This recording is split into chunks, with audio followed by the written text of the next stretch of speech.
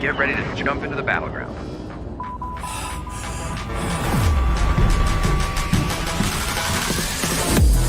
के पास 14 फिनिशर्स आगे बढ़ेंगे नार्सेन क्या वो क्लच करके जा पाएंगे डैमेज बहुत ज्यादा आखिरी खिलाड़ी ये clutch about to get over क्या यहाँ पे हो चुका है जी हाँ 1 2 3 बहुत ज्यादा कम है विकेट वो थोड़ा और आगे जाना चाहते हैं मोरोटोप उसको हिट हुआ डैमेज बहुत ज्यादा विकेट उन्होंने एक और खिलाड़ी को डाउन किया पाने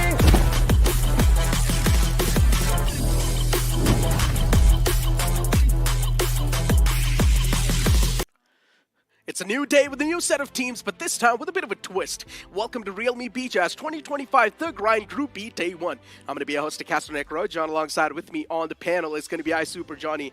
And Johnny, you already know the twist that I'm speaking of, right? Group B is going to be playing 2 days this week, and then Group A will be playing the remaining 2. Yeah, it's going to be super exciting. First of all, we get to see the top 32 teams in the country perform, and we get to see that happen in the same 4 days. Exactly, in the same weekend where Yes. Group B is going to be duking out. Yes, it's going to be a little bit of shift in the format as well, but pretty much the same thing will be happening, right? Group B, the bottom 8, we're pretty much going to be moving on towards the grind. They're not going to be having as much advantage compared to the players of Group A, and as we know, Group A, top 8, they directly move on towards the quarterfinals. Yeah, I mean, there's a lot of opportunity for these teams to gain not a small edge, but this time it's going to be a big edge against the rest of the competition. As you mentioned, direct entry into the quarterfinals. Man, what could be better than that? So that is something that we're going to look forward to, what happens in the storyline of Group A once it eventually begins. But we are going to kick things off this weekend with the journey of Group B, and these teams are going to be fighting for qualification between round 4 and round 3. And once again, to let you guys know, Group B's bottom 8 teams will move on towards the round 3, and the top 8 will directly move on towards the round 4. Already such a mega head start, and let's not forget the teams we have inside of this group, man. We're already going to kick things off with teams like God's Reign, Sarkar Gaming. The last time when we saw them in 2024, it was such a delight. Yeah, it was a delight as well, and it's just not that. Visista Esports is going to be there. Team Jelly finally makes a comeback. Jelly, the story of redemption continues throughout the entirety of 24. The performance that people wanted to see wasn't there, but hopefully 2025, this Realme BGIS is where he makes his mark. And Johnny, we've been speaking so much about the groups, we've been speaking so much about the days, the numbers, the rounds. You know what? I'm pretty sure as a viewer it's sounding pretty confusing. So let's move on towards the format of the Realme BGIS 2025 and break things down a bit for you guys even more. The in-game qualifiers started from 25th January and lasted till the 2nd February. 1,016 teams moved on towards the round 1 from the in-game qualifiers. Well, and after the in-game qualifiers are done, teams get to move forward to round 1, as you mentioned, from which 496 teams qualify for round 2. Now, simultaneously, the grind is happening. We are done with week 1 and week 2 of the grind. Top 8 teams from week 1 moving to round 2 directly, and bottom 8 from round 1, which is going to be Group D, in fact, of the grind, moving to round 1.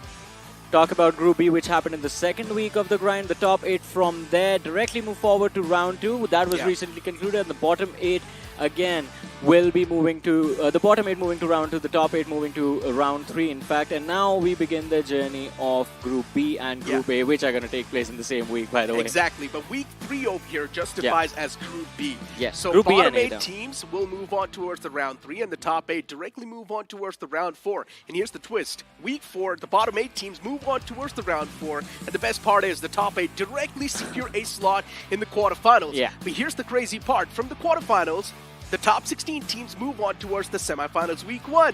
Yes. And the rest of the teams, they move on towards wildcards, so no one gets eliminated. Exactly. No one gets eliminated. No one's getting eliminated in the grind, and no one from the quarterfinals get eliminated. So the teams in Group A have this luxury of messing up and still recovering. But once we get to semifinals, from semifinals week 1, the top 8 teams directly qualify to the grand finale. The remaining 24 teams move on to semifinals week 2. And after the semifinals week 2 is over, the top 8 teams from that 2nd week of the semifinals qualify for the grand finals. Top 16 teams at the end of it all competing for a massive, massive prize pool of 2 crore rupees.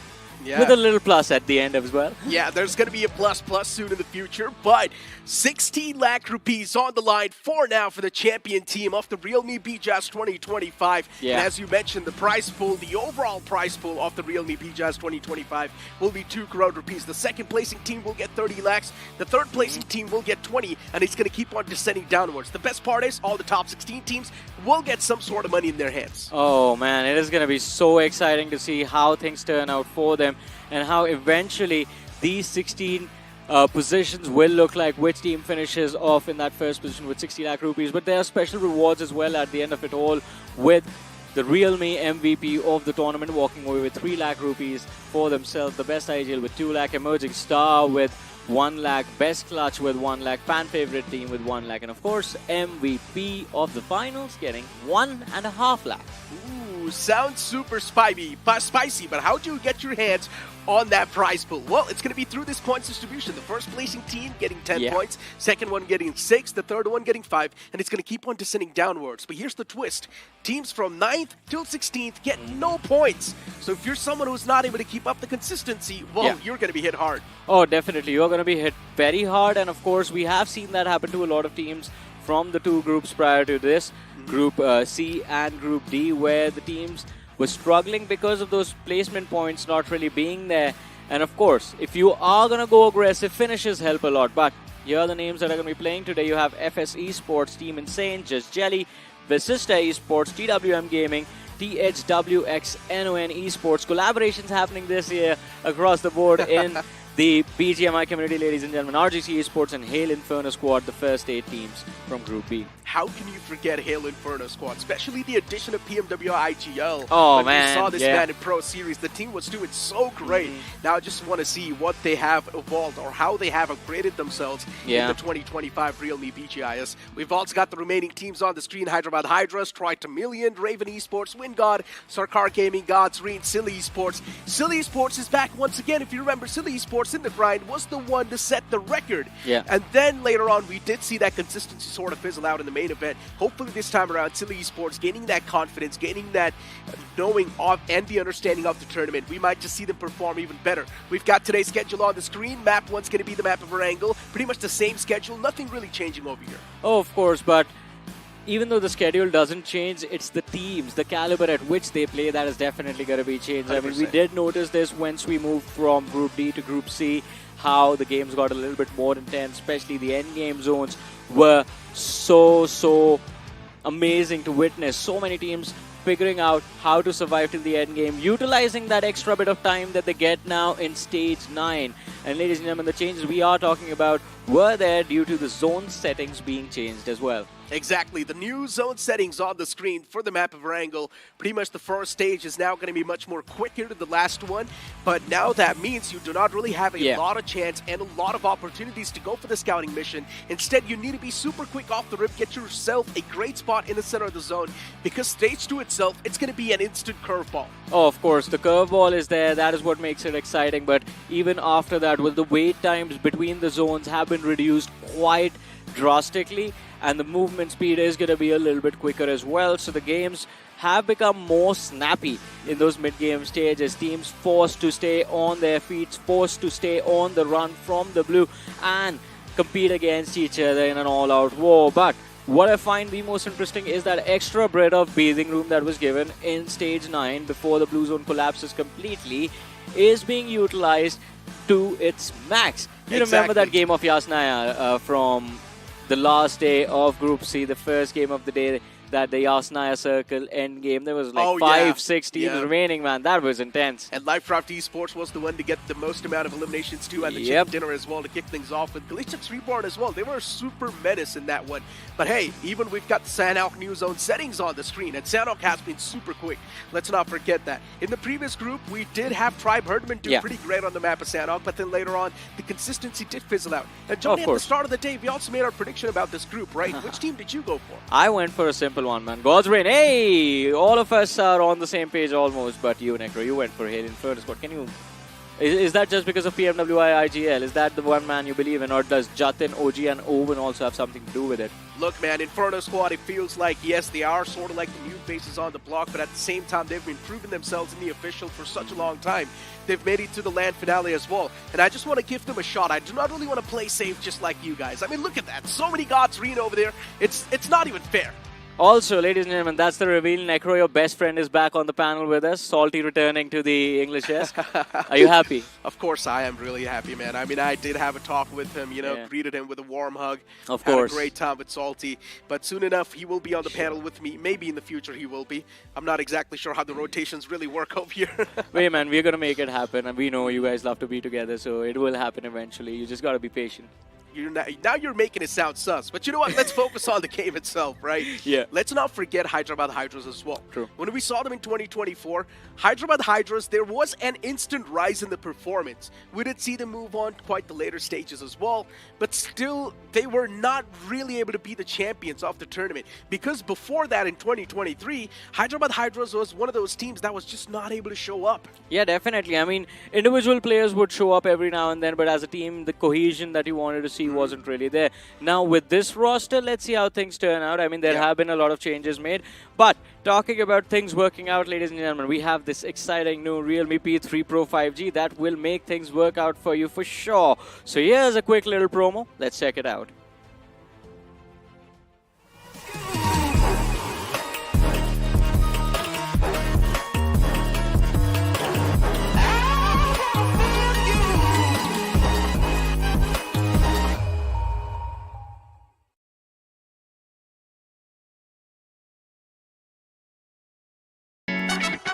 We've got that temperatures hot, but it make way. We came here to slay.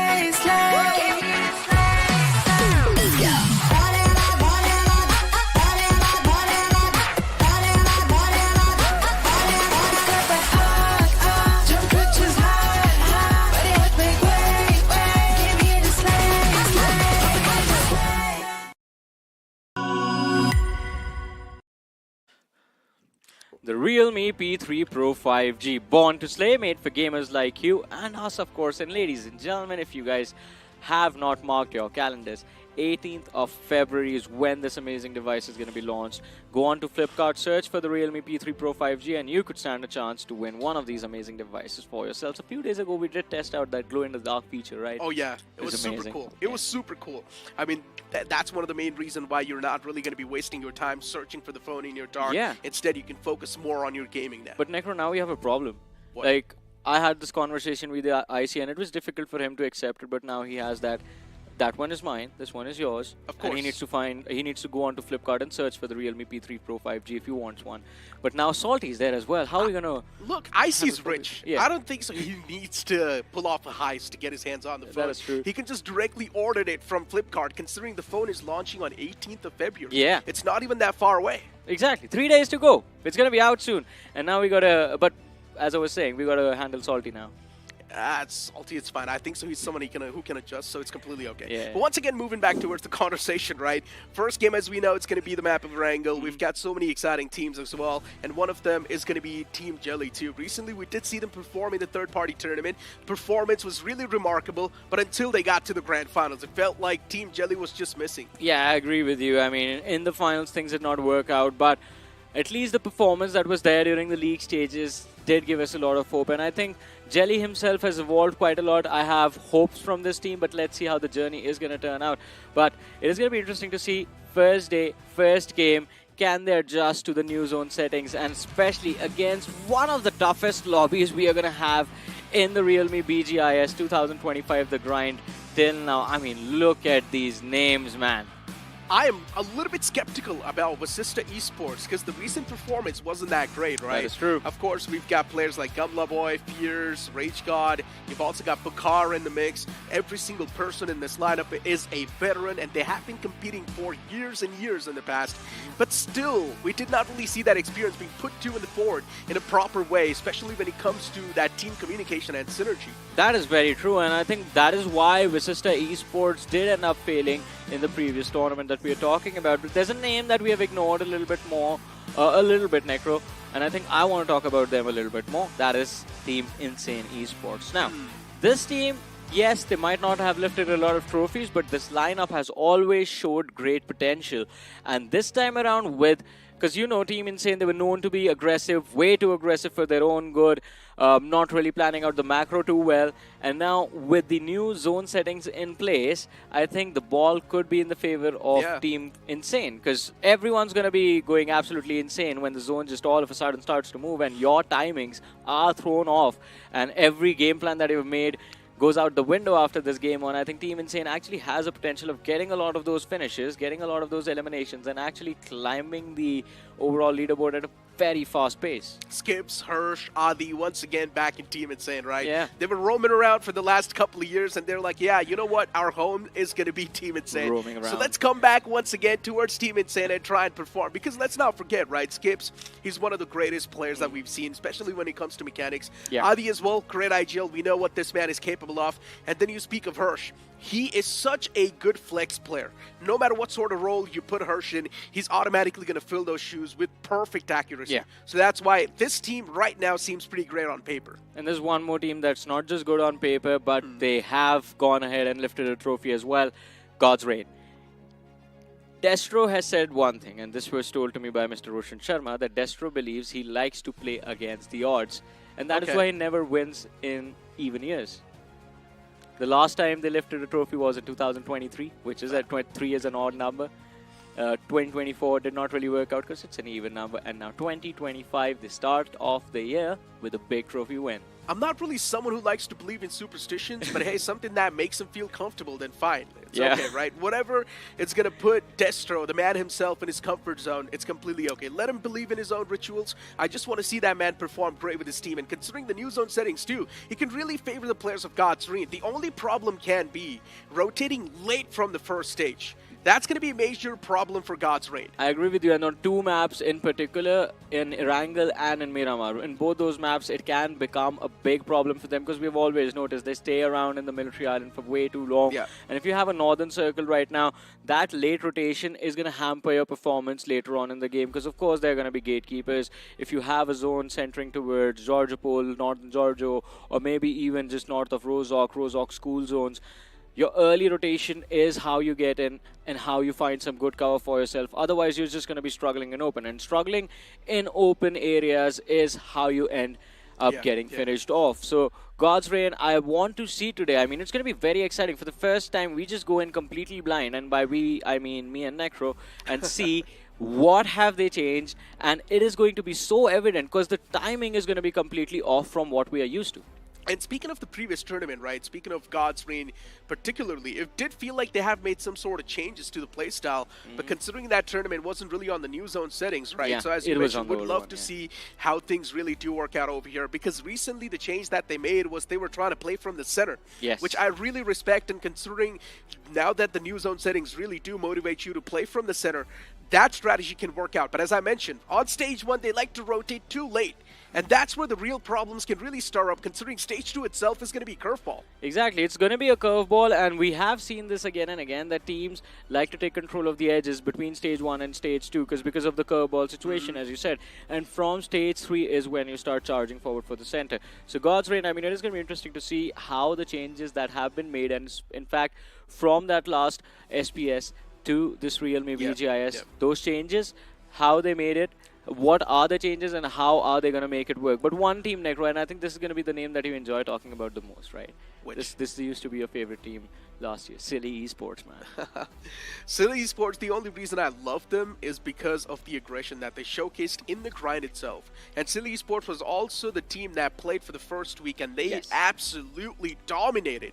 They had the most amount of points in 6 games, and Silly Esports was one of those teams that just came in out of nowhere, surprised us so much, to the point where it's even tough to believe that, are these guys real humans? The way they were playing. But then as we moved on towards the main event, the experience really sort of started to haunt them, considering they do not really have a lot of that, and that's why their mental pressure was too much. They started collapsing, and then later on they did not even qualify to the grand finals. That is very true. I mean, it was quite unfortunate, but hey, we love the Silly Esports shenanigans, right? Yeah. That is what their playstyle came down to every single time, every single match, and Johnny, it was amazing to witness. I really wanted to see Vasista Esports against Team Versatile in Group A. That rivalry that we saw in the previous event was incredible. It was. And here's the thing, Necro. Good things come to those who wait. So we gotta wait for that. It is gonna happen eventually. You know it. I know it. I mean, actually, based on the last performance we saw them, and we don't really know it. We just hope that it happens because it is gonna be amazing. We had an interview as well, a conversation with Somraj where he was like, yeah, he's a shadow of me after all, so it's very easy to read him. And since then, Pukar hasn't been able to answer back. Not outside of the game, I'm talking about in-game. I want answers in-game, I want to see performance.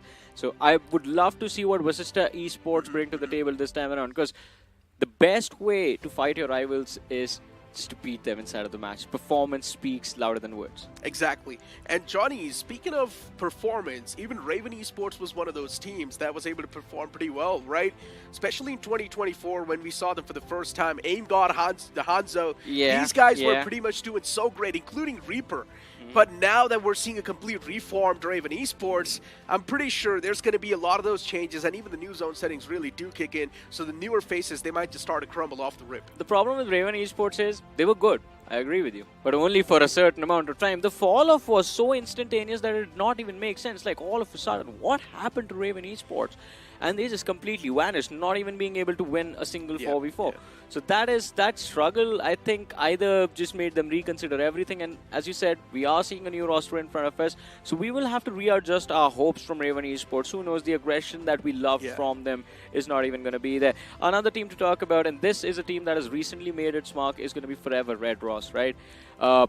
We talked about WSB in the last group. We had this conversation. Best scouting program in the country. Scouts amazing players. These are the players they scouted. And then they have left that organization. They have joined a new org, Forever Red Ross. But the performance from all of these individuals, Bijlu, Lucifer, R2, Beast, it's just amazing. Yeah, and in the past, this lineup was known as Skull Esports. I'm speaking of 2023. Yes. Like, really back in the day. And Skull Esports was also one of the most aggressive teams. But you know what, Johnny? Enough talks. Let's just directly move on towards the first game of the day. That will be the map of Erangel.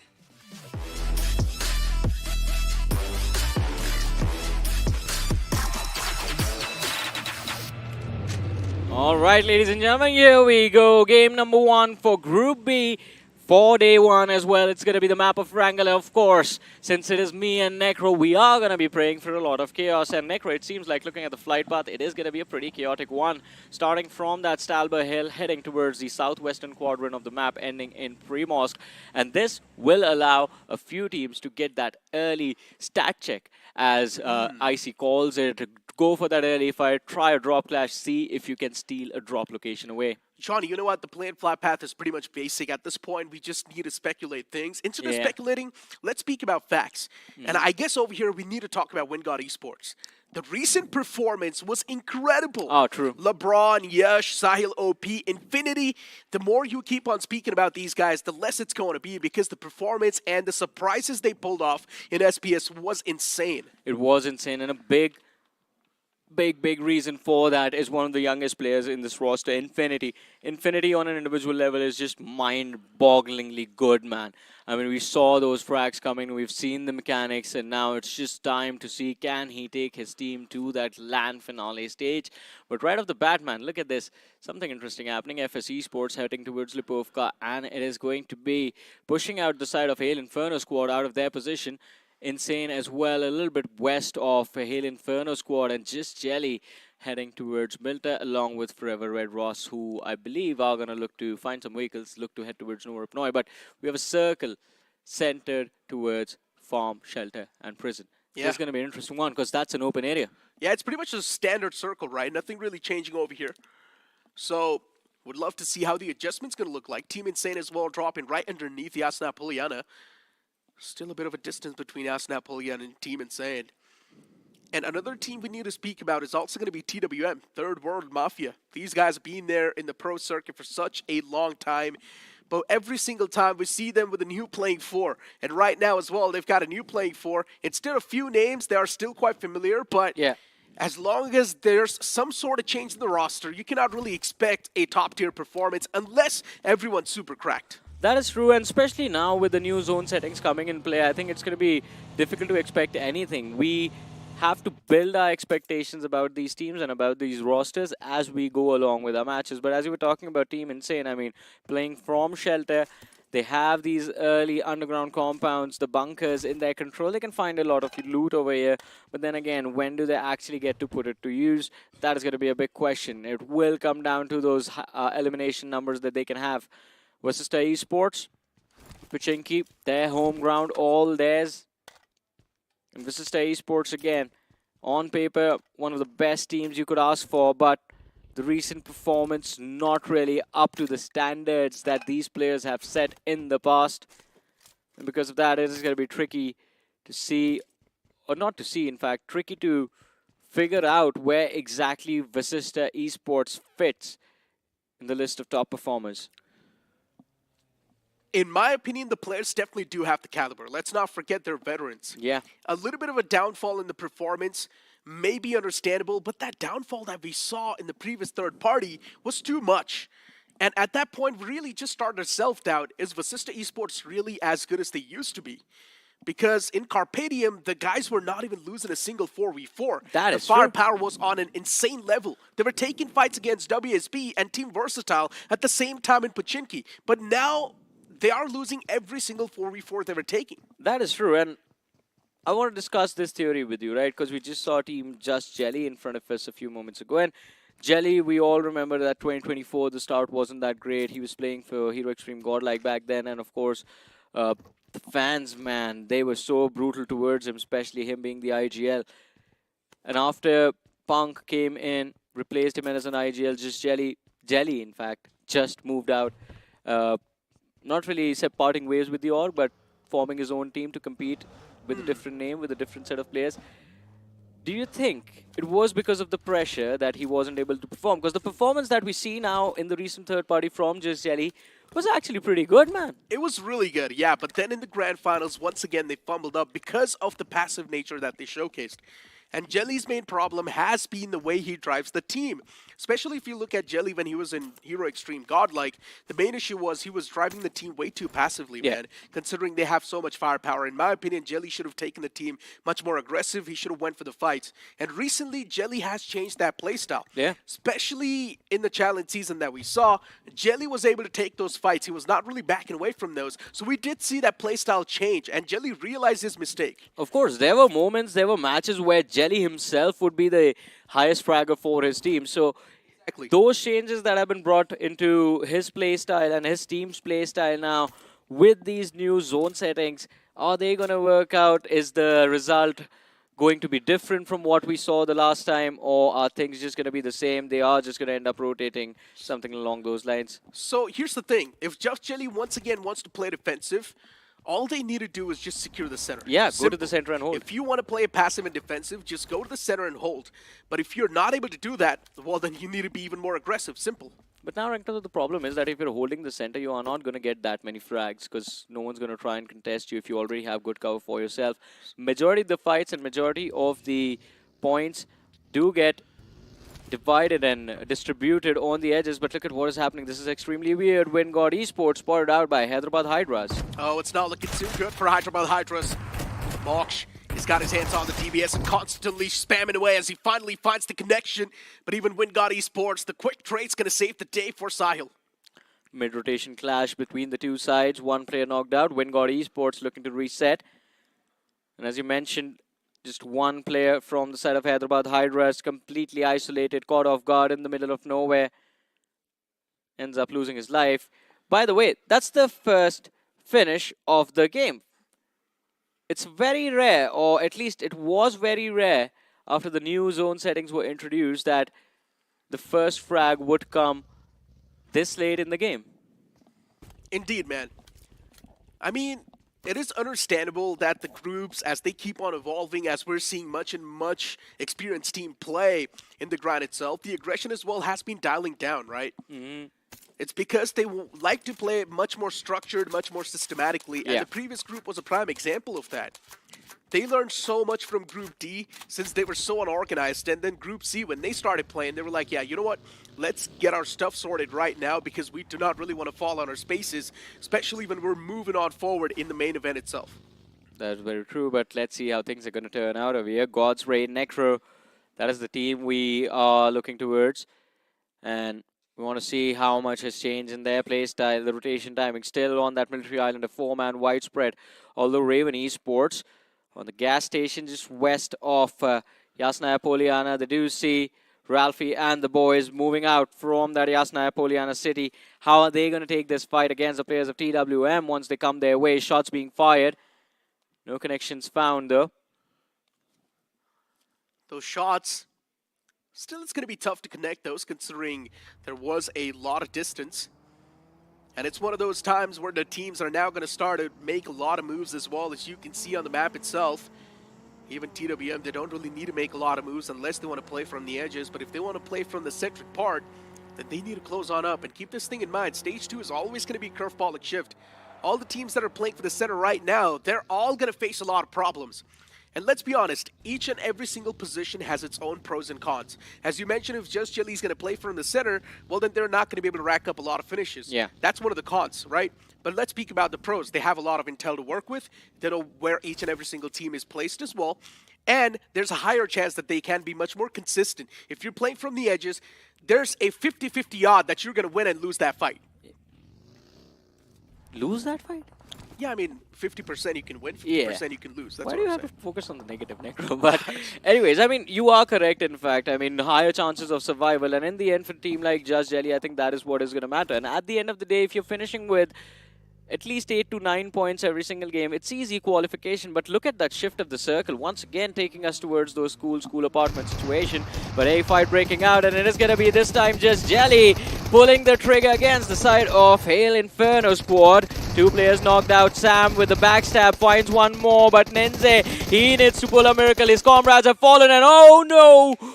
Start of the day in a very bad way, and it is going to be Hail Inferno squad that end up getting the squad wipe, but an instantaneous third party as Forever Red Ross show up to clean up the fallen players from the side of Hail Inferno squad. They're going to grab all of these points for themselves. One man does manage to escape though.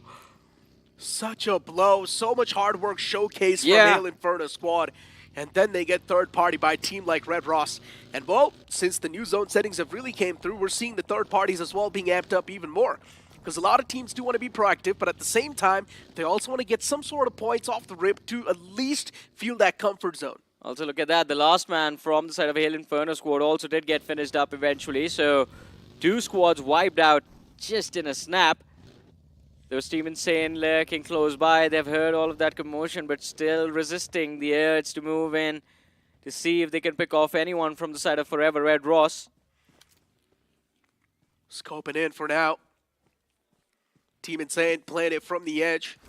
Since Team Insane knows the centric part is already going to be filled up with too many foes. And let's keep this thing in mind. Right now, no matter what sort of fight you take, there's a major chance that you will be instantly third party. Yeah. But Johnny, let's speak about Hail Inferno squad a little bit more, right? In 2023, when we saw this team for the first time, they were known as just Inferno squad.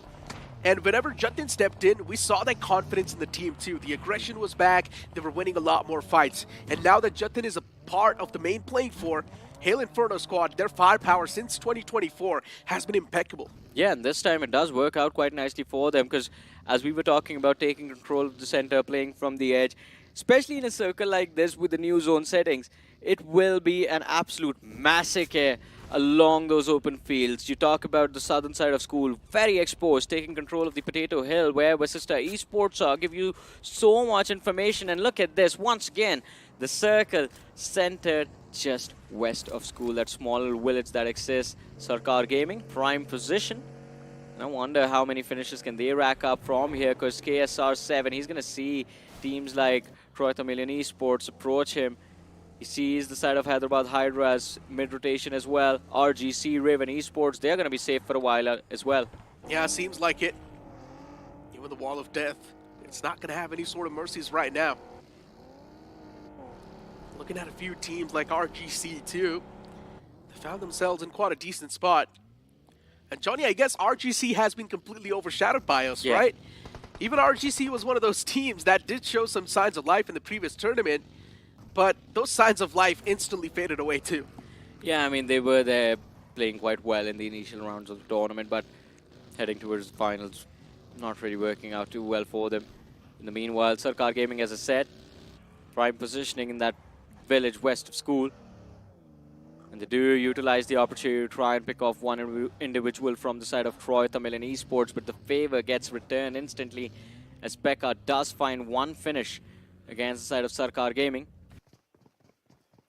And Troy Tamilian Esports, they have the upper hand in this one. Nades being lobbed out, no connections found though. Ranveer was knocked out a few seconds ago, but he's going to be brought back quite easily. I love that hovercraft, man. So tanky. Can take damage for days on it. Yeah. But if all the 4 players focus fire onto it, it can be shredded to pieces. And we've seen a lot of the times that happening as well. Since it's so tanky, a lot of the players do like to rely onto it, especially out in the open. There's also a lot of counters to that thing. Toss in utilities. One single nade connecting, that does some serious amount of damage to the hovercraft, and then all the 4 players just focus fire onto it. You can't really do a lot in that scenario. Try Tamilian Esports. One of those teams that's been there in the pro circuit, especially for the official tournaments. They've been trying their best to be there at the LAN finals as well, but they fail every single time. Hopefully this time the storyline's going to be a little bit different. Would love to see Try Tamilian Esports do great for themselves.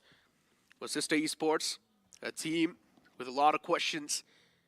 Let's see how they're going to decide to play their own ground on top of Potato Hill for now. And Team Insane, it feels like even they've got some sort of game plan planning up towards that Potato Hill. There's even Third World Mafia right next to him. Fight breaks out between Vasista, Insane, THW. They're going to have they will be having a great opportunity to third party, and Insane, it seems like realizing there's someone on that Potato Hill already. Now want to take away the compounds of THW. The next circle, it's going to be revealed soon. And it takes us back to school once again. Raven Esports, they will be celebrating looking at the zone itself. But THW, look at that rush coming in from Roman. He wants to take the center. He wants to move in a little bit early, but his teammates, they are going to be pinned down by the players of Team Insane around them. Vasista Esports as well, pretty much just moving towards that same area. And luckily for Vasista Esports, they can actually find that isolated man too. He's all by himself. His teammates way too in the back. There's a big disconnect between the lads. Is that elimination really going to come through? And already towards the school apartments, we do see the fights brewing up. Yeah, the first man from the side of Vasista hits the floor as Gamla Boy is going to be knocked out. The second follow-up comes in. And Akash, what is that? One after the other, the players of Vasista are falling down like flies, all at the hands of this one man. And he finds the last player as well, burning in the Molotov alive. But Raven Esports, they soar to the skies. Only one man taken out, not even taken out, just knocked out. Should be an easy revive. Smiley looking to close in, and it should be able to help him back on his feet. There's another man right next to him, Loki. But Vasista Esports, what was that, Necro? That's not how I thought that fight was going to go. Uncoordinated push.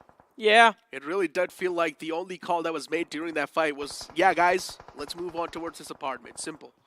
I don't think so there was any more extra call-outs during that fight. Raven Esports spotting the players out in the open. THW in a big world of trouble. Don't really have a lot of that playing space. Just a bit of that shack, a few smokes, that rock to play with. Team Insane's moving from the back as well. So the problems are constantly going to keep on amping up. And speaking of Team Insane, they haven't really been a part of any sort of fights yet. They're really trying to keep their man number till the end. Shots are taken for now. Smiley IGL. Trying to spot the player out in the open.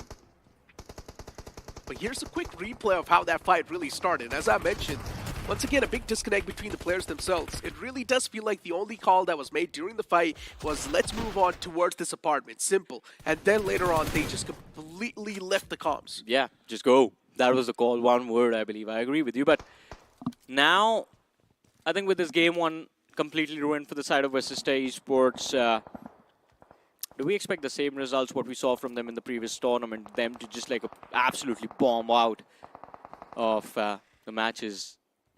Let's not give up on them just yet. It's just the game one, right? You have hope. Yeah, a little bit of hope, understandable, considering they are the veterans still at the end of the day. We know these players, right? They perform their best when they are upset. I mean, not I mean, that has been the case with them for a long time. When they formed Carpe Diem, they were upset at their former teams and they just absolutely annihilated everyone in the next tournament. Yeah. When they joined versus Esports, I think things just started to go well for them and they were like, all right, relax a little bit. But now, showing up after SPS, their blood needs to get warmed up again. In the meanwhile, though, God's Reign, good position. They have the high ground advantage. A lot of vision of the teams down below them, looking to engage as well, but no opportunities presenting just yet. Sarkar Gaming on the screen, Johnny. Let's not forget about this team as well. The last time when we saw them in 2024, performance was definitely amped up by a mile. Even Sarkar Gaming was doing great. Before that 2024 spree, in 2023, Sarkar Gaming was just like any other team who was trying to make it till the land finale. But in 2024, they shined bright like a diamond. Well, let's see. This diamond is going to be sharp enough to make a few cuts, but on the move now, God's Reign. They are going to look to go on a hunt. Wingod on the other side taking on the players of FS, but on our screens, Forever Esport, they are going to try and survive. Arto barely makes it. He does manage to not get knocked out by the spray of Destro over there. And Delta following up, in fact. There's one more team on the flank. So God's Reign over here need to be a little bit worried. They are in an exposed position. Forever, Red Ross, they have the high ground advantage. You have Silly Esports towards the east. Things can get very brutal for God's Reign because it is going to be a collapse from two different teams on their position. Pretty much. Forever Red Ross. Ooh. At this point, they are just trying to figure out how to secure a good spot in the circle. But it's not going to be the way you would want to secure a spot. Given that elimination away to the players of God's Reign, a rough start to this fight. And now the fact that they don't even have a lot of time, they really do need to make some quick moves on the board. Hey man, he was looking to take down one of the players from the side of God's Reign, and Justin instantly asking the question, what are you looking at over here, boy? Forever Red Ross, two players knocked out. God's Reign with a brilliant opportunity to take them out, but from the back lines, a third party comes in. THW, they chime in. One player from the side of God's Reign hits the floor. They are going to look to go for a quick revive, reset, and then try to go for those extra frags. The nade from Delta towards the players of Silly Esports, and Kalyug is going to get knocked out. Delta, 2 grenades left, 1 Molotov. Can he find the opening frag for his team? Big question. Sees the vehicle move out into the open. The first revive for Forever Red Ross comes through. And God's Reign, the longer they hold out in this position, the worse it is going to get. Surrounded from every single direction. Still, the first finish not there for them. They know exactly where the opposing teams are, and yet they lie in wait. Here comes the first frag, and it is going to be secured by Ninja George. Justin follows up. Another man from the side of Forever Red Ross hits the floor. No utility lob at the opposing side on the high ground. They can shut them down in an instant, but still the hesitation coming in from God's Reign. And here comes the slam. The first knock by Dark Law. Ninja George tries to survive with the shotgun. Takes down 2. What is going on? Ninja George, an absolute god, but God's Reign, can they survive this insane assault? Harsh is going to be the last man left alive from Team Insane. The HP bar is back up. The nade exchange about to happen. He sees where he's running towards. The nade does no damage. The shotgun goes boom, but he misses the shot. God's Reign eliminated. Insane follow up as the third party comes from the school building. It is an absolute masterclass, and the lecture is being given by RGC. 3 finishes on the board, not a single casualty. And here comes another third party towards Silly Esports. Oh man, Forever Red Ross, they're definitely getting picked off slowly and steadily at Silly Esports. They've got a default advantage inside of the fight. One more man from Forever Red Ross. Phoenix is trying his best to fight back. Oh! But what just happened? Both of them eliminated each other. Kalyuk connecting that shot with the shotgun, and then the native Phoenix take down Kalyuk. Hey man, talk about a modern day kamikaze attack. We are going down together, baby. And let's see what the end result of that is going to look like. But RGC, prime position, in it to win it. All they have to do is defend this building. The finishers are going to come towards them eventually, but there is someone trying to breach from the northern side, the northern fencing. It is going to be the side of TWM, Third World Mafia. Oh, and stopped in their tracks by Raven Esports. This could be the momentum breaker that RGC need. In the meanwhile, THW, oh no! Levi out into the open. The nade from Raven Esports connect, and Raven Esports as well. Necro, for some reason, these Ravens, they aren't going to go for those bodies that are lying out. They are going to hunt their prey proactively. 7 eliminations secured.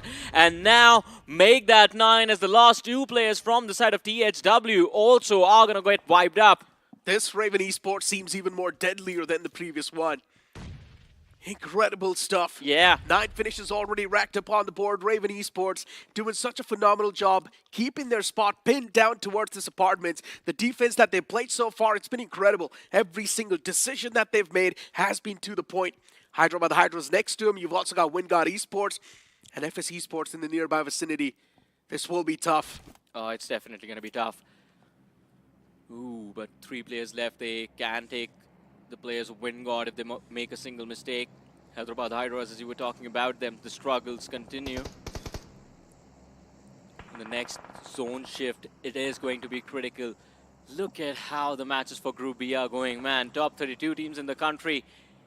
And at the stage 6, we are already down to 7 teams, 25 players still alive. Wingard, they've kept their numbers intact, but no finish to show for it for the early position inside of the school apartments. And as soon as it is going to be time for them to move out, if the circle moves towards the school main building, they are going to be in a very precarious position because they will be forced to run out into those open fields. In the meanwhile, Troy Tamilian Esports, Necro, I'm actually quite impressed. That high ground advantage, if the circle is actually out into the open, will give them a big opportunity to at least put double-digit finishes on the board. They've been playing safe throughout the entire day. Yeah. Or maybe throughout this entire game. That's what I meant to say. Troy Tamilian. They don't really have a lot of elimination points as well, but hold on to that thought. Raven Esports, what a nade that was. Yeah. Silo B getting knocked out like that. Wingard Esports now, definitely a bit of that panic will start to set in. But Raven Esports too, they're not going to make the bounce just yet as long as they're not able to find the second knock because they know there's also Hyderabad Hydras in the mix. Yeah, crossing those 10 meters, it is going to be brutal, but let's see how they make it happen. Eventually, they are going to run out of throwables as well because there is only so much loot inside of those small little buildings, especially the 2-story. Smiley, 2 last nades left on him. Gosh, with those 11 smokes. So they have prepped to cross out into the open, to step out into the open. But right now, they don't need to. The circle right on top of their heads and the prey are just going to walk in their crosshairs. Still waiting to see how they take the challenge against the side of Wingard. Smiley moving up to the first floor. He wants to see the pixels. He wants to know where he needs to line up those grenades. In the meanwhile, trouble in paradise, or trouble in school for RGC. They're going to play along the broken walls, and it's not going to be easy at all. The class coming to an end. And the kids are going to be sent back home. Yeah, but RGC, they need to worry about a team that's in the back lines.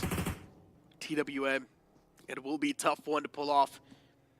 Honey, the only cover the man's got is going to be that smoke. But soon enough, even that smoke's going to fade away. Maybe his lifeline with it as well, too. RGC, 3 players inside of school trying to hold it down. Defense is going to be off the essence. And here comes Troy Tamilian Esports, finally deciding to make some sort of push. Oh, man.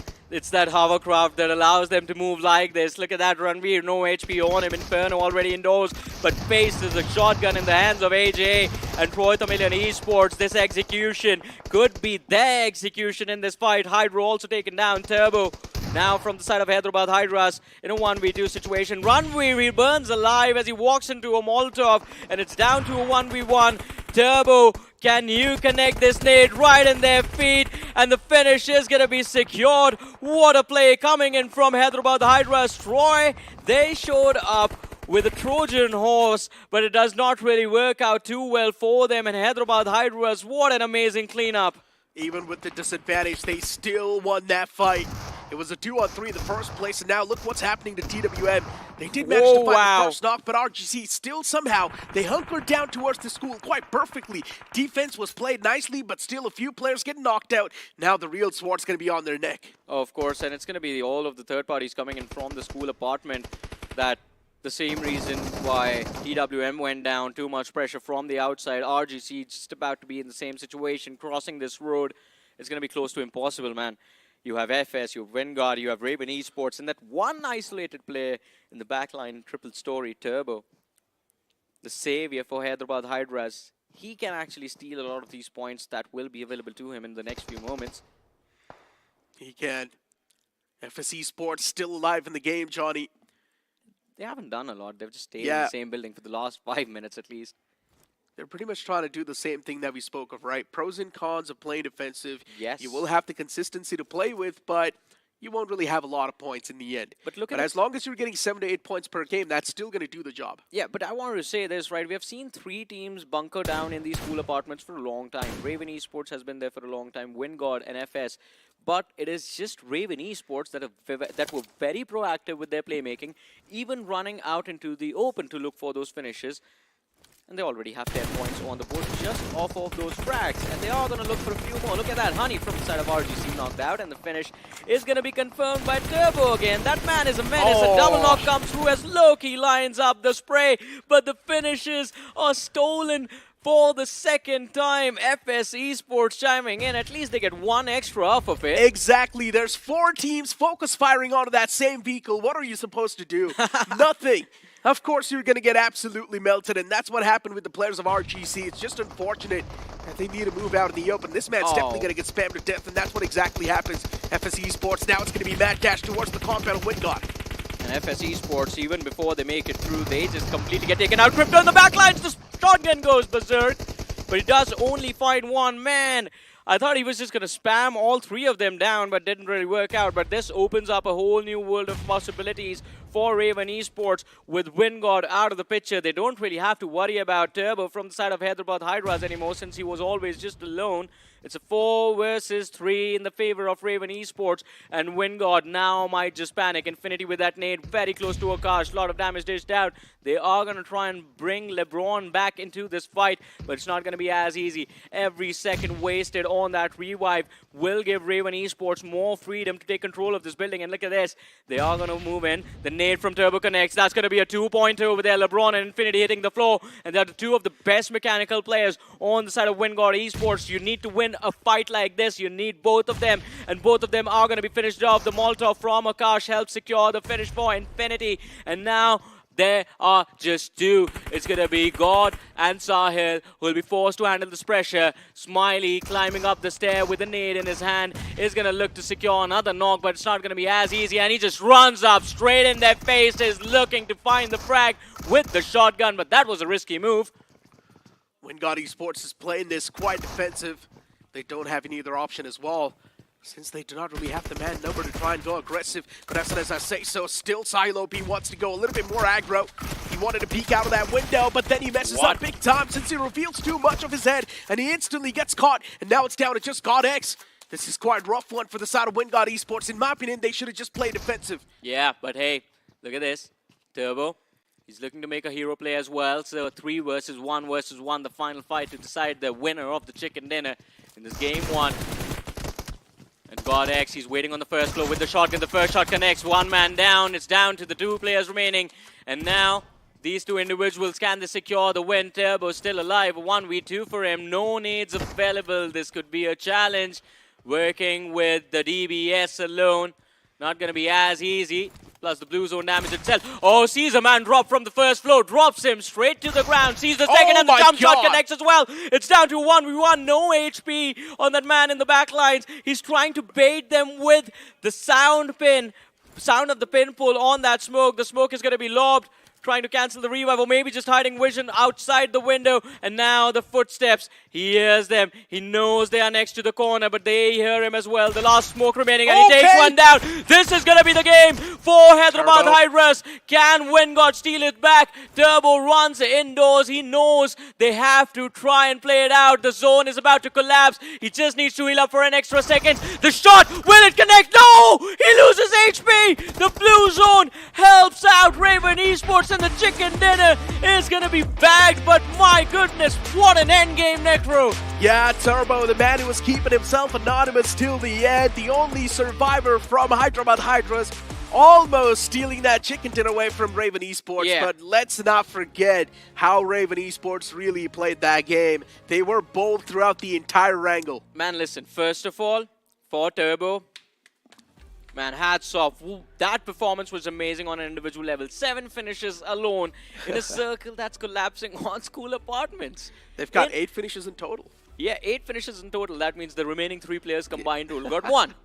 Yeah, True, so I'm not true. going to talk about them. I'm going to talk about the man that made it all happen, plus a top 2 finish. Exactly, man. Turbo, the only reason why he was left all by himself was because of that push made from Troy to Million Esports. Yeah. If that push never came through, Turbo would have had one more of his teammates to try and defend him, and that could have been the game of Hyderabad Hydras. And especially Yep. the only reason why Turbo lost was because he wanted to patch himself up. He moved inside, but then that blue zone as well was doing that constant damage. I understand. I mean, as soon as it came down to a 1v1, I think he also knew that, all right, now there's an actual possibility to win.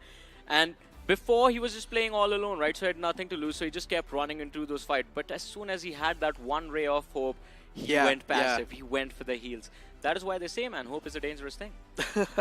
Look, but still, Turbo, the performance he pulled off was incredible.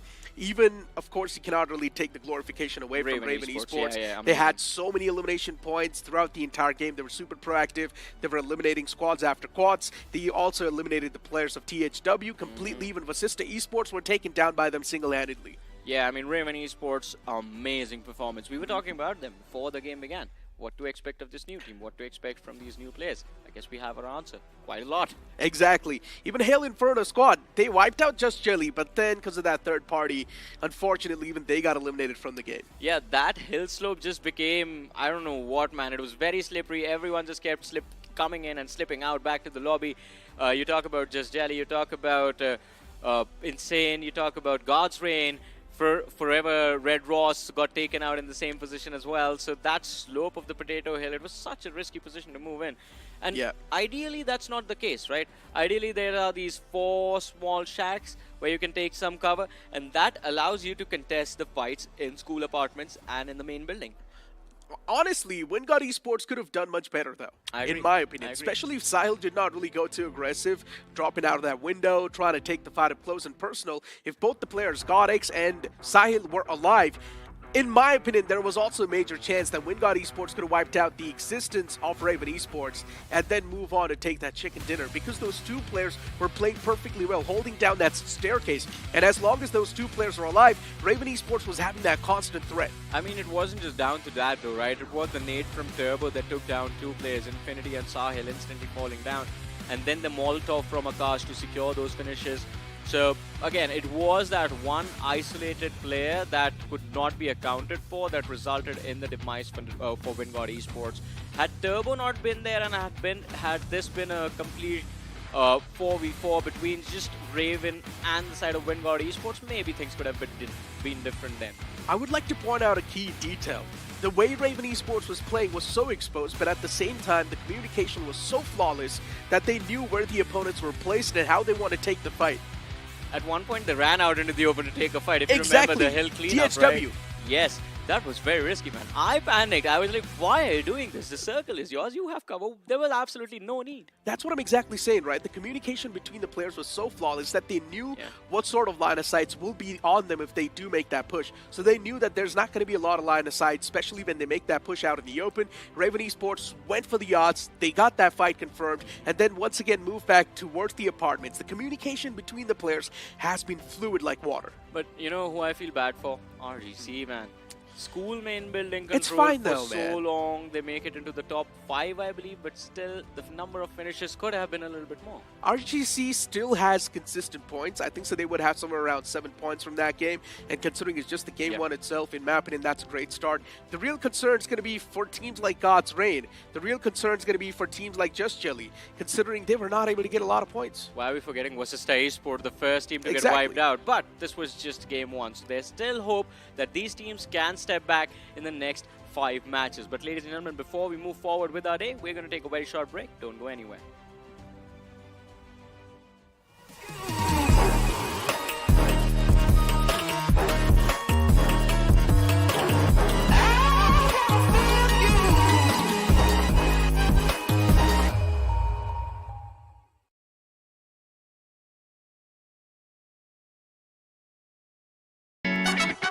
We've got that temperatures hot, but it make way. We came here to slay.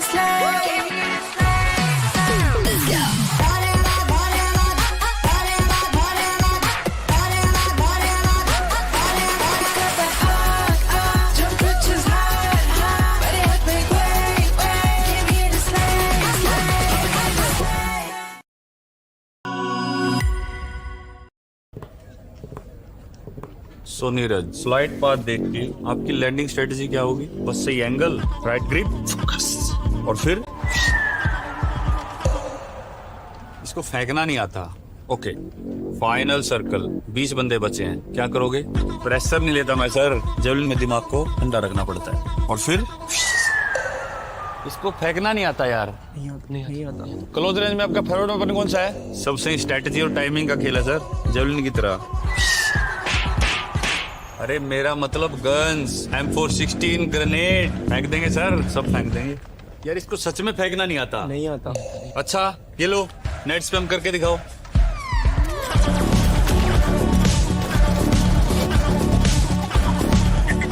Wow, इसको फेंकना नहीं आता, मगर इसको net फेंकना आता है यार।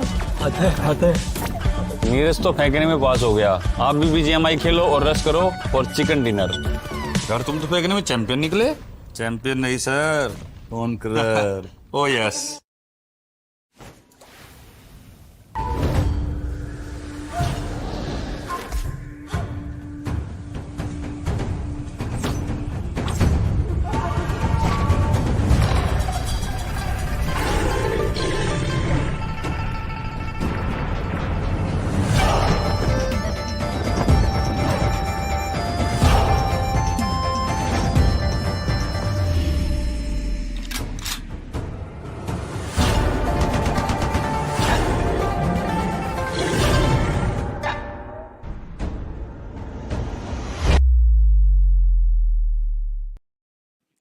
Welcome back after that break, ladies and gentlemen, to the Realme BGIS 2025.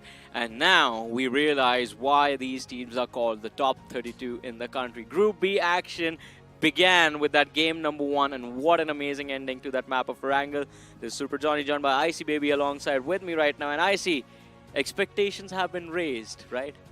Truth be told, after watching this, I completely forgotten what Group D and Group C is. I'm sorry, Group D, Group C.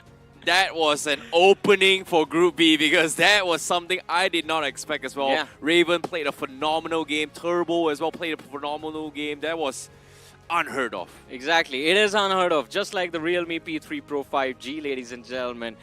Glow-in-the-dark design, the best performance phone in its segment, and of course, launching on the 18th of February. Made for gamers, born to slay, made for gamers like you and us, of course. And of course, if you go on to Flipkart and search for the Realme P3 Pro 5G, you could get an opportunity to win one of these amazing devices for yourself.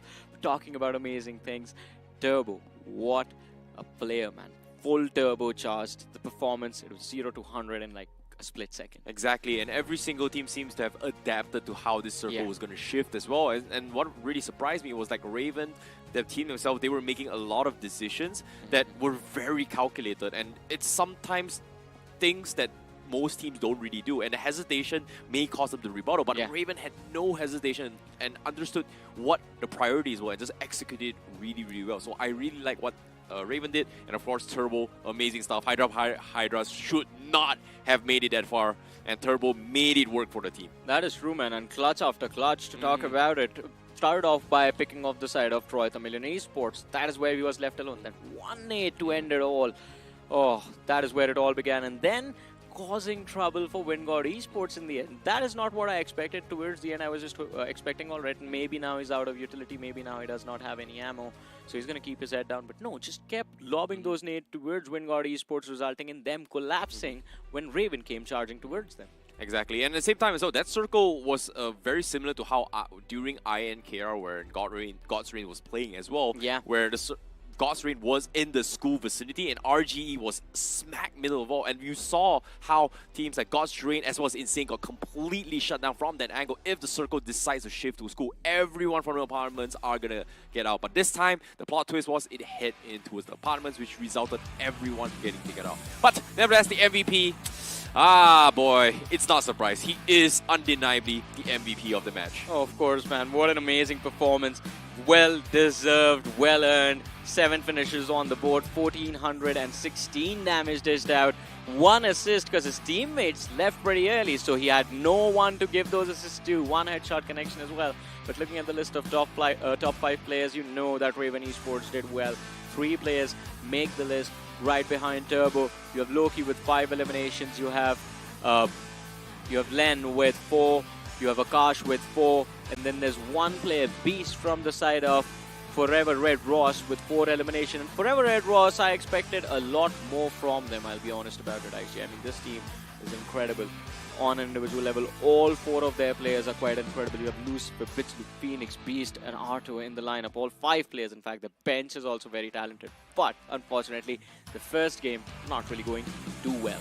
Agreed. But at the same time here, let's talk about the smokes used compared to Group D as well. See as well, this has been 215 smokes entirely used. It just shows you that every single team were prepared to set up for unexpected situations to try and rotate. But unfortunately, say the circle just does not favor the rest of the people. 13 grenade finishes, and I believe at least 4 came from Turbo himself, which was a sick play. Meanwhile, let's talk about the point standings as of yet after day number 1. Raven is going to be at the top of the charge, followed by Hydra but Hydras on second place with 14 points. That is a big lead, and what a start for Raven Esports. Yeah, this is definitely a start that Raven Esports wanted. It is going to allow them to take that flight on the overall leaderboard, soar above the skies, and everyone else is just going to lose vision because the clouds are going to be in the middle of them and everyone else. That's a safety cushion. Hyderabad Hydras, again, off to a great start, and a huge credit is because Turbo was there fighting for his life and fighting for those points. WinGod Esports, not too shabby, 10 points. That is going to be a great start as well. RGC, 9 points. Amazing. Forever Red Ross. Now, this is what I was talking about. They were aggressive. The third parties from their side were phenomenal. So they do have those 7 finishes to show for it.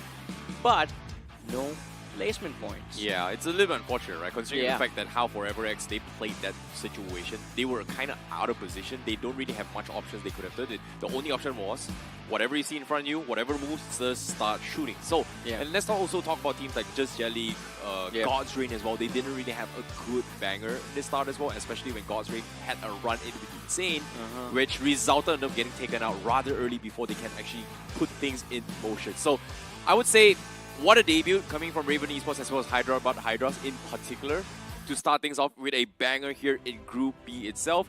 I wasn't expecting this, but to be honest, that match itself felt like a grand final worthy match. But you know what? Some of the best names are yet to perform. At the bottom of the leaderboard, we did see Just Jelly, we did see Visista Esports, Team Insane was there at the latter half of the rankings as well. And of course, God's Reign, we are going to wait to see when they perform. I think it is going to, they usually like to kick things off on that map of Miramar. Sanhok also being quite a strong suit for them. Erangel, it takes them time. It's like a wind-up clock, right? A wind-up toy. It takes them time. They take their sweet time to understand how teams function on Erangel because you need to be consistent. So they come up with set game plans and it takes them a while to build those plans. But God's Reign, I think once they get in that groove, they are going to be the biggest threat in this lobby, and same goes for Visista Esports and Just Jelly. Agreed. I agree with the wind-up that requires coming from them. But let's talk about the overall top leader performances coming in from Group C as well. Group D. From Group C, we have SBA Esports with won a huge margin in performance in Group C, and also VST just dominating Group D lobby in general. And of course, based on the finishes as well, you can see Group D, VST has the higher ones, but the overall damage seems to be very equal coming from both sides. I mean, it is equal, but you know what? Here's the best part about this. Both these teams have set records, because again, I keep talking about this. 10 points per match average after 24 matches is unheard of. VST, they ended up securing 242 points in total with 5 chicken dinners to their name at the end of their 24 matches. And guess what? SBA Esports, I mean, the count of the chicken dinners might not be the same, but 272 points. They were consistent in terms of placement as well, and that is where things caused a big difference between these two sides. Yep, agreed. And VST, they have had their mess-ups a couple of times, but if you give them what we know as the God spots, VST are the teams that are tentatively going to be able to shut down every single one. SBA Esports, however, is a different approach because based on how they played during Group C, they were the teams that, regardless of whatever situation they were put in, Cheyenne is going to be able to make things work, try and figure out what's the best opportunity to strike, which resulted in them being one of the strongest contenders coming in from SBA Esports. So well done coming from SBA Esports as well as VST, but we will see them in round 1, round 2, as well as round 3. Sorry, round 2 for VST, round 3 for SBA Esports. But coming into this Group B now, of course, we do want to see those highlight moments. And in that map, just first map in itself, we've seen at least 4 to 5 teams start to bear fangs of characteristics similar to SPA as well as VST. Yeah, I think. What are you talking about? Highlight moments. That entire map was Highlight, yeah, fair itself, man. As soon as the fights began with that conflict between Just Jelly, them getting wiped out by a Hail Inferno squad, I think from there till the very end with Raven Esports securing the win, there is not a single fight where I was like, all right, this is like an ideal situation. This is like out of the just like a normal 4v4 every single fight. Because even that Just Jelly fight against Hail Inferno squad, the third party came in a snap. Team Insane shows up, Hail Inferno squad, no time to celebrate, instant elimination, and even they get wiped out. So again, now the momentum, I guess the flow of things for this group, I feel, is going to be that all-out aggression, is going to be that all-out war. While on Erangel that might have been possible, on Miramar, if you go too aggressive, things can get very complicated. Yeah, it's going to be a difference, right? It's going to be very long-range battle as well. And considering the fact that, personally, after when I saw the circle down towards like the final 12 teams, Raven Esports already felt like they had the god spot. And the problem with teams, especially in the low ranks from Group D and Group C, was that even if you have the god spot, if you do not know how to utilize those positions, the angles to what you work with, they are going to get punished. So one thing I've realized about Raven Esports in that match was that during the 5th or 6th circle, when the circle was right at the back of them, where they had some sort of natural protection, what they did was unheard of, was that instead of staying in top of the roof, they came down, went out, pushed out the side, and shot people on the north, which resulted in them just clearing those angles for absolutely free, which is something that not a lot of teams would take those kind of risks, but they realize that, hey, this is a risk that we should take. We are going to go and we're going to win. And I hope they are going to be able to jump into its Game 2 like this, which is, without further ado, we're going to be jumping into Game 2 for Group B right now.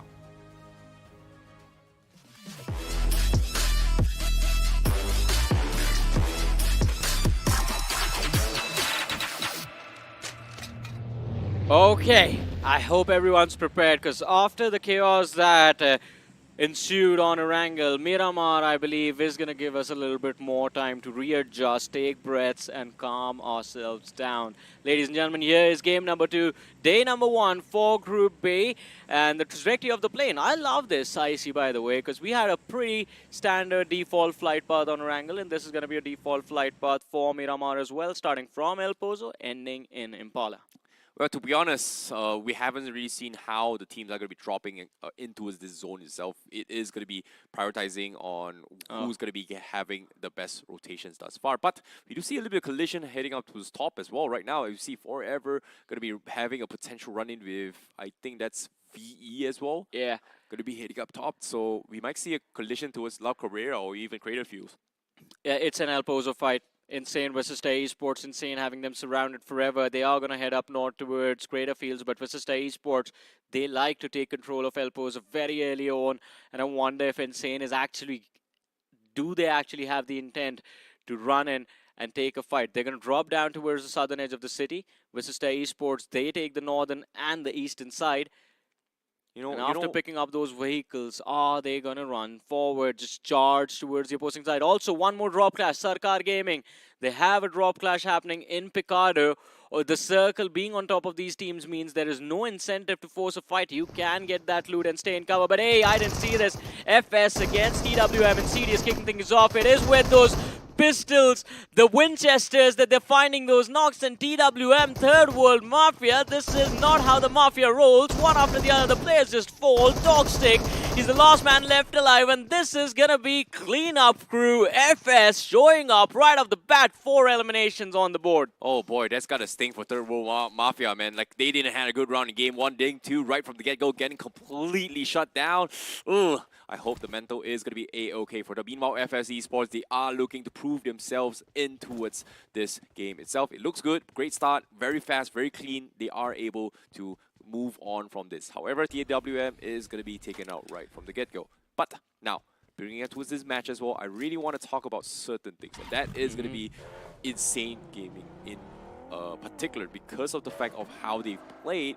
Think about this. They are known to be one of the aggressive teams, and I feel like them going head-to-head is just insane. But before we talk about head-to-heads or going insane, guess what? We have a new contender. That's going to be Hyderabad. Hyderabad is going up against Sarkar Gaming. Oh man, and especially with the momentum from that previous game, Turbo is going to be turbocharged. His engine all warmed up. And Sarkar Gaming, there has been moments when you see Sarkar, KSR, Pasha step up very nicely into their matches, secure a lot of eliminations, put their team at the top. But the problem, just like everyone else, is consistency, my man. And in this Picardo drop clash, it is very difficult to find a way to engage into the opposing side. Hyderabad Hydras aren't usually the ones who want to be the ones pushing towards anyone else. They're going to try and hold this position for ages. To be honest, what Hyderabad Hydras needs to do right now is to wrap this up as quickly as they can. But considering the fact that Picardo is one of the most difficult urban fights to start off with, just because of the fact that if you don't have the right utilities, you are going to mess up. And if you get knocked and you're not in position, you are going to get messed up. And even though there is a lot of compounds to work with, exit strategies are very, very difficult because of the fact that if you don't have those vehicles in your hand and you run out and open, everyone is going to start shooting at you, especially when teams try to rotate in. Meanwhile, another fight is about to happen as well. We do see Silly being caught out in the open, and Vingard comes in, and that's going to be the perfect nade. And Vingard, they find themselves an easy pickoff, and I don't think Silly is going to be able to salvage this fight. Kaliugi is going to be sent to tomorrow with that nade. Infinity watching the back lines, and the player is going to be spotted out from the distance. LeBron gets a knock from the flank. Immortal, not so immortal, in fact. The knockout comes through, and the finishes, the frags are going to be secured by Vingard Esports, but they are not satisfied with these two eliminations being there. They want to hunt down the entire team. For a second, it felt like LeBron was going to chase after the remaining players from the side of Silly Esports, but a call being made, they decide against this. Just secure the AZ finishes and move forward from there. It's just one player remaining from the side of Silly. They let him escape. Yeah, and guess what? They will finish them, both of them as well. And Silly Esports right now in a tough spot. They need to get out. And considering the fact that they both share the same drop spot with Vingard right from the get-go, it does not look good. And as the timer goes in, it's 5 minutes past. And look at this. They don't really have the biggest amount of loot. And they are still outside the zone. Same can be said for Vingard. But Vingard, they will have a little bit more momentum just because of the fact that they know that they have the current advantage. But they do need to wrap this up because it is going to be a long way into the center, even though it's kind of close. As you can see on the screen, so Vingard is the closest next phase of zone, but they need to wrap things up and start gathering resources and intel before they actually head in. And little do they know, center of it all, we've already have THW, we've got Insane Imposo, we've got VE, we've got Troy as well inside, which is very, very interesting to see how they will be playing this situation. Man, look at that split from FS Esports after winning that early fight. I did not expect that to happen. It's quite risky, but luckily for them, TSW already moved into his circle. And of course, I want to talk about the winners of the previous match, man. Campo Militar is where Raven Esports are going to be.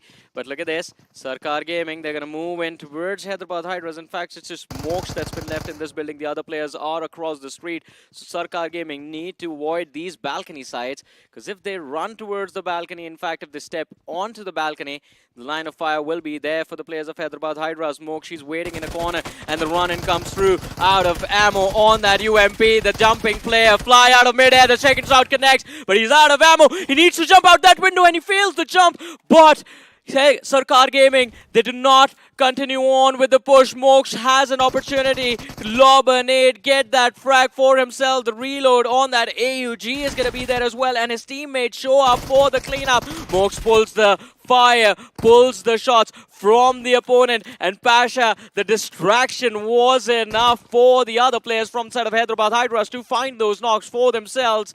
All of a sudden, Sarkar Gaming, they are collapsing down to the last man who's going for a revive, and the players of Hyderabad Hydras, they show up in numbers, and he's going to be pinned down and shut down. 4-man squad wipe coming through for Hyderabad Hydras. No player lost. That was very clean. What a clutch coming from Monch. What a play coming from Hyderabad Hydras as well. And to be honest, the idea that Monch had coming from Hyderabad Hydras was that he was hoping to lurk by and hope that maybe Sarkar Gaming is going to drop out and they will have a very nice pincer. But who would have thought when he got found out, he was able to find 2 knocks, which opened things for Hyderabad Hydras to actually return the favor. So Sarkar Gaming, they may have dropped the ball despite Monch's a little bit of a panic situation, but still, a win is still a win. Hyderabad Hydras will come on top and they look stronger than ever. Nevertheless, now let's talk about the next team. Was this the Esports, who's going to be taking the highest point of this circle. As of yet, right in the middle of them all, they do share a very similar vantage point.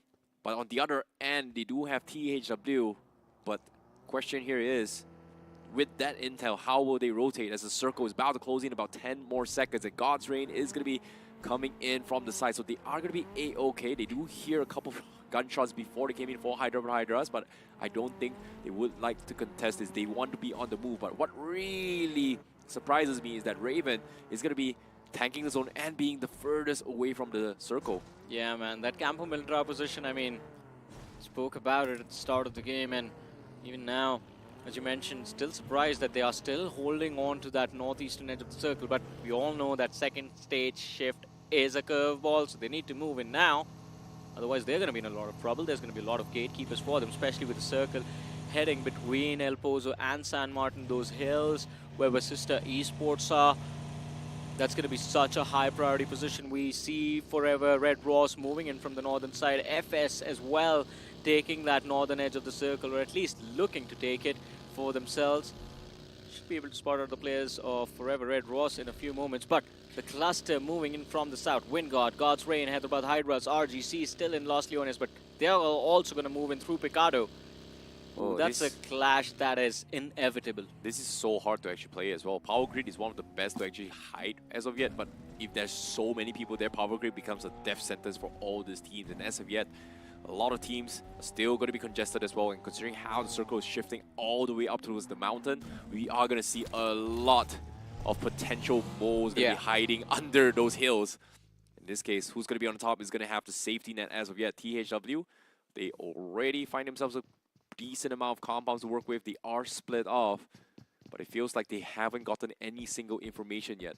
And the only one that's nearby is going to be insane. I'm pretty sure they do have a rough idea, but considering that they do have vehicles, that means they will try and secure this for the later stage of the game in case they need an exit strategy. Oh, but Vasista Esports not off to a great start. The fight against Forever Red Ross kicks off in the wrong way for Vasista. Rage God lost down to Gamla Boy Fierce and Pukar right now being chased, shots fired in his direction. He does manage to evade though. And Forever Red Ross, it seems like they're just happy taking control of that hill away from them. I'm surprised Vasista actually gave that up, to be honest. Like, they had advantage, they should have intel. I'm really surprised that they just lost one just like that. And now, because of this, they are all split up and they are going to give away control. Meanwhile, from the south side, Troy versus Wingard. And this is going to be an intense one for sure. Wingard Esports this time, though, not off to a great start, but the trade comes through as a run over on Pekka is going to be there. Ranveer also knocked out, and Troy, the Milan Esports, it seems like today is just not their day, or at least the start isn't theirs. Infinity with a sliver of HP, fighting for his life. LeBron on the other side, trying to hold the player on that first floor building. Just back, keep him pinned in for as long as possible. The nade comes through, and Hydro does manage to dodge that nade. In fact, LeBron is going to be knocked out of the way he goes. He's going to get finished off. Inferno is going to be knocked down as well. So Troy, they're down to their last man, and the fight does eventually swing in the favor of Wingard Esports, although they have already lost one man. It's a 3v1 over here, and God's Reign, my goodness. I did see them on the radar, and I believe they are waiting for an opportunity to third party. They're waiting for the commotion down in those broken buildings to die down a little bit, and then they're going to move in to clean up. This is too early for God's Reign to actually step in, because the fact that if they join in for third party, we are going to be expecting a 4-for-1 as well. You don't really want to have that contention, especially the circle is kind of open as well. Compounds here is one of the center circle, but at the same time, it's too crowded if there's too many people. So as of yet, they want to try and secure the vicinity before they take these fights. But guess what? Hydro, he got scouted out by Justin. He saw a little pixel and takes him out. With that being said, Wingard will take the entire compound for himself. There's another team joining the mix right now. You see the players from Insane Esports on the radar. It's just west of God's Reign. And I think information has been relayed from the two individuals behind Destro and Ninja Jord that there's another team looking to join the mix, and they just put themselves in that dip to deny the line of fire. Damage dished out, though upon Ninja Jord, he's going to be forced to take a step back. But here's the replay of that fight that just came to an end. Oh boy, this fight coming from Hydro, like, he did his best, but it seems like the reason why Troy actually lost the defense was that they were out in open and Justin was able to pick them all apart. And because of that, WinGod gets a freebie despite losing one member. So Godsrain, they are the thieves in this fight. They are going to be the instigators and third party, and this is something that they have kind of repetitively done from game one. But of course, getting clashed on is not something they want to be at as of now, and Insane is going to be those most aggressive teams to play this. Well, definitely they are going to be quite insane. Easiest wordplay of my life. Best team name ever. Also God's Reign. But anyways, open position. That's what I'm worried about. Rotating from the southern side, southern edge of the circle.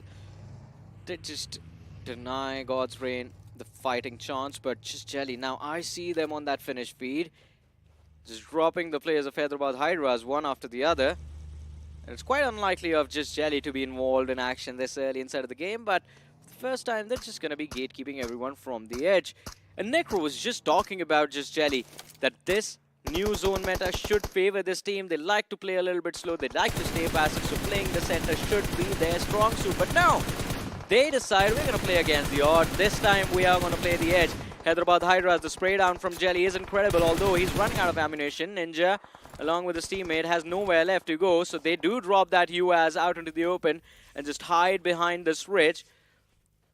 Although, I'm worried, no escape options from here as well, unless they take a fight and find the opening. This is tough. Hydras, they took too long and now they're stranded with no vehicles whatsoever. Just Jelly gatekeeping them. This is pretty much a done game for Hyderabad Hydras. Meanwhile, of course, we do see the circle shifting all the way to the center, out in the open fields as well. We do see Forever inside. WinGod going to be the south side as well. And guess what? Everybody's edging in towards the center of the circle right from the get-go. But the question here is, why would they do that?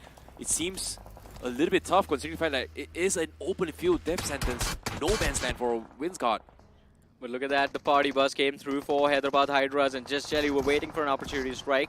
They do find those finishes in the end, but Raven Esports are running against Forever Red. Ross, Len, he's going to be knocked out. Smiley IGL right next to him. Charging forward with the UMP. Arto fighting for his life. 50% HP on both these two individuals, but who finds the finish? That is going to be the question. Brilliant nade coming in from Arto, although no damage dished out, no extra damage dished out on the players of Raven Esports. And Len, he's going to get revived. This one should come through. As long as Forever Red Ross do not regroup, it should be an easy comeback for Raven Esports, at least for now. And this is a pretty decent position inside of the circle as of yet. Well, you say it's decent, but look around at the map. There's so many people around them. Seems like they don't have a lot of wiggle room despite having some sort of cover. And as of yet, Arto looking for the nades. He's trying to check those angles, but he doesn't seem to be able to find anything, man. On the finish field as well, we do see teams also starting to drop like flies across the map. And this is quite worrisome as this circle, 16 minutes in, 12 teams left. Very, very difficult situation to be in. Oh, but look at that. The favor from Len returned as Beast finds the knock. Arto from the side of Forever Red Ross was the man who was put down. And Smiley IGL is looking for that crate. They are going to try and go for a revive, but the footsteps are going to be heard. And this is now down to the mind games. How well can you manipulate the player on the other side? Len knocked out, Loki finished off. Raven Esports, after a big win on Erangel, Miramar is not looking that great. The nade connects from Lucifer, and Smiley is not going to be smiling anymore for sure. Well, indeed, great pick coming in from Forever Red Cause, and with that opening, they find a little bit of room to work with, and the game plan is going to be to dip out. And just like that, they find another one as well. Seems like Lucifer is going to try and scout things ahead to try and figure out where the next entry point is going to be in. And as you can see, Forever, they've already had some sort of space, and WinGod heard all these shots, but I don't think they can actually do anything about this. I love this game of Miramar, I see. I have to be honest. So many technicalities. The macro looks just perfect and flawless from all of these 16 teams. And micro-wise, mechanically, I mean, the top 32 teams in the country, man, they are, of course, going to be the best. But anyways, Insane. They've been going after RGC for a while. The third party comes through from THW, and finally, Insane are going to lose their first play. Well, knocked out, not finished off exactly. But the third party. Did you forget about it, Skips? Because it is still there, and it is going to be the with the Mini 14 that THW find that knock. They are sitting on top of that hill. My goodness, it's been a while I've seen the DMR. DMR is one of the best weaponries in terms of Miramar. And because of this, those annoying shots is going to hurt as well. And Insane Fortunately for them, they do have the edge circle, so they are going to be able to regroup this for now. Meanwhile, on the finish feed, we do see Hydra, but Hydra is also going in a clash with Forever. They were able to find 1 members, but it seems to me Hydra, but Hydras are only down towards Ninja left with 5 finishes. Meanwhile, the circle continues to push in the middle once more. THW right on top of the mountain. Yeah, THW, this has to be their game unless Insane denies it. And Harsh has gotten quite close to them. Insane on the other side as well. Big opportunity, but just Jelly against the players of God's Reign, and it is going to be the wall of smokes that separates the two sides. But still, Sam, he steps into the Molotov. It's going to be knocked out. That's the second knock that can be secured by God's Reign, but it wasn't the Mol, it was the nade from Justin that did the job for them. And now just Jelly, it might just be their time to jiggle out as Ninja moves in. Although he gets knocked out, God's Reign, they aren't reigning anymore. They are being slain. A small little mechanical blunder, miscommunication coming through, and just Jelly just annihilating the gods themselves. The God Slayers are here. The entire squad wiped out by just 2 players. 7 eliminations on the board for Just Jelly. This is unreal, but this is what we were hoping for from this team, and especially Jelly, man. I'm so happy for him today. What a play from Just Jelly. What a play indeed. What a defense as well. UMP at the last stage of circle. Yeah. Pulled in clutch and big time. Meanwhile, despite all this commotion, they are down to 2 men left. And guess what? Macroly wise, they are not in the best position right now. I see 20 minutes in Miramar and we still have 11 teams. That's insane. Yeah, I mean, Insane is still there, by the way. I know, right? And of course, to start things off in the replay as well, as you can see, the nades kicked in. They were able to trap onto Sam as well, but the clutch coming from Ninja with the UMP spray, the running guns on those guns was just phenomenal. And that's the plus side about having SMGs, right? Your run and gun gives you the additional movement speed and accuracy, whereas DBS, well, the spread is a little bit awkward.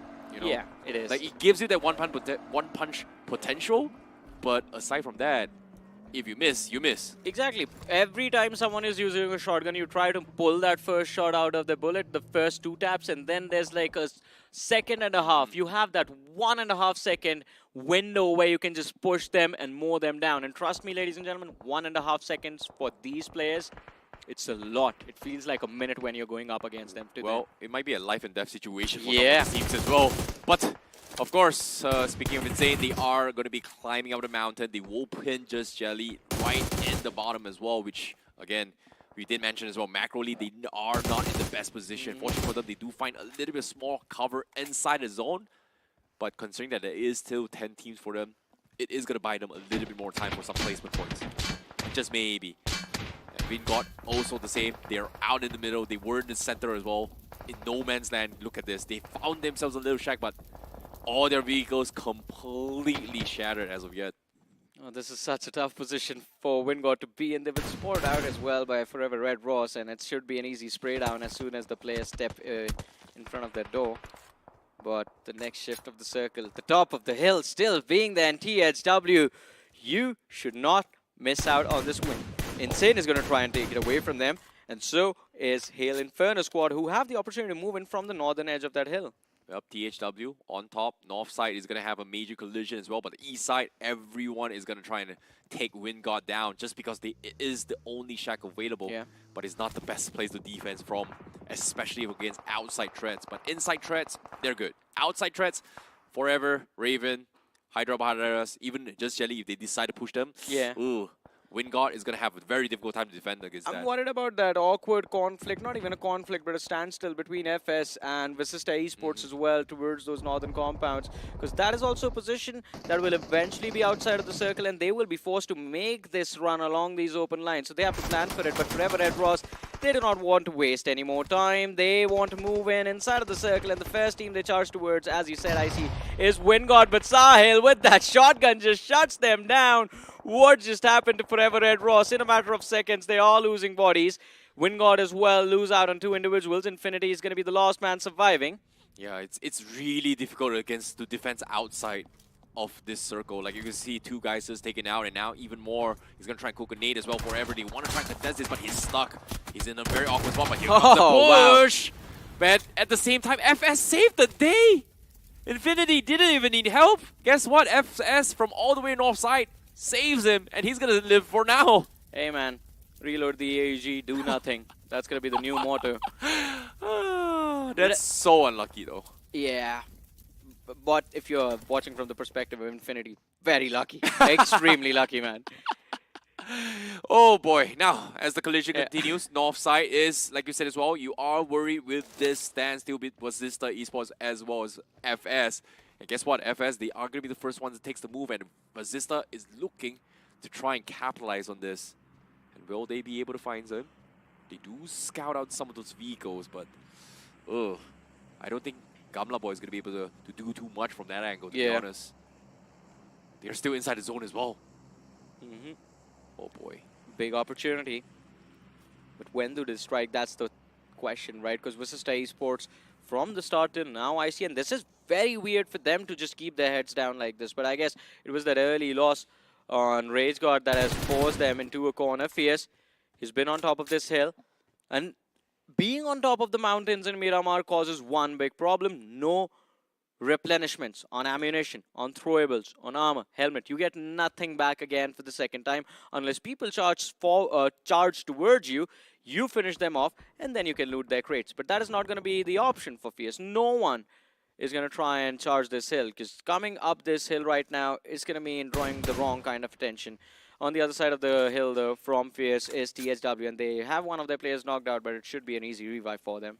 I'm really surprised by how THW hasn't been able to do too much despite having the mountain terrain, but considering the fact that Bazista is there, that's probably why, because they're keeping them in check, and because of that, it does give a little bit of room from the people out downstairs to potentially push up. But considering how steep the mountain is, it seems like they can't really do too much. If you base on how the angles are working as well, any peak from THW means that their hits might just immediately get popped off by anyone from the bottom side, just because of how steep it is from usual high ground mountains.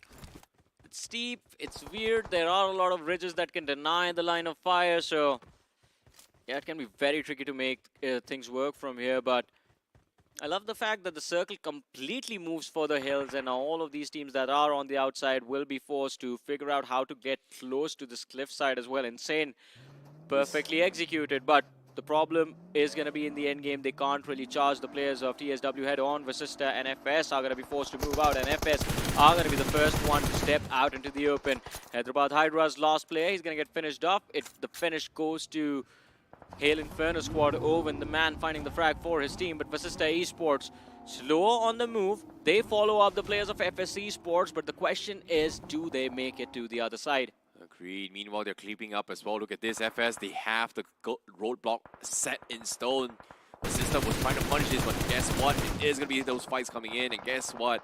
It is going to be another team that's going to be stopping them. Not just VS, but it is going to be another one.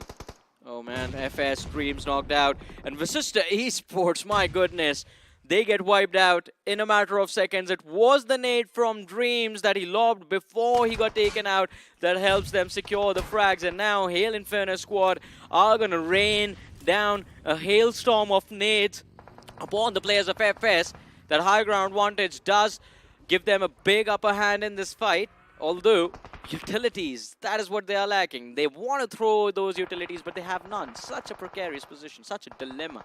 A little bit unfortunate, but as the fight drags on up towards the mountain as well, everyone is slowly losing members. We still have 5 teams and 16 people alive. Just Jelly somehow manages to edge their way in from the southeast corner, buying them time from those shacks initially is helping them as well. And now FS Esports, they need to clean house, and Hell Inferno squad is there to keep them in check. Now here comes the nade Dreams, looking to try and go for the lob. Seems to be hitting on the tree, but Hell Inferno squad, they are going to respect this goaltend. Getting some information, does scout it out, but wow, this is happening right on top. THW is also looking third party from all the way on top. And this is such a tricky position for these teams to be in. Who do you focus on, the team up front or the ones that are raining bullets from the top of that hill? FS Dreams knocked out, the other 2 lads have no HP, but Jatin, my goodness, he could have lobbed a nade or a Molotov and FS would have just completely been wiped out. Every single time anyone from these two teams stays alive, that's more opportunity, more points available for THW to take. But the circle has still favored them. And Insane Esports on the other side, I see. They were left pinned on the other side of the hill. They have nowhere left to go, and they've lost 2 players, and they are getting focus fire as well. Lavish, the knock comes through. Dark Lord hits the floor. The finish is going to be confirmed, and that just leaves Harsh, the IGL, who's going to run for his life. And as soon as he steps into the line of fire, I think he's going to be the next one getting taken out. Oh my goodness, look at this nade. It looks good. It seems to be nice as well. Goten stuck in the truck as well. They can't seem to push up this mountain. It's so steep. They don't have the speed to dodge this. And now Levi, they see every single angle. Non finally bears their fang. They've been waiting for the longest of time, and now it's the final moments. Guess what? Here he comes. They're dodging the way through, but they just don't have the speed to push up. And it is going to be sitting ducks for everyone from the side of THW. Look at the ammunition. Oh boy, not enough, but it seems like it is enough to keep everybody at bay. Now, here comes the move. Here in for the spot, drops out in the open, and it's going to be stuck as well. That's going to be Non. THW finding one more, but he gets knocked his beans. Oh boy. Almost getting taken out as well, but Levi will continue with this aggression. Hail Inferno squad, they're in a tough place. They've got a smoke, and the circle slowly edging from the sides. They need to push up. They need somebody to help them. But fortunately for them, it is going to be A-OK. They found a little bit of small window room to push past. Owen kiting his way through, drawing aggression, trying to bait this out, but he will have to sacrifice Jardine. He's out in the open, and he's going to get knocked out. Owen now walking up, but he's out in the open. Levi pushes forward, and THW continues their domination as the kings of the hill. Yeah, raining death and destruction from up above. But just Jelly, the last 2 individuals, the blue zone forces them out into the open. The first knock comes through, and they're going to try and spray the second man down as well. All of a sudden, from 4 to 10 in a split second. But Levi survives the fall, and the replenishments on the M4 that was empty. Has he found them? No, not yet. He's looking for those rounds. He's looking for those bullets. FS Esports, opportunity to strike 2 versus 2 between these two sides. There's the airdrop there that can give something special to the players of FS as well. He has the rounds in that S12K, finds the ammunition for the M4 as well. Lavish, all he needs to do is provide enough cover, and no utility on the players of FS Esports is the only reason they are hesitating to go for the push. Crypto, that Molotov feels like a little bit off, but Levi, does he step into the fire? The answer is no. 3 versus 2 advantage for the side of THW. Slowly and steadily, FS move forward. Levi with the flank. Crypto's position compromised. The damage comes through from the nade. No HP to retaliate, but still they find the frag, and it is gonna be Dreams who finds the knock, but it doesn't matter. Dreams get shattered, and in the end, it is gonna be THW who secure an amazingly impressive chicken dinner on this map of Miramar. What a way to close this out. The Kings of the Hill, complete domination, reigns supreme against everyone, looking down at all the mortals and just shutting them down. What a way for the circle to actually shift up there as well, because THW, from start to end, they were on top right from the start until the end and just held down the fort and won the game. Yeah, stole it from Assista Esports to kick things off, and it just worked out quite nicely for them, right? And towards the end as well, I mean, there was no time for them to breathe. There were so many bodies just circling that hill, and THW just kept taking them out one after the other. But you know what they say, right? Ain't no rest for the wicked. I know, right? Ain't no rest for the wicked indeed. But nevertheless here, there was a very, very interesting round coming from THW as well, but we do see a lot of macro plays being from a lot of teams. And if I were to nitpick mistakes, there are not really a lot, but it all comes down to timings and understanding their situations, right? So it came down a game of luck, it came down a game of strategy, decisions makings as well, which resulted in some of his teams getting shut down. And I think one of those teams were WinGod that really struggled the most, because right from the get-go, they wanted center circle. They choose a compound, which was one of the most difficult to defend against, especially from teams who's shooting at you, just because it is in a position where it's no man's land. 100% agree with that, man. And I think it would have been much worse had WinGod not found those finishes. But luckily for them, they found those eliminations, so they're going to be in a much more comfortable position. But you know who wasn't lucky? 2 teams in particular. Silly Esports and DWM, man. Early eliminations, no finishes secured. They're going to be the ones that are going to be suffocating for points. 0 points for both those teams. I believe DWM has 0 because that was a completely clean wipe. Silly Esports, maybe they found one, hopefully.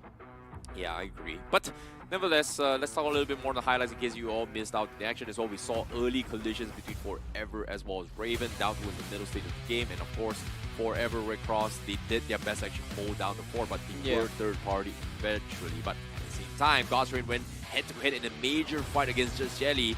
Guess what? Just Jelly, they were the ones that came up on top with the clutch coming in from Ninze. Whew, what a play. To see how Godsrain getting completely destroyed in this match is just unheard of. And these two guys from Just Jelly just jiggled their way in very easily inside of the top 4 as well. Very impressive today, Just Jelly. And I think this is that one team that a lot of fans want to see what they can accomplish in this year's Realme BGIS 2025. And then towards the end, as we move forward, it's just a highlight reel of THW and their eliminations, how they were able to annihilate the rest of the competition. That high ground advantage, the death from above strategy working out quite nicely for them. I felt worried for Levi because he went to loot that first crate and there were no bullets for the M4 in there, no 5.56 ammo. So after that he was forced to run down the flank, but luckily he did find the rounds over there. Yeah, but sometimes a little bit luck, sometimes a little bit skill, but nevertheless you can't deny that THW held that fort really, really well. And I really like how they positioned themselves as well. The guy up on top, if he gets knocked, that was pretty much destroys the entire formation for THW. So it was skill involved. There is a reason why they're the top 32 teams in the entire country itself, and I really like how things went out. And also shout out to, like you said as well, Just Jelly. They had I would say one of the worst runs debuted from game number 1. This was a good comeback for them. Yeah, this was a good comeback, man. In the last game, we are seeing that aggression coming in from Just Jelly, and I think that is what everyone was hoping for. Like, bring in that aggression, bring in that heat, and let the jelly melt first before you put it in the freezer and let the sweetness kick in. But let's see, 4 more matches remaining throughout the day. We don't know the end result yet, but before we move forward to the next match, a very short break. Don't go anywhere.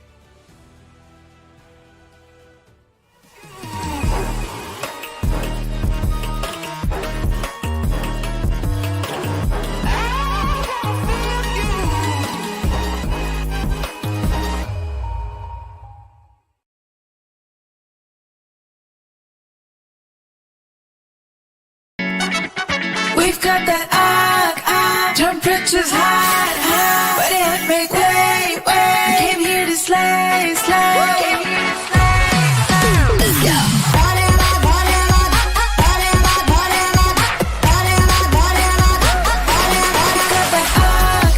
Temperature's hot, but it make way. We came here to slay.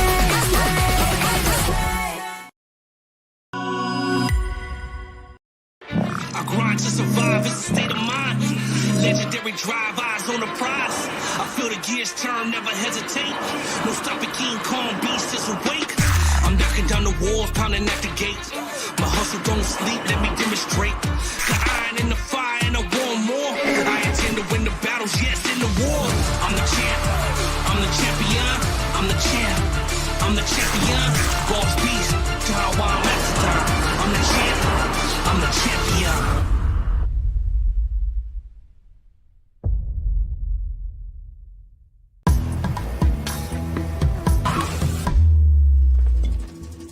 Hey, किधर मिलता वो collector?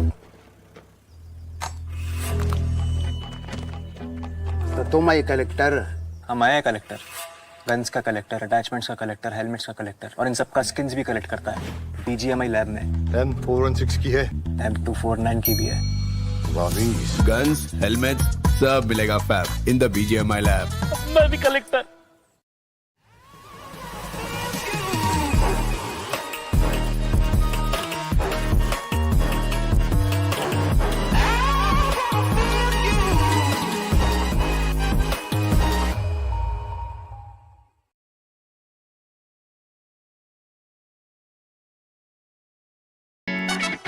We've got that temperature's hot, but it make way. We came here to slay. Let's go.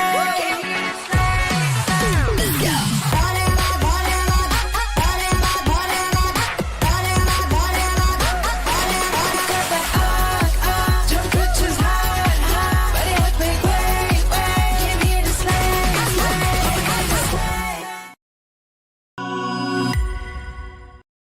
I grind to survive, it's a state of mind. Legendary drive-bys on the prize.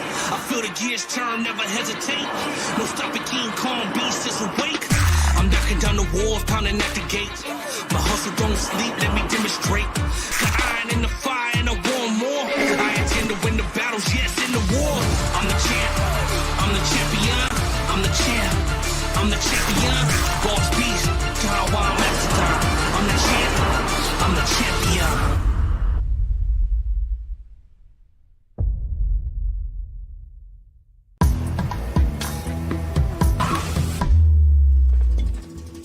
ए, किधर मिलता वो collector? तो तुम आई collector? हम आए collector, guns का collector, attachments का collector, helmets का कलेक्टर और इन सब का स्किन्स भी कलेक्ट करता है BGMI लैब में। M416 की है, M249 की भी है। गन्स, हेलमेट सब मिलेगा fab in the BGMI lab. मैं भी collector. Hello everyone and welcome back to the Realme BGIS 2025 group stages, The Grind. This is Group B and my name is ICBB12 and join me a new desk of new fresh face. We have Salty, an old friend of mine. I haven't seen him for years. I think the last time I saw you was like what, 2 years ago in Mumbai? Yeah, no, it was not Mumbai. It was the ENG event. 2023. Oh yeah, we still saw you. We had a lot of fun on the desk, right, on the LAN event. It was great interacting with the audience. But you know what? Like, it does bring back old memories being on the same desk with you. But everything around those memories has changed. The meta is different. The zone meta is different. The teams are performing in a different way as well. So I am super excited, man. Exactly. But of course, for these guys watching at home as well, this event is brought to you by Realme P3 Pro 5G. The brand here is redefining gaming performances. And of course, on the desk itself, it does have some really unique features, such as the glow in the dark feature, and of course it is about to be released on February 18th, so be sure to check it out. Search it up on Flipkart, the Realme P3 Pro 5G, for more information, as well as maybe a chance for you guys to win some prizes. And of course, back to the question here. Yep. Today, first day on the job, did you expect what a banger of performance of 2 games thus far here? Honestly speaking, I think I've watched these teams well enough, so I was acquainted with the level of performance that they were obviously going to bring on the table. Certain level of unexpectations will be GDR and their struggles that they've been facing in the mid stages of the game, of course. And I primarily believe that it's because of the circle changes, right? The shrink in time, I believe, has been causing them problems. We have not been able to find their spaces, have not been able to find their right end of the fight itself.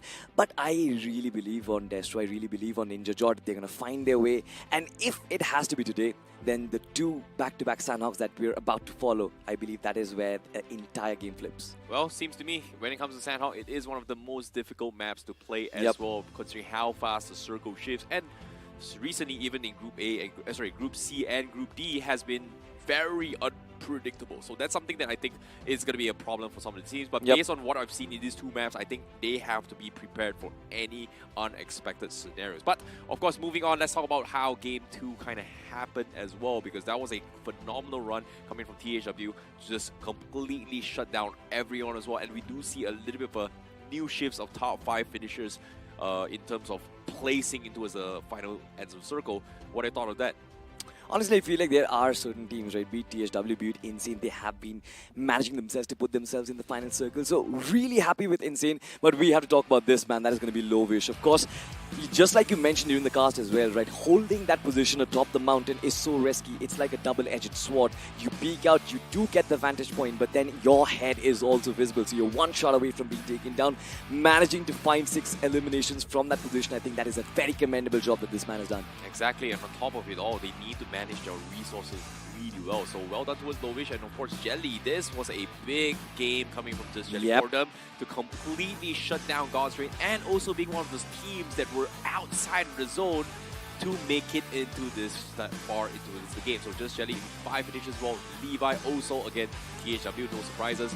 Max from FS all the way in the northern section there. They were able to punch a lot of teams. And of course, Win God Infinity with 3 finishes, which I felt like they did really well in the start, but the moment they went into the check, there was just a death sentence for them. Absolutely. I feel like Infinity and his individual prowess is just way better, and he is supposed to be performing much better than he has been so far. But having a look at the match summary, of course, you've got 57 finishes and 2 vehicle finish. Surprising, this is the map of Miramar, and driving around in this rough terrain is like extremely difficult. 2 vehicle finish, that's absolutely amazing.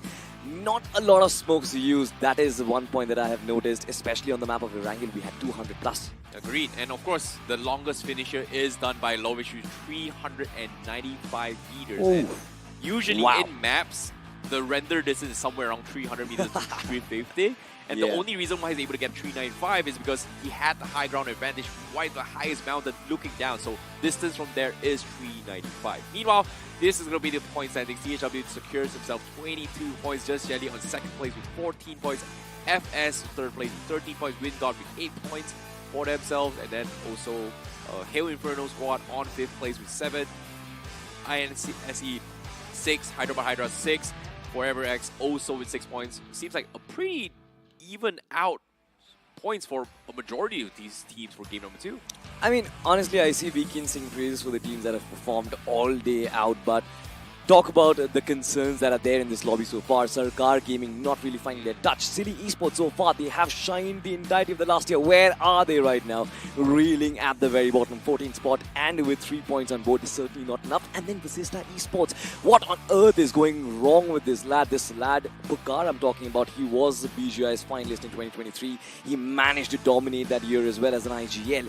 All of a sudden, in spite of having that dream team that he always talked about, having dream assaulters, he has just lost his touch. Well, it's still too early to say, but at the same time, you know, considering how the circle went, it's not surprised that things like that may happen. But nevertheless, let's take a look at the scoreboard as well. We do see Raven fell a little bit short in game number 2. Same can be said for Hyderabad Hydras because of that early contention in the city.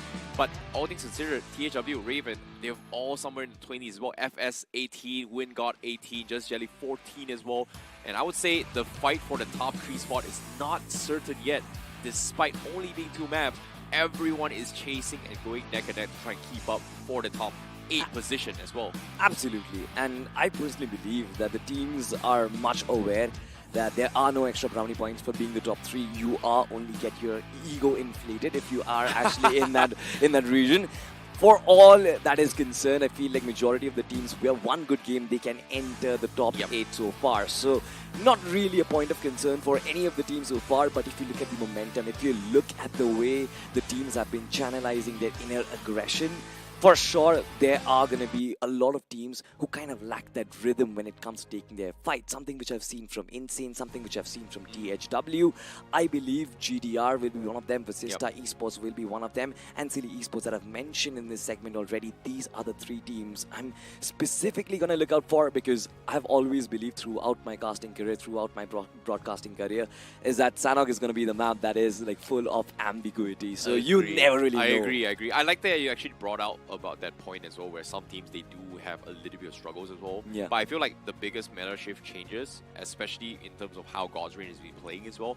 They're doing the right things, but it just doesn't suit the meta because of those timings. People are adapting. They're either going quicker or are they going slower. Yeah. Sometimes God's Reign, they put themselves in a situation where I'm out in the open waiting for things to happen, but things will not happen because people are already either ahead of them or not ahead of them. And it's also very surprising, it's also very fascinating as well, that they have not been able to find themselves on the right end of Lady Luck as well, right? Exactly.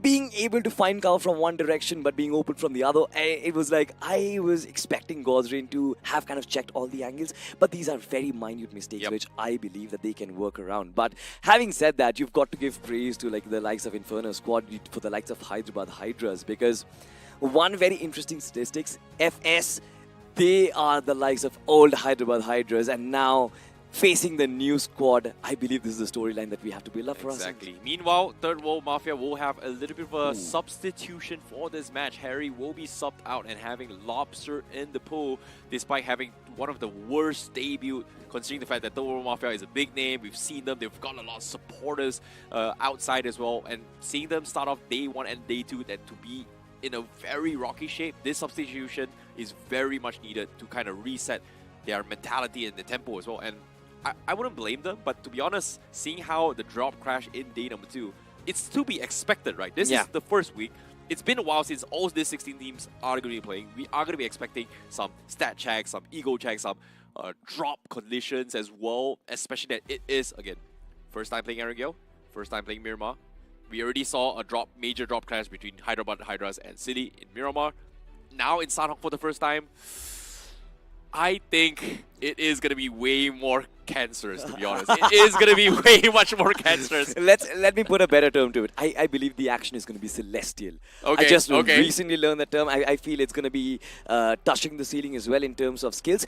But having said that, Sanhok, like I said, is the map of ambiguity, right? And I believe the amount of changes, the amount of teams that have kind of adapted themselves to the game, they make map-specific substitutions. Once again, we have something interesting coming up. It's Skeleton who has been subbed in place of Manager. What do you have to say about that? Okay, again, you know, the teams that are having substitution now are the teams who did not have a very good debut in day one and day number map 1 and also map number 2. To see Sakar Gaming also making the switch despite their lack of performance in day 2, getting completely shut down by Hyderabad Hydras, which again, yes, as a name, as an org, they have been known, but today itself, their debut was so strong because of one particular dude, and that is actually Turbo, because he played out of his mind. And game number 2, I think it was Moksh that really stood out and just made things miserable for City. Absolutely, and that is one of the reasons why I was so happy, because the point that I was trying to make is that Hyderabad Hydras, every single time they come inside of this tournament, BGIS, right?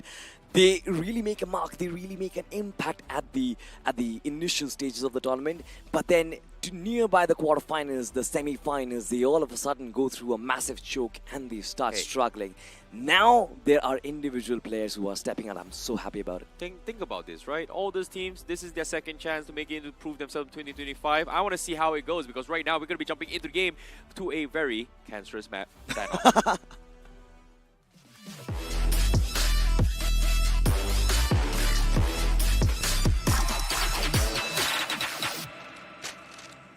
Without further ado, we are going to be jumping into the most smallest map, I would say. No, not most smallest map in the game itself here is going to be map Sanhok, 4x4 map. And of course, to start things off, oh my goodness, what a cancerous flight path. Bottom left all the way to the bottom right. So almost 40% are away from the initial flight path for some of these teams. And right from the get-go, let's see. Do we see any kind of drop collision? Because as of now, I do see on the top left corner, FS is going to be heading towards Hatin. THW not going to be contesting that. Okay, that's pretty okay for now. So nothing super major, but it seems like Paradise and also Bootcamp might see some heavy fire if you think about it. Even towards the southeastern region, you have multiple teams near that docks area. Bethesda Esports, it has always been their hunting grounds, it has always been their home grounds as well, but this time around, it's Raven Esports as well who kind of go there and challenge them at their drop spot. I'm not sure how well this is going to pan out, because look at the way Raven Esports have split themselves up. 2 players right in between that cluster, while the rest of the 2 players have kind of moved a little bit upstairs, up north towards Kampong. But having said that, this time, Wingod Esports find themselves in the middle of a pickle, because it's Forever at Rocks who might just start things on a good note. Wingod, they've lost 1 already. LeBron, he doesn't have ammunition. He's got a DBS chasing him as well. Down was 1 HP. He's caught out in open, and he's gonna get taken out right from the get-go. Forever X will find themselves 1 pick from the get-go. Actually 2 in the contrast, and what a way for Wingod to start things off. Not the greatest position to be in, but fortunately for them, they do find themselves a vehicle, and here comes the return knock. Atro gonna be knocked in with those nades. God X4 right now, he's gonna try and return the favor, but where is his team? He's all by himself. There's nothing really much he can do. Forever X Red Cross is in the prime position. And for Wingod right now, they are in a very difficult pickle. They certainly are, and even if we look at the map feed that is being presented to us, there are multiple teams in a similar region. As of now, even if Forever Red Rocks kind of fall back from this position, I believe this is going to be a positive trade for them. But they know that, a matter of fact, that 1 player has been isolated in that compound, and that's going to be GodX, and he will start getting pressured from multiple directions. So far, it's just 1 player, and I believe that has been isolated. Footsteps have been given out. Information has been provided as well. Wingod, they really need to regroup and try and think of another attack. But the fact that Sahil OP has been left unmarked can actually be a difference. And he is the difference maker. What? I called it, IC. What a this shot. is exactly going to happen. What a save from Sahil OP, because now it even things out. And despite all this happening as well, guess what? Who's stalking them is actually THW, who's on the other end. They've heard all this. This is wasting so much time for both Wingod as well as Forever X Red Cross. And with that opening coming in, God finds a little bit of wiggle room. And it's all up to one dude. And as of yet, Wingod have to try and flush things out. Sahil OP going to be joining the fray. One knocked out in open. It seems like he's not going to get traded off as well, because there's one guy outside who's just looking and not doing anything. In this case, Lucifer. Oh, he only has a DMR. He can't tap fire that quickly as well. They're pretty much in a pickle where they're pinching each other's solo players, but no one wants to make a move. And guess what? 3 minutes has passed. Gunshots are being made in boot camp. You don't really want to stick around for too long, guys. This is tough. And guess what? Sakar Gaming on the side as well. They heard all this vehicle. This is not looking good for either or these teams right now. You know what, I see. It seems like Sanhok is going to come to a nasty start. It's not a 3-way affair anymore. It's a 5-way affair. On the other side, of course, Loki. He gets absolutely bamboozled by these 3 sorters from Vasista Esports. 3 of them playing in tandem. Meanwhile, Rage God just covering their backlines. Akash, WNL. How many can he bring down at once with 3 deadly assaulters staring right dead at you in the eye? Eyeball to eyeball, it was a man-to-man fight, but he had to fall. 3 finishes in the hands of Assista Esports. But I really want to go back to that fight because I love that bait and switch. Godex versus Sahil, that was beautiful. But then I also wonder that TWM versus Silly was an affair that was about to bring up.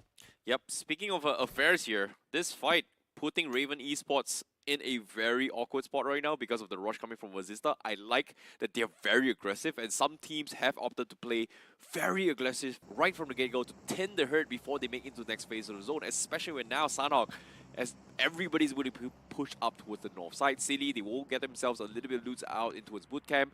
No contention whatsoever, but they are picking up scraps of another team. And as you can see, Circle heading up north, God's Reign in Paradise. They are going to be completely kitted, and hopefully this is the round that God's Reign need to kind of make a comeback.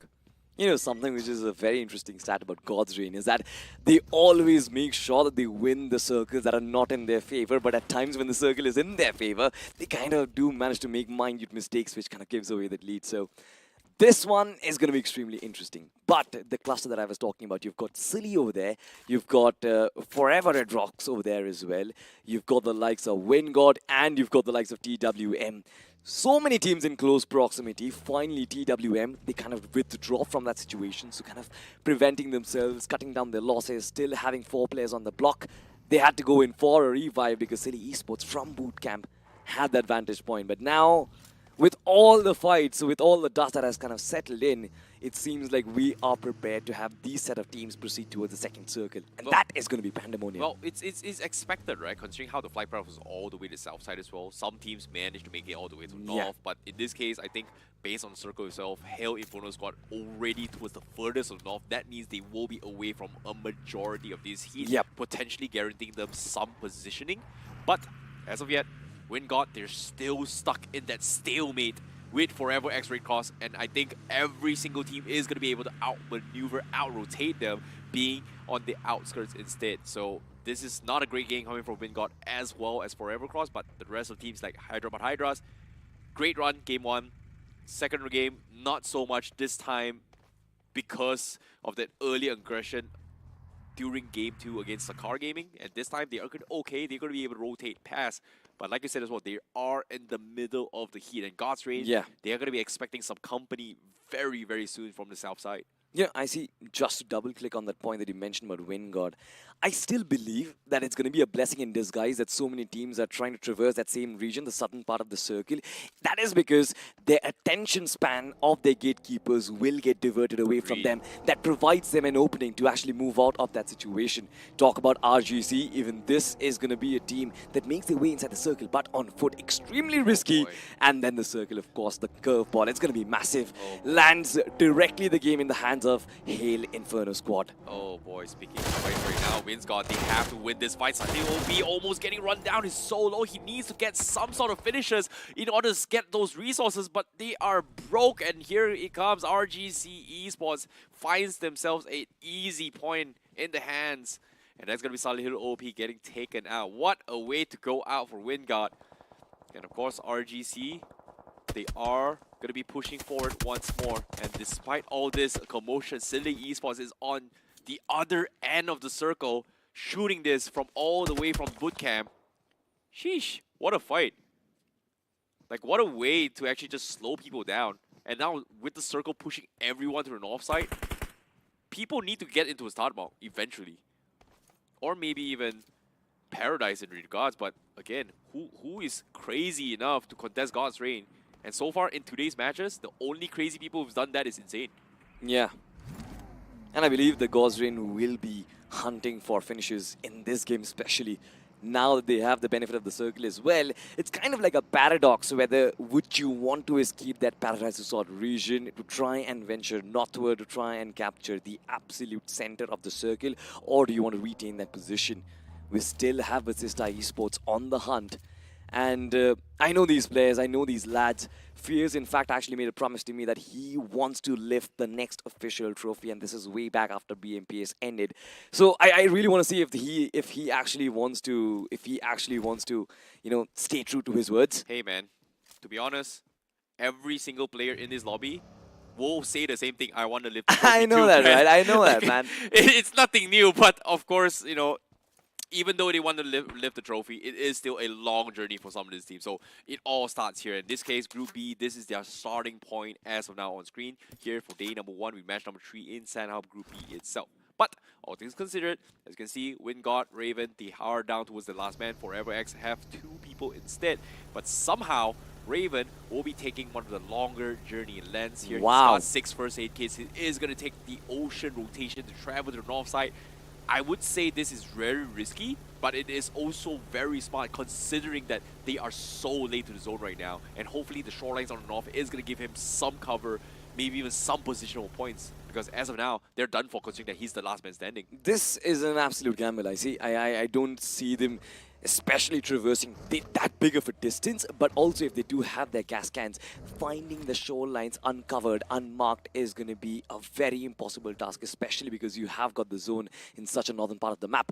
Having said that, we do have FS in front of our screens who are currently uncontested, but there are certain teams who are right next to them. We've got THW, we've also got Hail in the Inferno squad, who've kind of given up on their shoreline control and are slowly venturing towards the central part of the map. Having said that, Wingod, they have been terminated from this map itself. Oh boy. The 2 boys who were still surviving, Godix and Sahil, could not really cut down their losses. A little bit unfortunate, but speaking of shorelines as well, northwest corner, FS, they do find themselves a couple of fishes. One's knocked from the side of THW, the winner chicken dinners from the previous round. Now in a very, very difficult spot and a very similar face-off as well. This is round 2 between 2 of these teams in the final zone, but yet, as soon as I see this, the Marines, Lavish, is able to find an opening bait. At the same time, Crypto also trades him off. And FS Esports, they definitely want to win this fight. Considering the fact that they are the gatekeepers, and THW needs to find a way to reset this fight. But they are able to pick out 1 member, but they need to pick up the star player, which is very difficult, considering how far he is away from the rest of the team. Lovish is bleeding out at an exceedingly fast rate. I don't believe that this man can be saved at any point at this point. But with Levi and Roman, who's still alive, I believe there is still an opportunity for them to kind of mask their position with all the smokes that they've left, survive from this onslaught that FS Esports have charged up against them, and try and survive and play for the placement points. It's going to be an extremely hard journey. But I believe these boys, these lads can actually make it happen. Look at that! Information gathering mission. Dreams closes up here. Does have the shotgun on board, but the trade game, it's so brilliant. FS, they will have to recover from this fight extremely quick because they know, as a matter of fact, third parties can come at any point. Agreed, but at the same time as well, they needed to wrap this up because of the fact the zone is about to close in. Yep. And if they let them through, they are going to be having enemies behind their backs when they push through in this next phase. And fortunately for them, they are able to save Dreams out. He is going to reposition to a better spot to reset this fight. So FS going to be dominating from the west side. Meanwhile, look at this. Look at the circle. Guess what? Raven. Look at this. Lens. Last man standing. He survives. He's coming from the ocean. He's got some wiggle room on the north side as well. Lucky for him.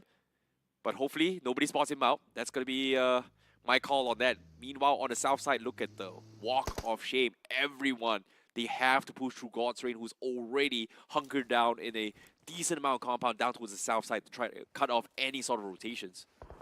A little bit of a concern for Vasista Esports as well, because look at the formation that just Jelly, look at the trap that they have set up for them, right?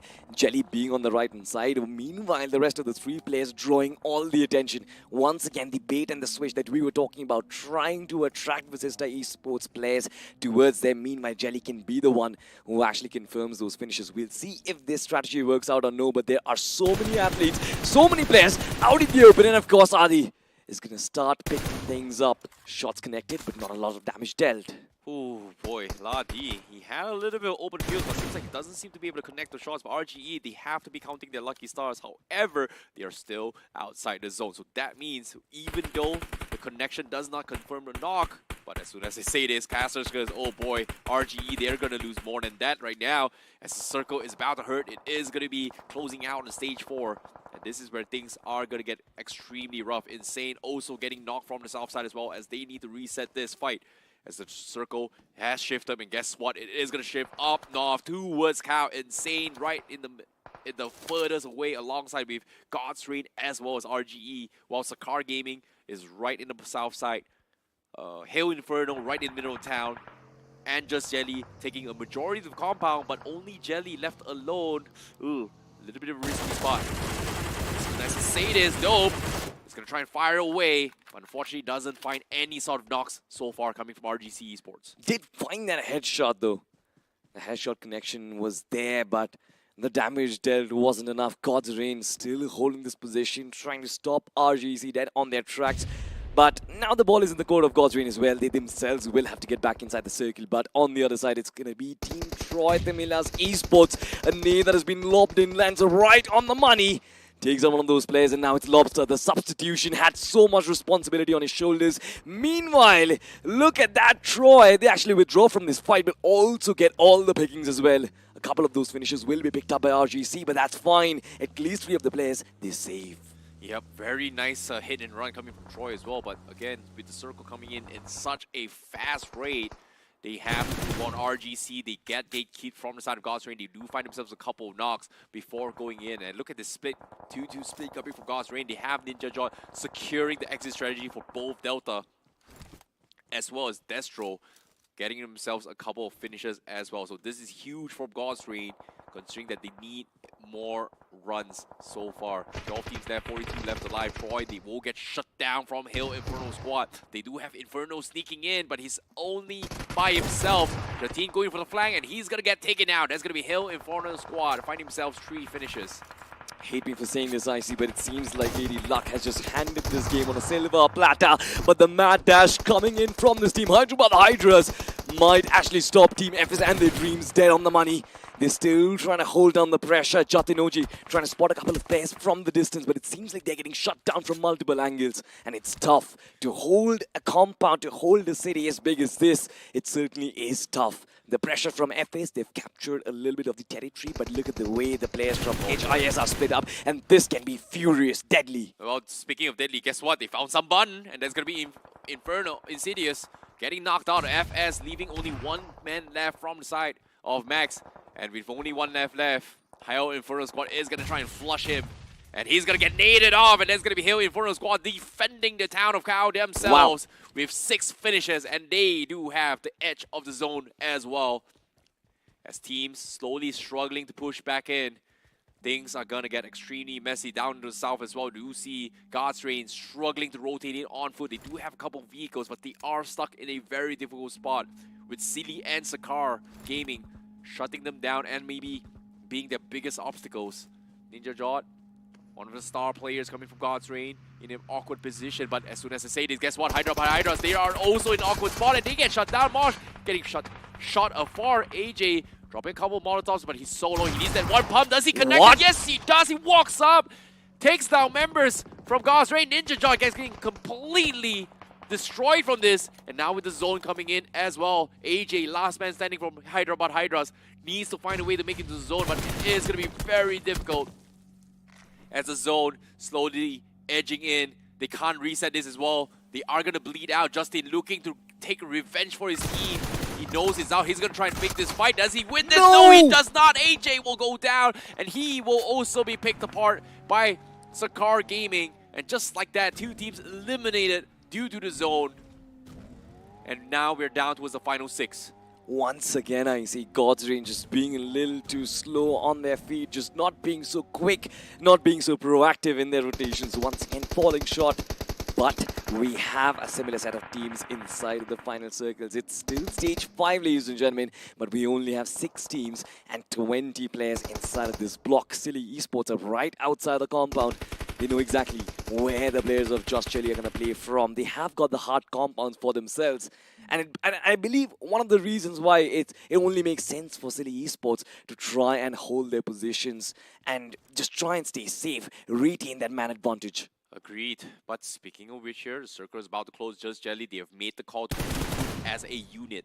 And as soon as I say this, where will the circle shift? Seems like it is going to shift in towards Silly's vicinity. And Just Jelly made the right call. Instead of splitting up, they have to find a way to push through this barrier. And little did they know, Silly, they are all spread out.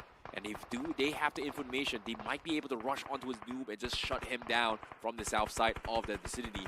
Meanwhile, northwest corner, we do have Raven. Lens somehow, what the heck? Are you alive? How are you still alive? The last man standing from the side somehow traveled from the north, makes it to top 6. No one has found him yet. What a sneaky player. What a snake in the year of the snake as well. But little did you know, Hell Inferno squad, I don't think he knows that he's right beside him as well. He is going to try to trail behind him, while the rest of Hell Inferno squad still pretty spread out. They need to push in the next phase of the zone. And Goten getting some serious fire, and Sakar Gaming looking to try and deny him of this position. But guess what? There's so many stakes around him as well. Substantial amount of man advantage for Sarkar Gaming. All their 4 players up and alive, extremely healthy. And look at the way they are all poised, right? They are ready, hitting their shots right on the money. Once again, this time it is going to be Hail Inferno squad. Owen is going to go down. He probably is going to get finished off as well.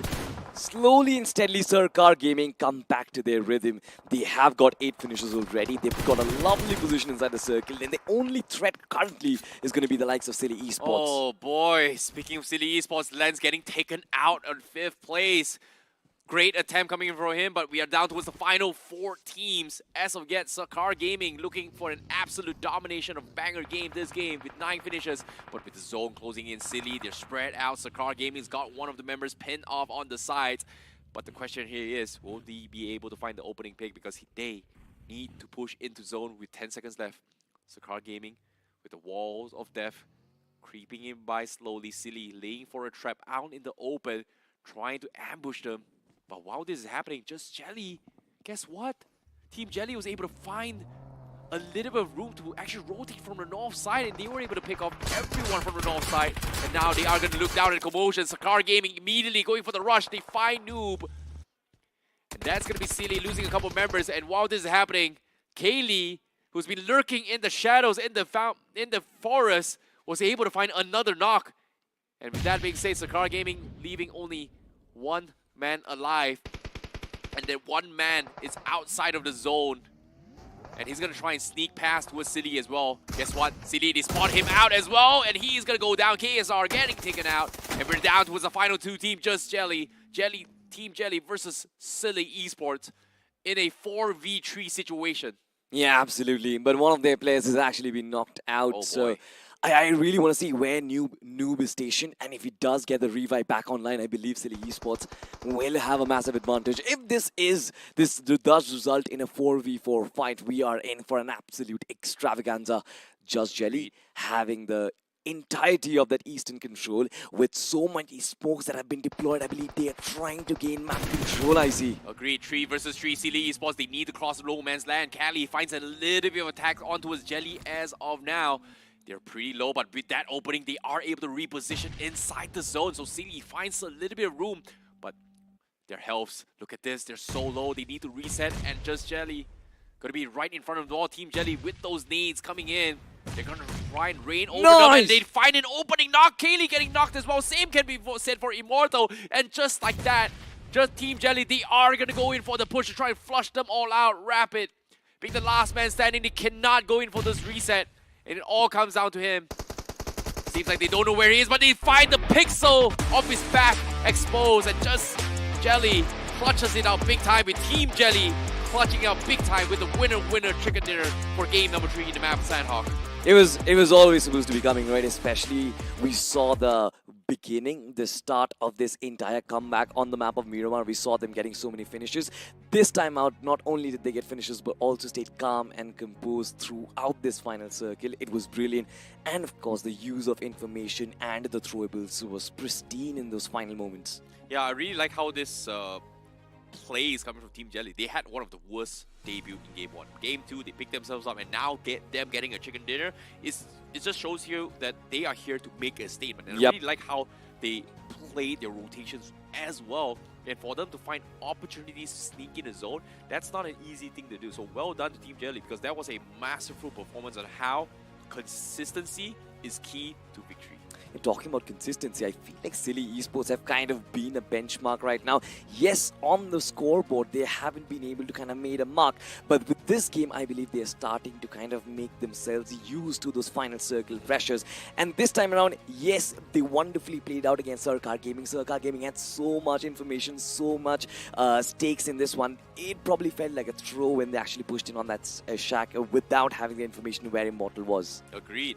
But all things considered here, I'm really curious to see how the fights actually broke down from south side, right? Because again, this was a very brutal flight path, all the way from south side and then circle shift all the way north. Not many teams had a lot of time, and in particular, 2 teams that suffered the most was WinGod as well as Forever X Red Cross. Those were the 2 teams that suffered the most when it came down to rotations and finding resources. Meanwhile, up on the screen as well, we do see teams like FS play a major role in shutting teams from the west side who try to rotate from that side as well. And of course, Hail Inferno Squad inside Cow for the longest of time was able to shut down any team trying to penetrate into the defense of their compound, and because of that they were able to find a decent amount of finish points. Exactly, and as long as the circle was actually on top of them, they managed to retain control of the map and as well as the match as well. But the circle kind of proving to be a curveball in the ending moments takes the game away from them. Sarkar Gaming, meanwhile, in this position, they had so much control. They had so many opportunities to capture those finishes. But all of a sudden, I don't know what kind of a plan it was to try and ambush this one player without having the information of where the other was. I feel like that was a massive mistake which the IGL had committed. But I believe these are the moments where you are going to learn the most as well. Agreed. But at the same time, it was a smart call, right? They know for a fact that there's only one guy. They wanted to just take that out of the equation because he was isolated on himself. But little did they know that the rest of the teams were out in open snaking. Like, who would have put yourselves in the position where, hey, I've got a compound.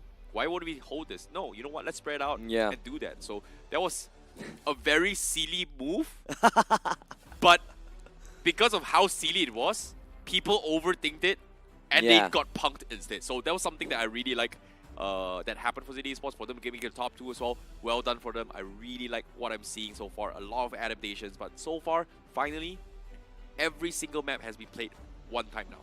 Absolutely. And what we were talking about, a little bit of a change on the overall standings. We thought that this map is going to change the procedure of how this entire group is going to pan out. Exactly that thing happened, right?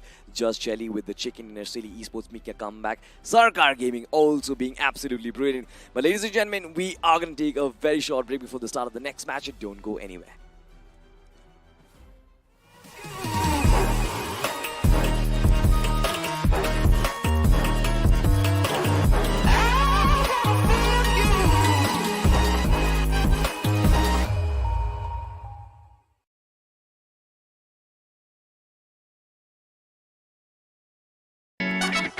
We've got that temperature's hot, but it make way. We came here to slay.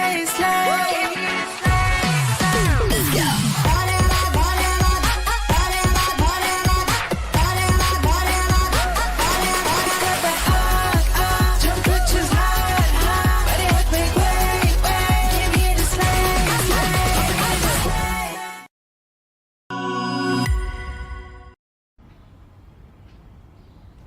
भाई ये देख नया phone, इसका pump देख रहा है, pump, इसके cuts देख, एकदम प्लेटिनियम प्रो मैक्स।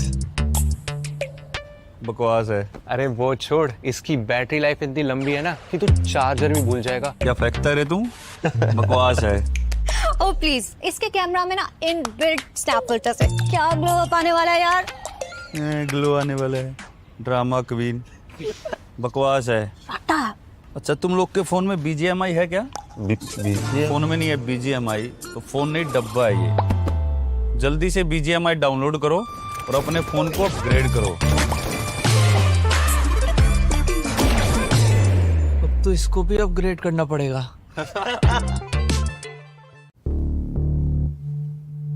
हाँ तो गाने के बोले, तेरे वास्ते में कर लूं अपने स्क्वाड से फाइट। कब तक हम ऐसे डिफेंसिव खेलते रहेंगे?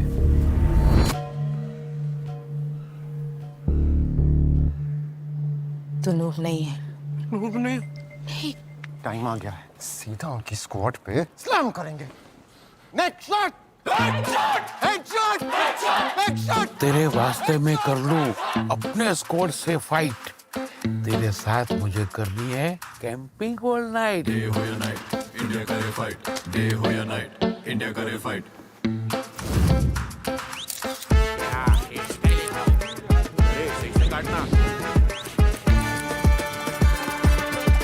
मैं नूब नहीं हूँ, मैं नूब नहीं हूँ पापा, मैं नूब नहीं हूँ। मेरा बेटा नूब नहीं है। तेरी आंखें M416 ग्लेशियर का हथियार बेबी, हो गया दिल के आर पार बेबी। TPP पे जा, FPP, TPP, FPP। मैं नूब नहीं हूँ।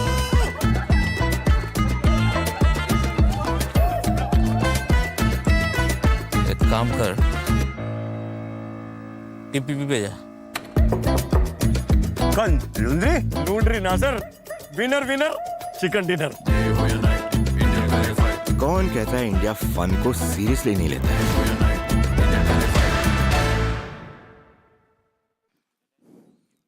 As promised, ladies and gentlemen, we are back after a very short break. You're watching Realme BGIS 2025, and my name is going to be Salty, and joining alongside one of my best friends, give me a fist bump, I Super Johnny. This is good to be back on the desk. It feels so good. I'm so happy. But I'm happy because of the level of gameplay that we are witnessing today. So far, every single map, I am feeling so positive for the second half of the day. Hey man, it's the best in the country, right? You, me, and the teams, of course, as well in these matches. So amazing. And I had to wait 3 games to commentate these games, the next few matches with you. I'm just like very happy being here. You're going to get a lot of more opportunities, you know. Sanhok as well. Yeah. Is going to be the map, so everything falls together. Everything falls together, but so far it seems like everything is falling apart for everyone who has predicted God's Reign so far. 4 of the 8 casters, if I'm not mistaken, or 5 out of the 8 casters have gone in for God's Reign, considering the latest form, but considering how they have begun their first 3 maps, I'm not sure how they are willing to recover from that. Oh, of course. I mean, it is going to be interesting to see, but I was having a conversation with Necro just a few moments ago, sitting in the back lines, and he believes that this is just Destro. He's going to take his sweet time to get warmed up, to get in the groove, and to put up those numbers on the board. But ladies and gentlemen, you guys do not need to wait. The Realme P3 Pro 5G, it's going to be out on the 18th of Feb. Go on to Flipkart, search for the Realme P3 Pro 5G, and you could stand a chance to win one of these amazing devices for yourself. Salty, by the way, sorry you're late to the party. Me and Necro have already claimed one each. I'm done with y'all. Every single year, I come in on the desk and you guys, being the first ones, just take away all the devices. I'm done with it. But let's just talk about this one, the MVP of the match of Sanhok, Pasha from Sarkar Gaming. Of course, a very big match for Sarkar Gaming. They were reeling at the bottom, but with this one, I believe they've kind of got their ship back on the waters as well. 6 eliminations. That's a lot. That is definitely quite an amazing performance coming in from Sarkar Gaming, and especially, it took them a while to make this happen as well. The first 2 games did not really turn out that well, to be honest. But hey, Hyderabad Hydras, they are in an incredible form right now. AJ shows up in the list of top players. Just Jelly. My goodness, Salty. Last year, we saw Jelly. Is this the same guy? You know, I believe that adversity is one of the biggest factors of change. Oh, yeah. And Jelly has gone through a lot.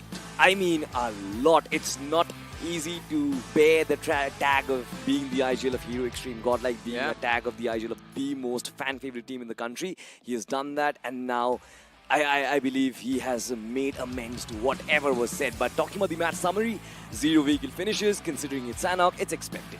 I mean, it is expected, but it's that 39 smokes used that makes me feel very weird. Like, everyone just wanted to straight up fight. I want to see you clearly. There's going to be nothing standing between us, and especially not an invisible, well, a visible soft wall that lets bullets pass through, of course. But anyways, let's have a look at the point standing. Just Jelly, amazing performance, 17 points. The chicken dinner is quite decent. Sarkar Gaming on the second with 14. You have Silly with 11.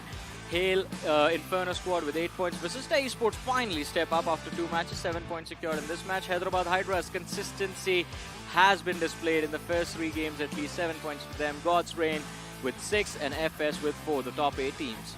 Honestly speaking, I believe the team that has impressed me the most so far in the 3 matches has to be Hyderabad Hydras. Yes. Considering those individual performances, the first one coming in from Turbo, in the second game it was Moksh.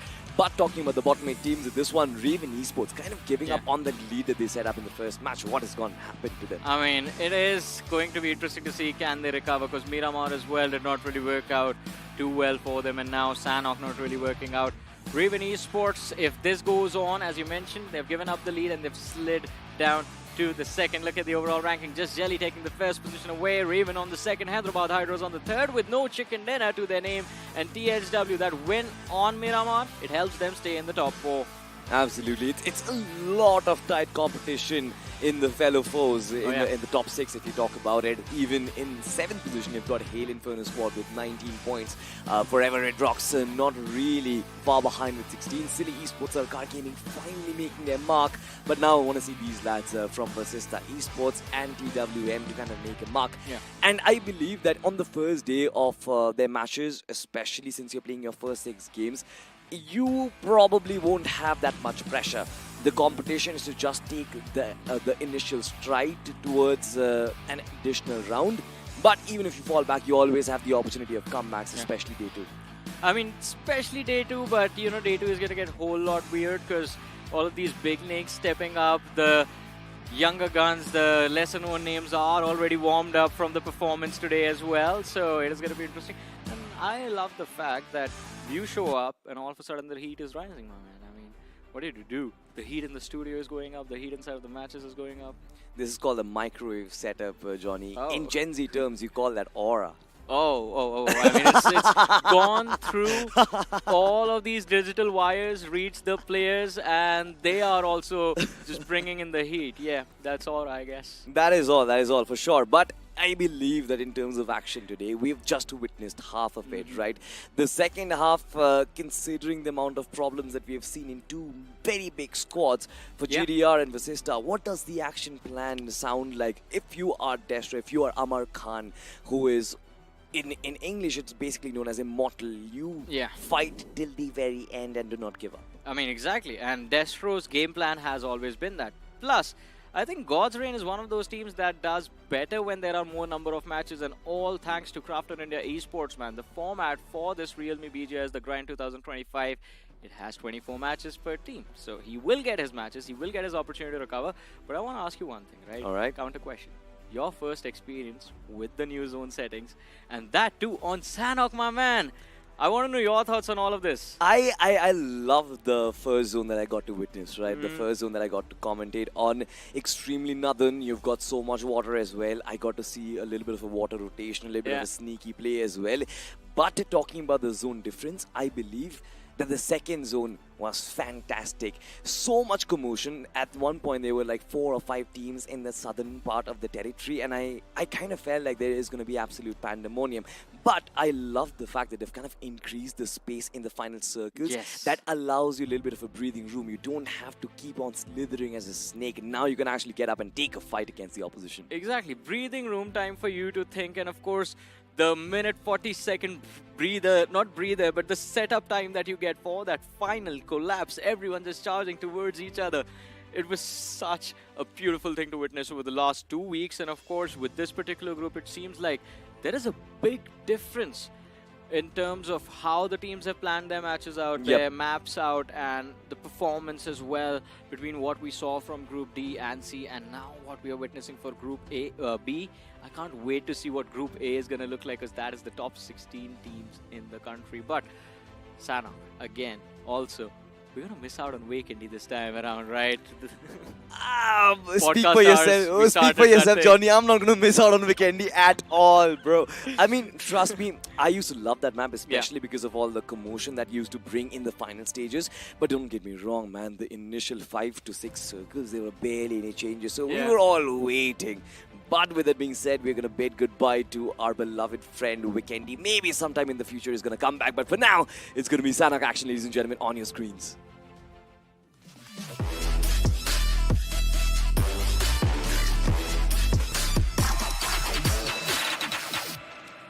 Alrighty, it is time for Sanhok again, ladies and gentlemen. The second Sanhok for these groups. Game number 4 for us. Group B, they are all prepped, all heated up, warmed up from the first 3 games that they played. And this time talking about the flight path starting from the southeastern quadrant of the map, just underneath docks. And it's going to go all the way towards the northwest between Camp Alpha and Hatin.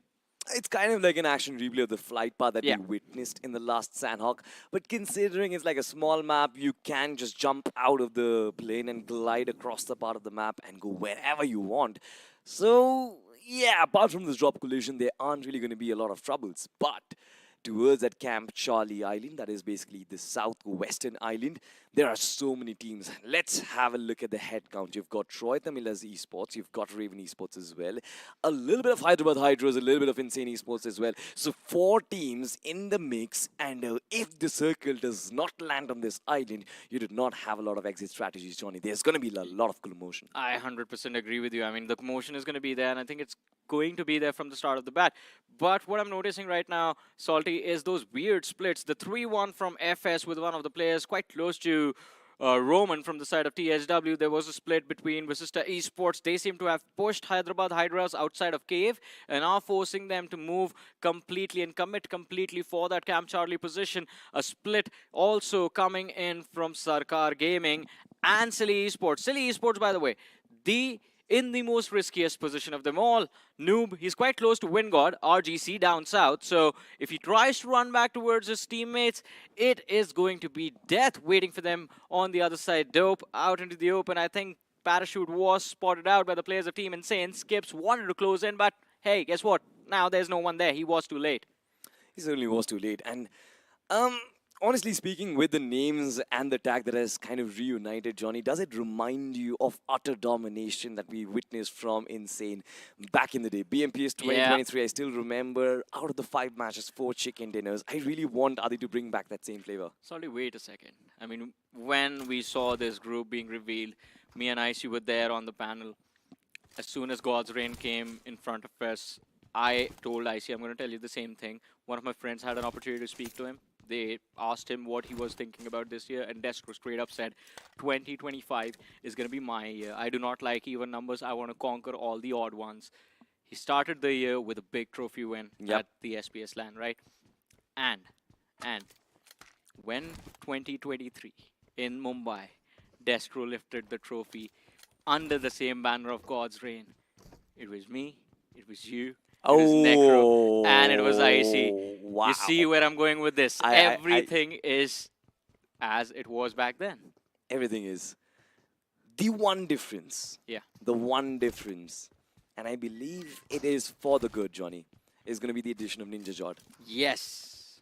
Shogun, of course, great player in terms of support. He was always there. But with Ninja Jod in the vicinity, I believe, considering now that there's a new zone meta, allows them to play a little bit more freedom. And I remember that interview where Destro actually said that Ninja Jod allows him to controllably move ahead with aggression. He does not venture out in the open territories, much like his predecessor S-Power. I'm not going to say anything about that, but that was some statement from Destro. Oh, but hey, look at that. Silly moves from Silly Esports as they go after the side of Sarkar Gaming. Sarkar Gaming did quite well in the previous match, but this time not off to a great start. Pasha knocked and finished off the first finish of the game in the hands of Silly Esports, and they are looking for more. Skeleton on the run, and Rapido Well, he's going to go pick him up, deliver him on the finish board. I love how you kind of word played your way out of Rapido and delivered. But with it being said, I feel like this man, he's supposed to be rapid. He's supposed to be extremely quick with his maneuvers. Up front, he does have the likes of Sarkar Gaming, and having found one finish, the question still remains, does Silly Esports wants to go that aggressive? Because I believe when it was BGIS 2024, if I'm not mistaken, Silly Esports made their mark in front of the whole nation. In that first week, inside of round one, it was their all-out aggression. Yeah. They were being led by the likes of Hydro at that time, but I believe that Silly Esports is still just as good. Yeah, I mean, they're still just as good. They're off to their shenanigans, right? And I think even in 2024, 2023, their shenanigans were the things that made them special. Yeah. That is what put them on the map. That is why we remember their team. Those unorthodox moves, the aggression, all of it was just beautiful to look at and to watch and to experience the types of these matches. But it was the lack of experience where they could not handle those high-pressure situations, because of which they were never able to make it far deep into the tournament. But after 2 years of playing at this level, I believe this time is going to be different. And on the overall leaderboard as well, Silly Esports right now starting off in the middle pack. I think there's still opportunity for them to strike back. But same cannot be said for these guys. Troy Tamilian Esports, the first 3 matches, middle of the pack performance. Not too great, but not too bad either. Not too bad for sure, but like I said, right, Hydro setting the standards for himself last year. We really want him to kind of repeat those performances once again. Meanwhile, the Finnish feed going on a frenzy. This time around, GDR, they start things on a run, but they are also not escaping unscathed. A nade does land right on the money. Lucifer gets knocked out, but Justin needs to be picked up as well. Ninja Jod on his tippity toes has so much responsibility on those lanky shoulders. Because right now the ship certainly is sinking, and for God's reign, they need this revival if they want to keep their dreams alive, to have that lead on the first day itself. Yeah, definitely, especially with Delta PG finished off. Justin, they can't lose another heavy hitter on the side. Ninja Jord, he does get the revive in. And Forever Red Ross on the other side. They're down to 2 players. And the second man, Lucifer, has been brought back from hell. But they need to wrap this fight up as quickly as possible. Destro returns the favor. R2 on the other side knocked out. Lucifer is making a run for his life. Wants to fall back. But even in the back lines, he's getting shot at. And there's nowhere left to go for him. God's Reign eventually are going to reign supreme in this fight. Lucifer has 3 nades. So if he connects a nade right in the middle of those 2 lads, that's the only way he makes it out of this situation in one piece. But here comes the buggy. It's going to circle this position. Lucifer, he's turned himself into a snake hiding in the grass. That's the beauty of Sanhok. The foliage allows you extra cover in those open spaces. And God's Reign, oh my goodness, the control on these players after losing their IGL. 2 players down, and they realize they can't pressure anyone anymore. Instantly fall back, instantly run for cover. And I believe it's the Paradise Resort that has always been kind of like a problem for GDR, especially in default circles like these. There are so many teams that are approaching them to take a fight because it's almost like the hotspot, the most high traffic region across the map. But look at this circle shift once again, just forcing these teams to traverse and migrate from the southwest island, the northwest island as well.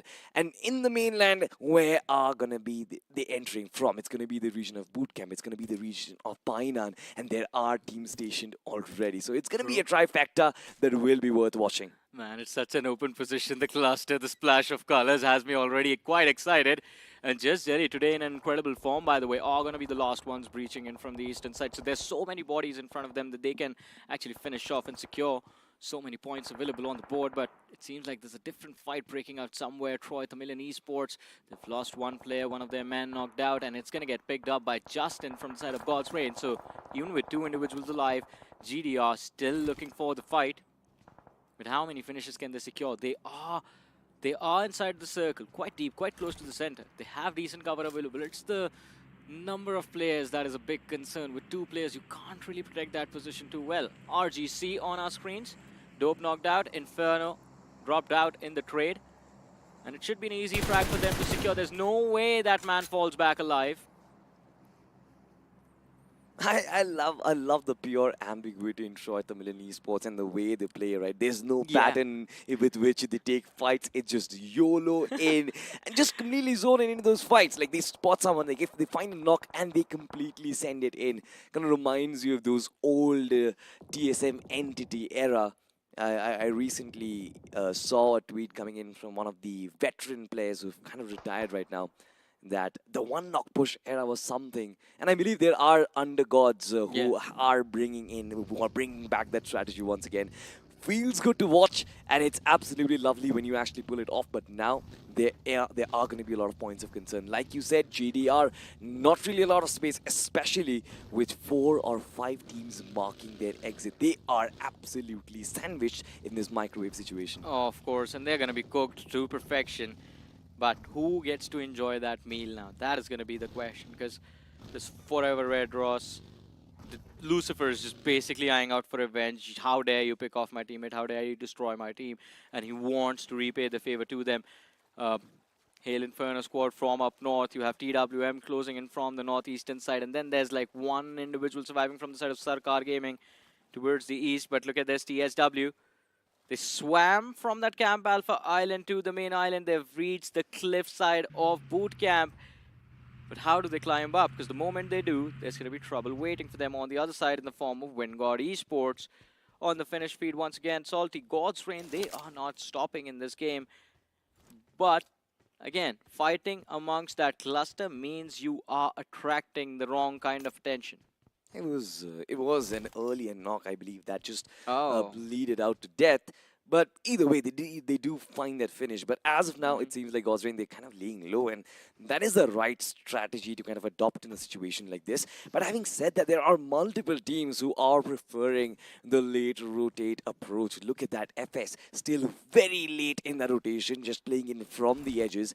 And in a circle like this, where every team has an even chance, I believe coming in from the outside late into the game does provide you that extra bit of manpower if it's something that you want. It does. I mean, it's the element of surprise that works out for you. But, oh man, the shift of the circle right on the head of Silly Esports, I just absolutely love it.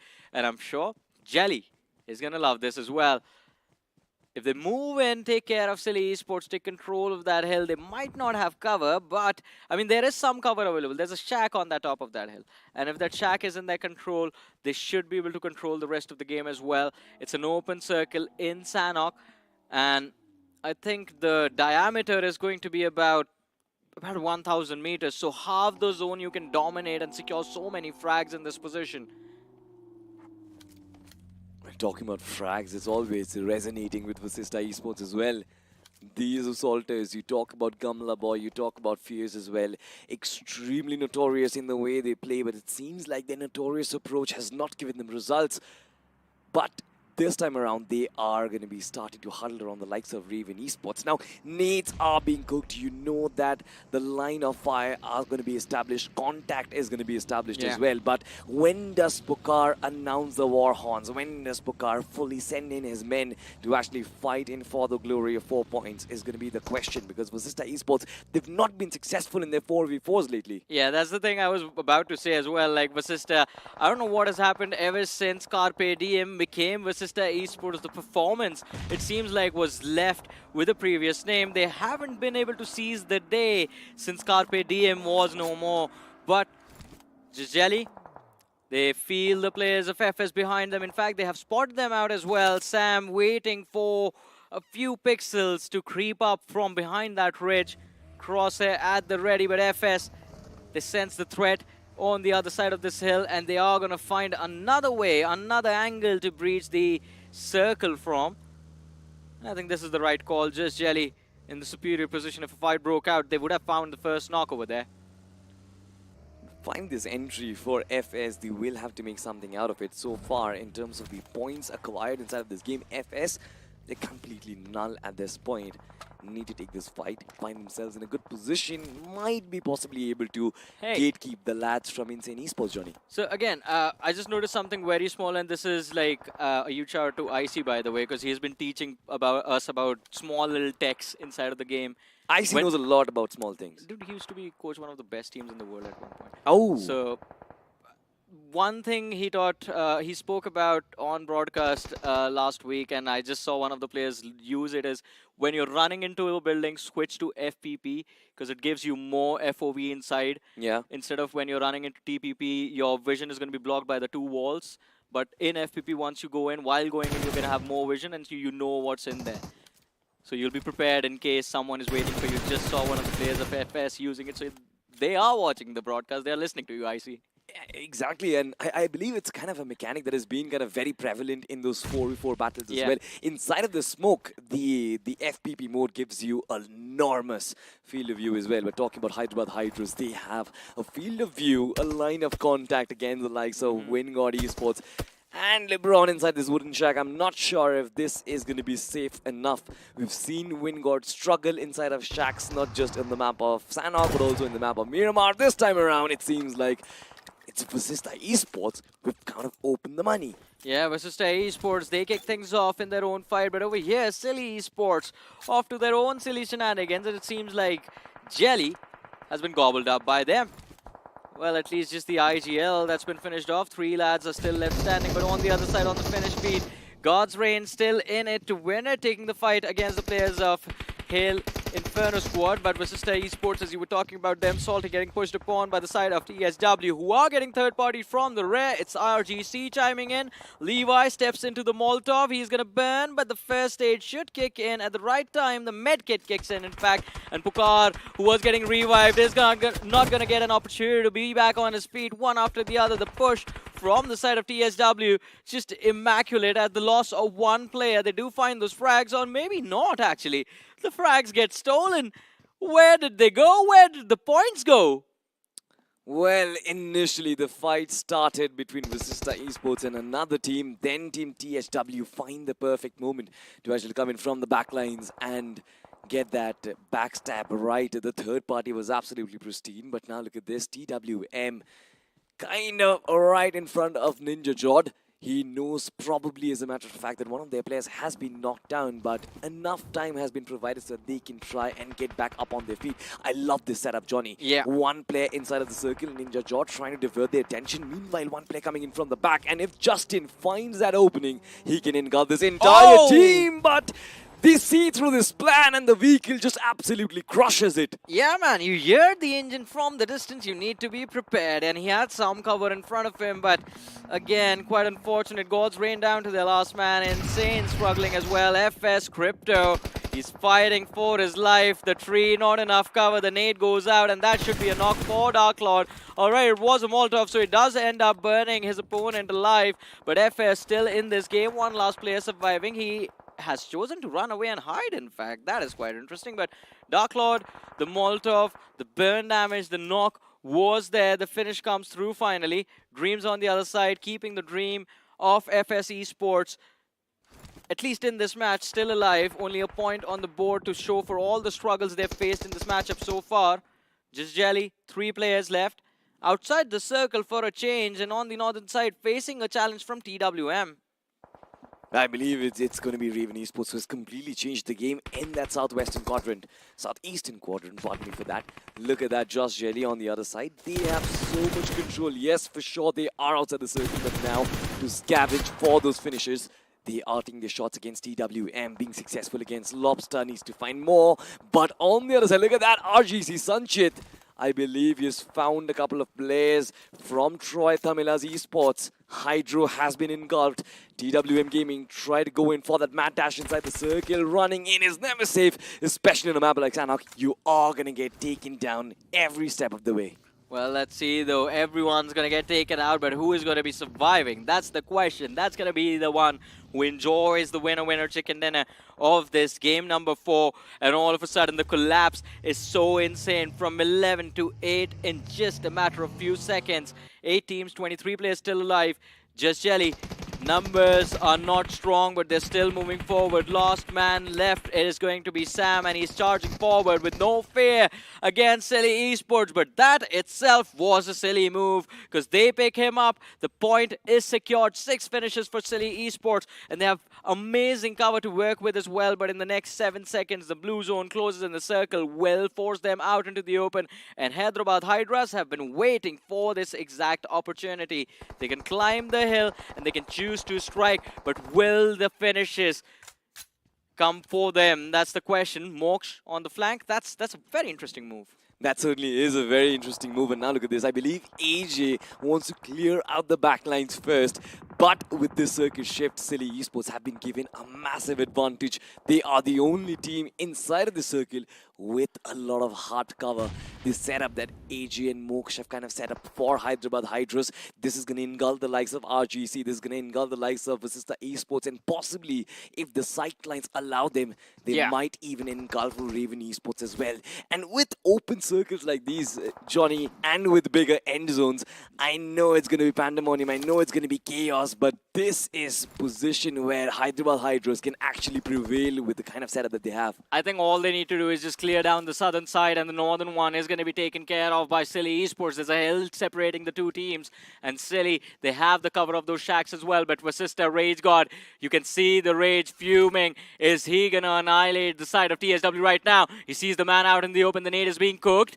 It gets lobbed out. It's going to be off. Forces him inside the smoke. Spots him out outside the smoke. Shots come in. The third party from Sunset. The knock goes to RGC. The finish gets picked up by Vasista. And Rage got another point secured. And he has spotted out that isolated man on the flank. 2 grenades to work with. Cooks this one. Lobs it out. Sunset out into the open. The M4 goes boom. What? But Rage God is going to be the one to fall. Sunset with the precision, with the accuracy of that spray, secures the frag and forces RGC into the top 6. Take a bow, Sanchit. That was a move and a half to have the guts, to have the balls, to try and move out in the open and still find his shot, connect that shot right on the money. That's brilliant. But now look at this. The circle once again showing its shenanigans, this time around taking it away from Silly Esports, and the ball has been returned in the court of Hyderabad Hydras, who have got so much map control, so much map awareness that they can single-handedly dictate the fight for the rest of the map. Look at this, Silly Esports trying to make the move. No. Kalyuk outside the circle. What is even he thinking? Gets knocked out. A free finish for Hyderabad Hydras, can capitalize on it with the help of the throwables. Still needs to fall back, still needs to cover every single angle, because you never really know. This is the Raven Esports, and they can be third-partying at any moment. Of course, and FS also lending a helping hand from the distance. One more player from the side of Silly Esports knocked out, and Hyderabad Hydras, they end up finishing off Silly Esports.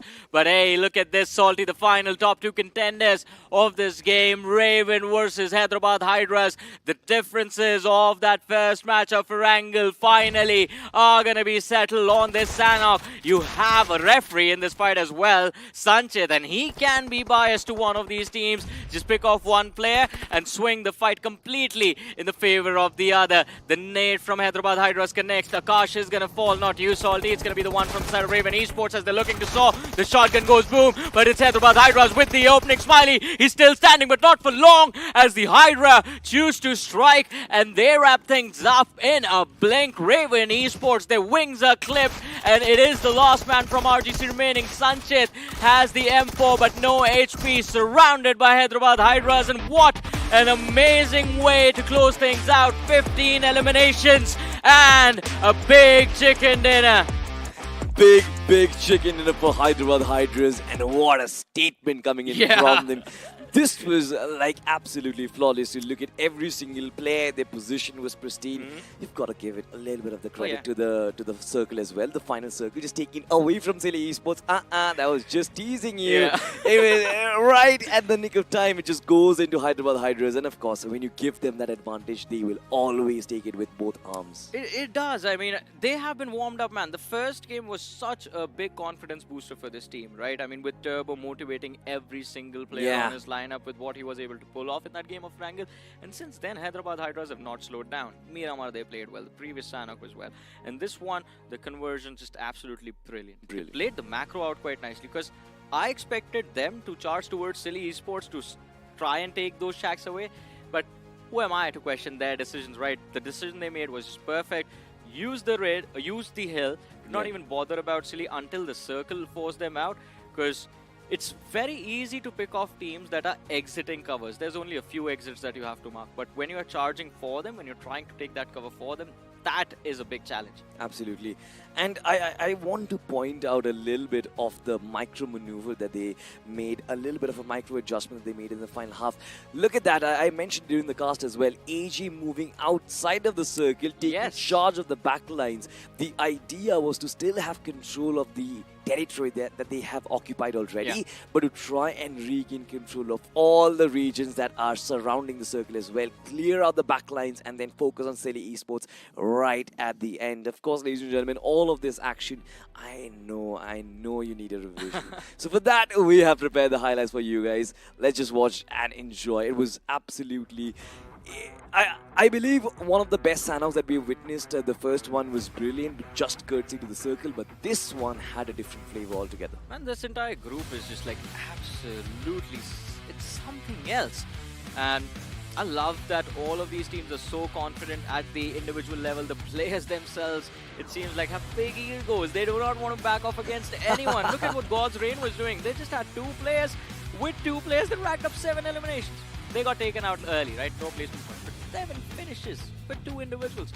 Had all 4 of them survived, things could have been extremely different. You also have to look at the caliber of the players, the level of the players who were surviving, right, Johnny? I mean, Justin and Najod would have been star players by their own right in any tier 1 team that you can think of in the country, right? Of course, both these 2 players playing together, I believe, having spent enough time, they have got their duo set up. They've got their synergy up there as well.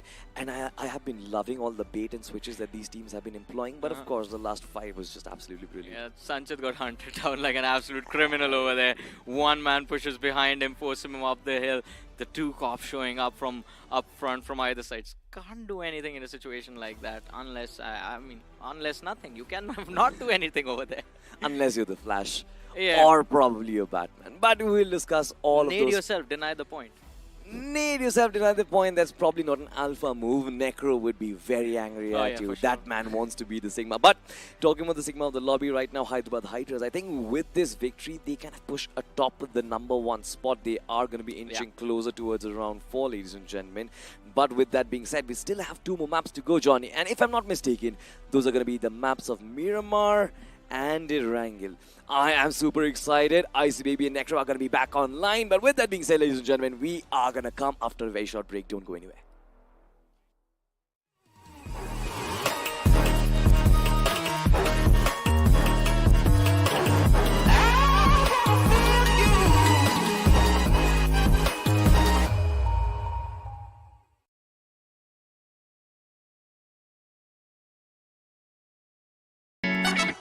We've got that temperatures hot, but it make way. We came here to slay,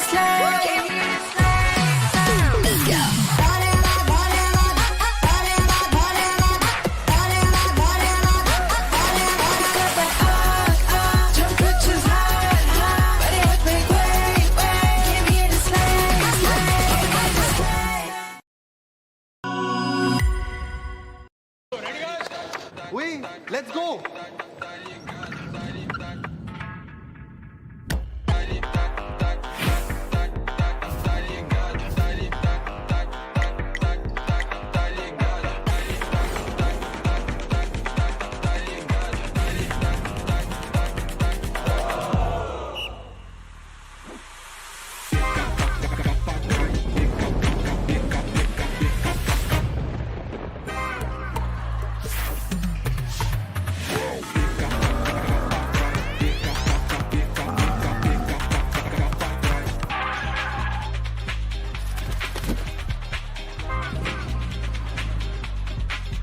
कर क्या रहा है ये? Sir लगता है अपना bro वाव mode में खेल रहा है।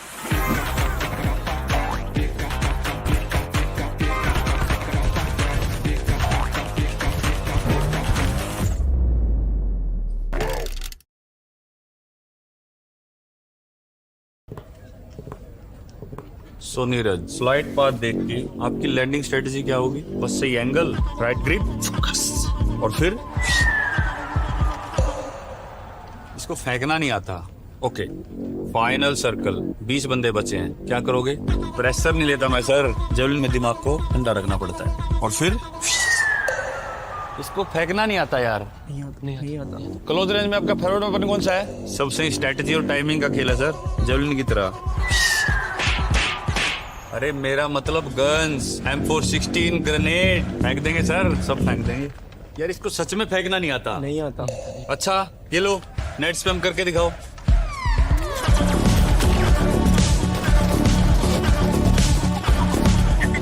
वाओ, इसको फेंकना नहीं आता, मगर इसको नेट फेंकना आता है यार।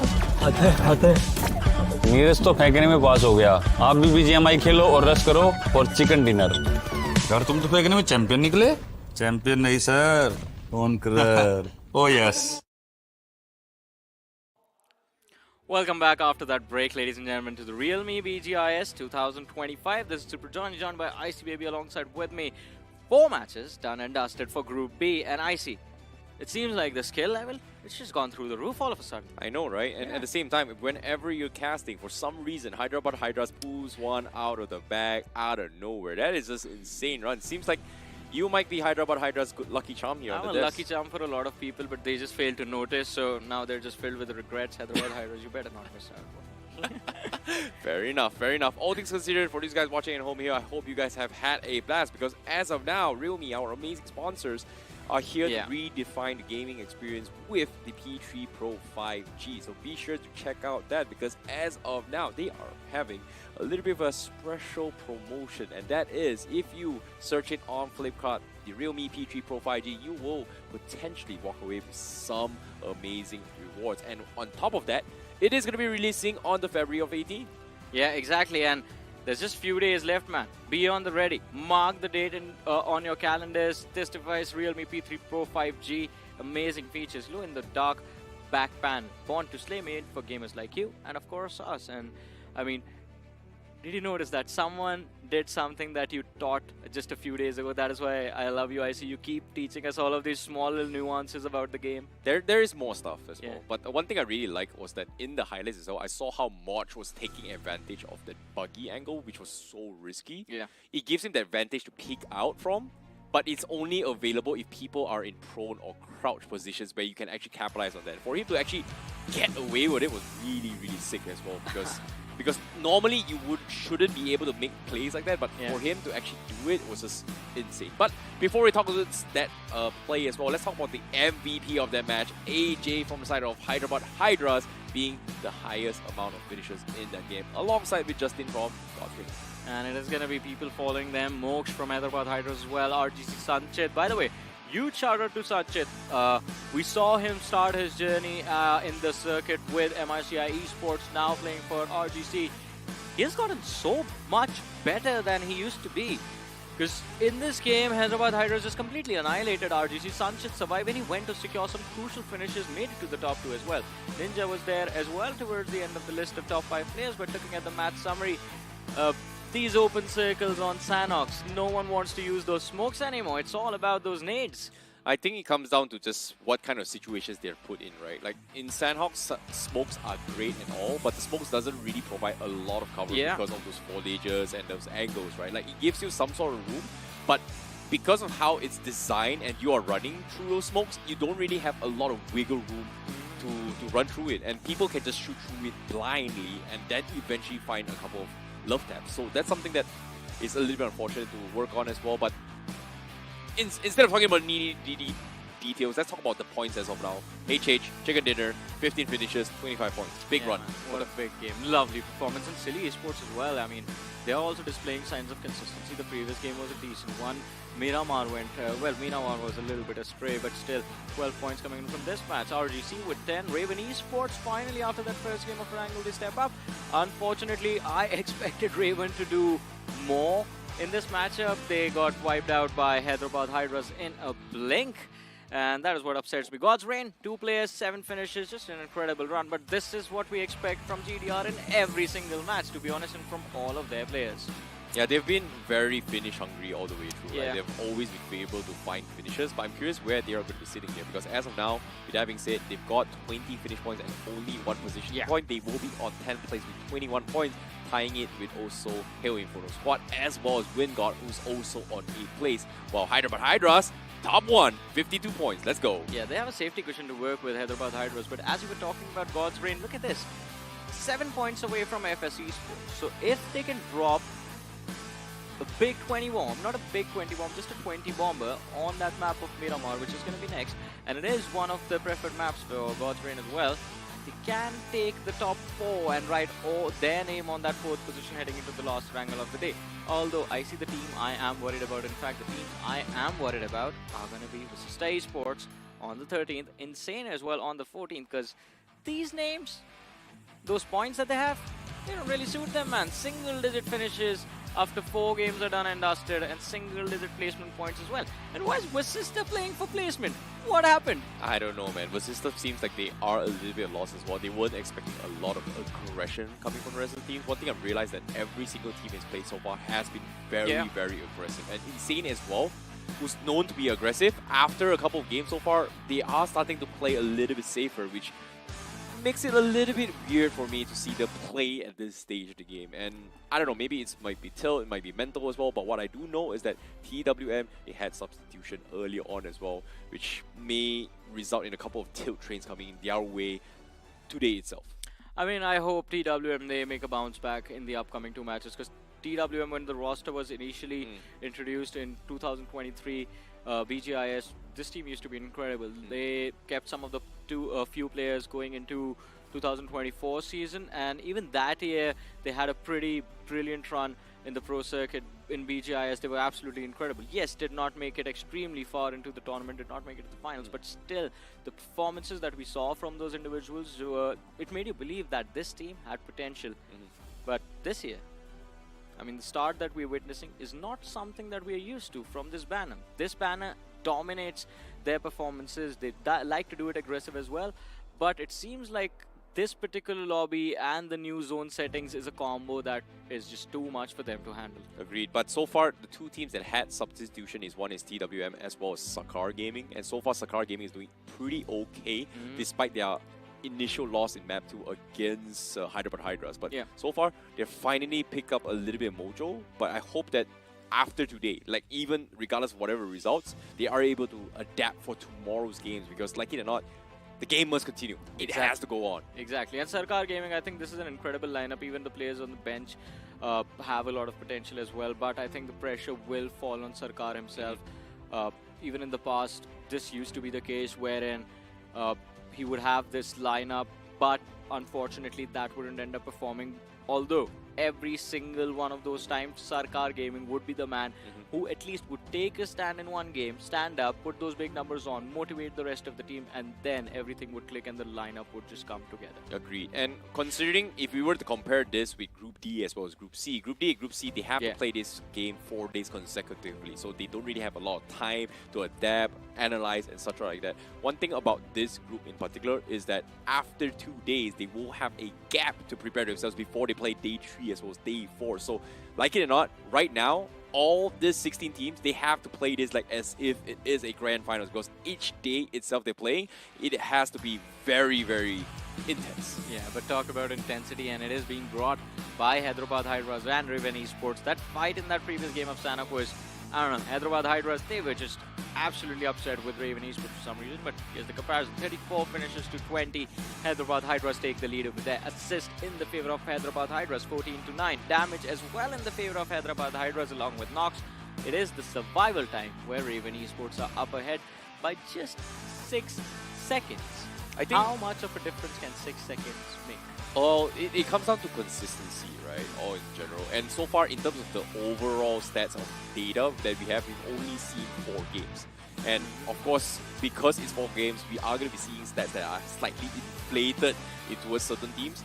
So I feel like in terms of consistency, Raven Esports, they have one big game, but 2, 3, 4, they've been okay. Whereas Hyderabad Hydras, they had a rough game in game 2, and then a little bit of a rough game in game 3 as well. That's why it's resulted in the survival time having a little bit of a shift. But of course, right now, they are number 1.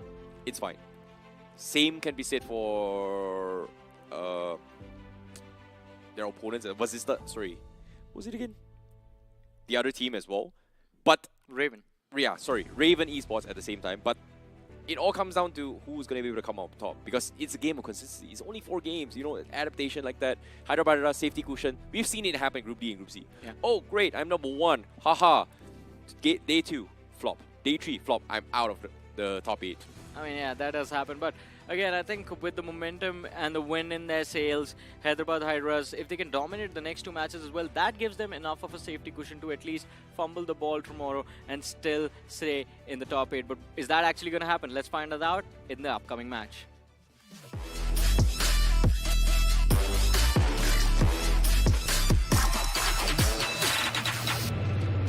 Well, Game 5 for Day 1 here, Group B for the Realme BGIS 2025 on its way. Match number 5. As you can see, the flight path is going to be coming from the northeast of Campo Militar, heading towards the south of Pertona. So a pretty southern eastern flight path for some of these teams.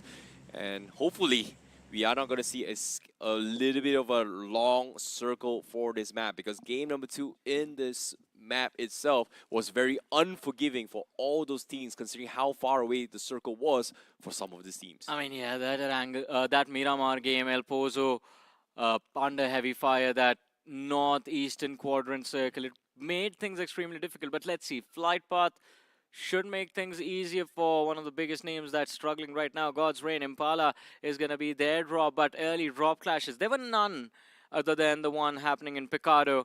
And of course, Sarkar Gaming not really having a fun time, getting wiped out at the hands of Hyderabad Hydras that round. Silly Esports, we see them take an exit south of Los Leones. RGC, they're going to take control of the main city. Hail Inferno squad heading towards Porto Palacio. Troy this time heading towards Campo Militar. Last Miramar that we witnessed, it was Raven Esports that went there. But that leads to a new question, I see. Where is Raven Esports this time around? And by the way, even Hyderabad Hydras have been left alone, and it's a central circle this time. Okay, I think this is a little bit forgiving. But my question here is, are we going to see any kind of collisions so far? Picado completely dodged. Forex forever actually going to against Wingod again. All right, this is something I didn't expect. Look at Partona though. You wanted a clash, and it's the weirdest clash of them all. Towards Partona, Raven Esports and Insane Esports dropping out. Well, before we talk about the clash, seems like we do see a little bit of action coming from FS Esports as well as VT. In this case, Basista in a little bit of an awkward situation. Pukar right at the edge. He needs some sort of backup. And FS Esports is not going to let him off the hook. He's going to get shot from afar. He's stuck in a rough place. And Pukar might walk into the nade. And yes, he will. And that's going to be one down from the side of Versista Esports. As FS Esports will find that opening pickoff. Well, for FS, very impressive with how they've kicked things off, kept things in control. Also in a very good position in terms of the overall leaderboard, sitting 4th in terms of points. So consistency has been displayed. But how far can they take this? That is going to be the question. The previous Miramar not really working out too well for them. This time definitely looking to change things a little bit. But Versista Esports, man, I'm wondering, are they just unlucky? What is going on? The last time they played like this, and we had a conversation during that broadcast with them at a recent event, and their answer was, yeah, we are on vacation. Well, it seems to me it might be vacation, right? Considering the fact that nobody's going to get eliminated out of this stage. Oh, could be true. Actually, could be true. And at the same time, they still have 2 days break in between them, 3-4 days to break before they actually play. But all things considered, they need to rack up some points. Still, it's only first day. We are going to be testing, experimenting as well. We do see teams like TWM, we do see teams like Sakara Gaming. They've also had in a little bit of substitution for those teams, gain those experience. Because understand, this is the first time ever Grind has had a stage where no one gets eliminated. So this might be a great time for some of these teams to have in some official practice matches as well to gain experience. No elimination, more number of matches, perfect practice. But look at this, Fierce, the hunt is on. Roman, he's going to look to hunt him down. The damage to that Lambo, oh my goodness, is it actually there? Just a chase from the individuals of THW. Fierce running for his life. Somehow, magically, the tires are still there. But Fierce, he's not a good driver. And, well, he's going to be punished for that. The run over, they tried to go for it. The run over finish did not work out. But finally, the shutdown comes through. And, well, even his car is going to get stolen now. Oh boy, Vasista not having any chance at all of any breathing room. They lose 2 right from the get-go. Daytime robbery, man, I'm telling you. Yeah, it's just so unfortunate, and it's just sad to see what is happening as well. But despite all that, guess what? We have another skirmish. It's going to be Raven Esports finding the members coming in from Insane. That's going to be another finish point right from the get-go. And this is what you wanted. Yeah. This is what you wanted, Johnny. Early collision right from the get-go. Drop test all the way through. He got that frag with the DMR hip fire. All right. Luck sometimes is skill. Skill sometimes is luck. Yeah, man. Which is it? Do you want me to say the whole thing again? No. 10% luck, 20% skill, 15% concentrate power of will, 5% pleasure, 50% pain, and, well, 100% reason to remember the name. I don't remember you, man. Who are you again? You can call me Super Johnny, you know. All right. Fair enough. Anyways, moving on, going to the circle, as you can see, seems like it is still very centered right now. Insane, they're pretty split off.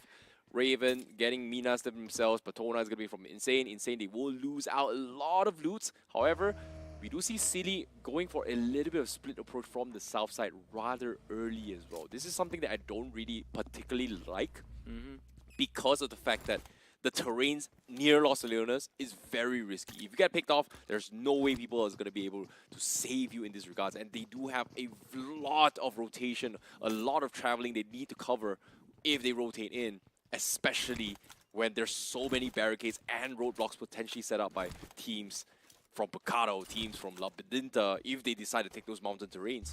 Yeah, it's going to be such a big challenge as well. But talk about challenges, and Forever Red Ross, I think this is such a good position for them to be in. So at least for the next few minutes, unless the circle just completely abandons them and moves towards the northern half, centering around Hacienda del Patron, they should be safe. But if that actually happens and they just go for a straight up north rotation, Hyderabad Hydras is going to be waiting for them in Picado. And with the momentum that Hyderabad Hydras has today, they have the luxury of committing mistakes. So they are going to run into those fights a little bit more aggressively, I believe. Or at least they should. Because as you keep talking about it, right, stat checking in the early stages, it's very important, tells you what works, what doesn't work, and in case the strats that you are checking out end up failing, you can go back to the fundamentals and recover. Yeah, I agree, but at the same time, I want to disagree with you about Hyderabad Hydras. Because now everybody is in this situation where they can't seem to beat them. This is the first time, this is the best time to be that bully and say, hey, kick them when in doubt. Just keep kicking them. Because why? They are going to come back stronger the next day. So now is the best time to take advantage of it. Just dominate. Just own so hard that you have so much points that, okay, day 2, I just need to chill. Done. I said the same thing, man. No, you said, you know, they have a safety cushion. They can lose games now. No, I did not say that. I said they have the luxury of going aggressive, so they are going to go aggressive. Okay, fine. You do not listen to me. You got to listen, I see. Fair enough. But Turbo, the star player from game number 1, has had a little bit of a rough game in these past 3 matches thus far. But in the same time, Notch is the one that really stood out after Turbo's performance from game 1. Oh man, yeah. I mean, Turbo has kind of slowed down, but I think the other lads have done a brilliant job stepping up every now and then. AJ and Moksha in that previous game of Sanhok were quite incredible. And I think moving forward as well, Hyderabad Hydras, if they can keep this consistency going tomorrow, day after, then I am going to put them as one of the top contenders to lift the trophy this year, man. I love this team. I love the people that are involved with this team in the back end as well.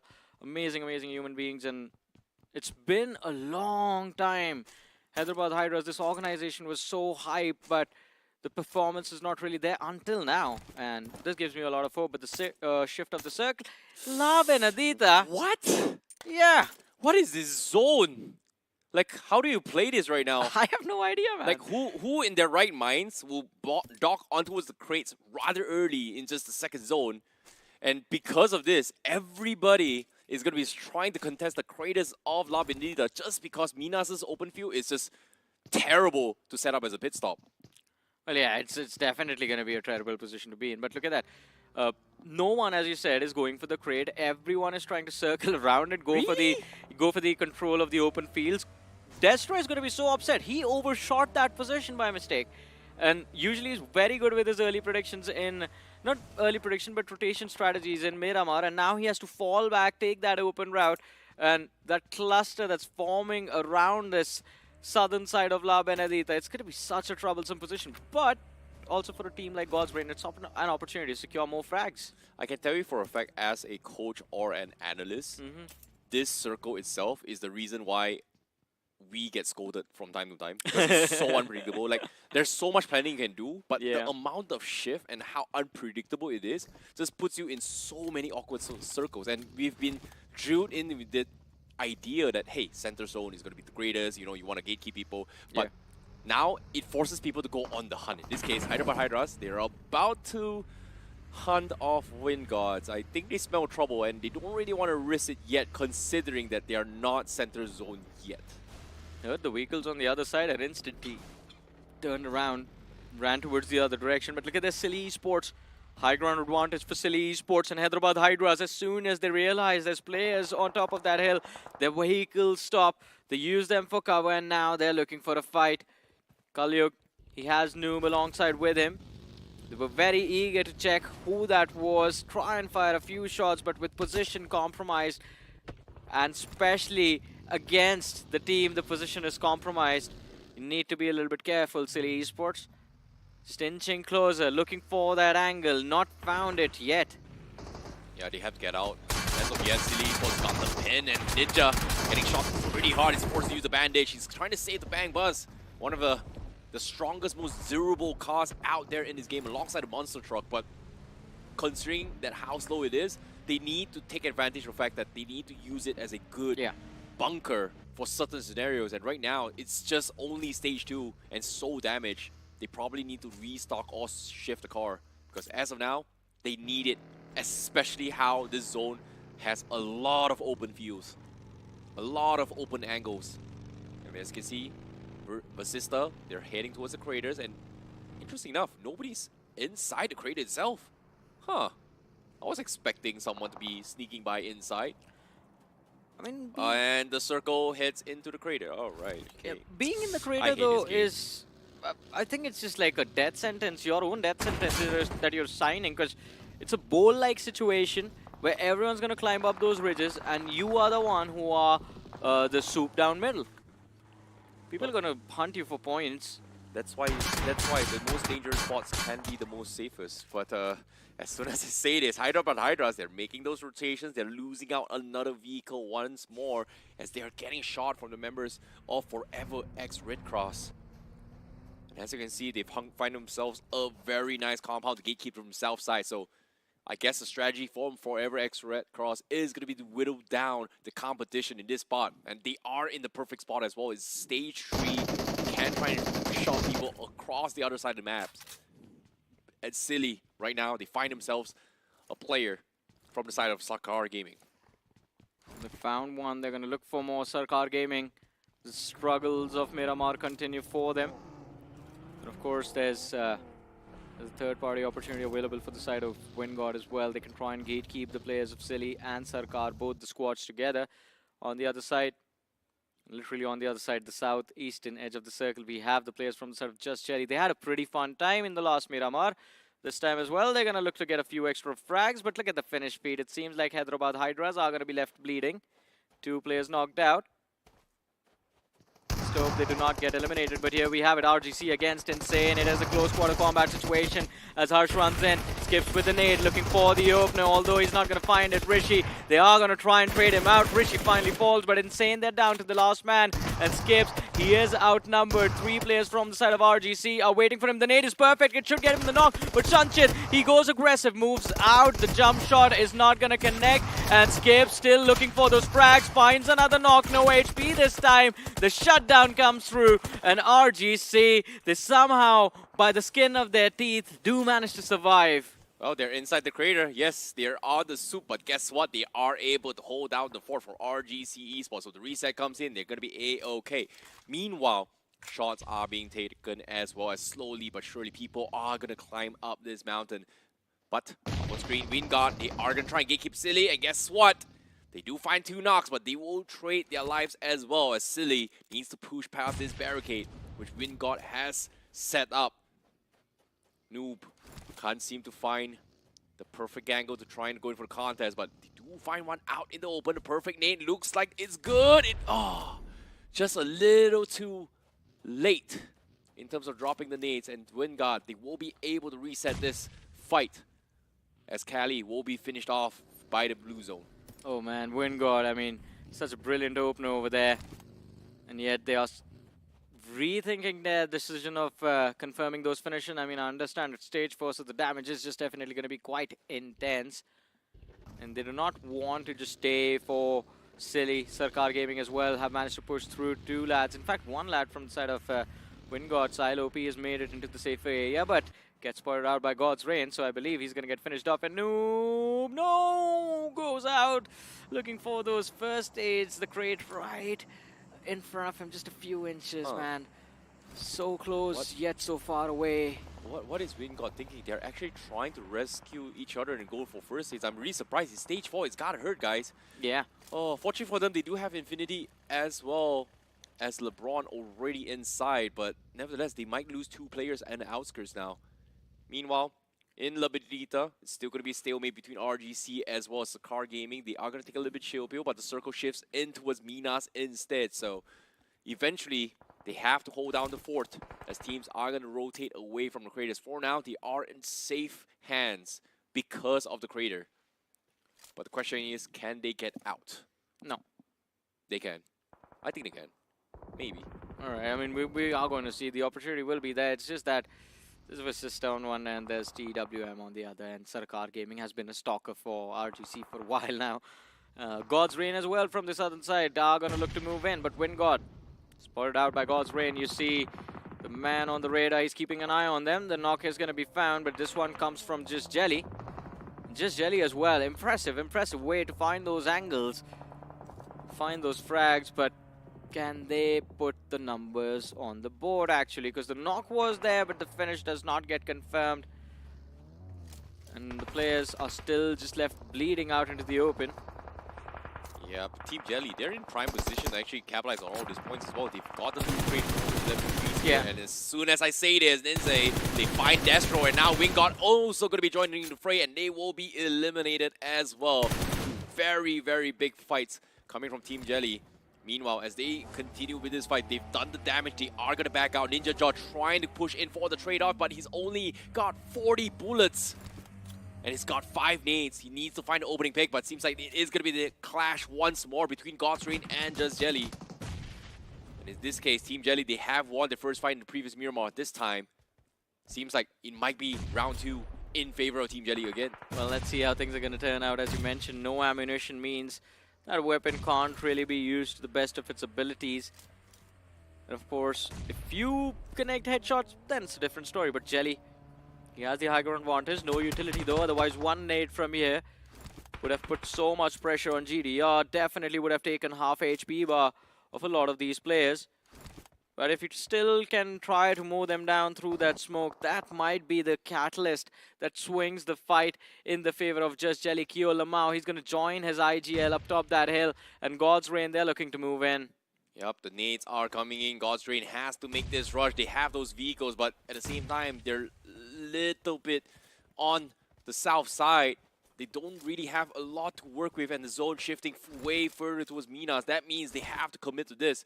And Ninze, 6 nades, looks in prime position. He can cook it up, looks good. I don't think God's Rain spotted him yet, but they are going to try and pressure them. Here he comes. Here is all the nades. God's Rain, they're getting completely bombed off, but Destro scouts out Ninze, and immediately he backs out. They want to save those vehicles. And God's Rain, inch by inch, pixel by pixel, they're trying to take space.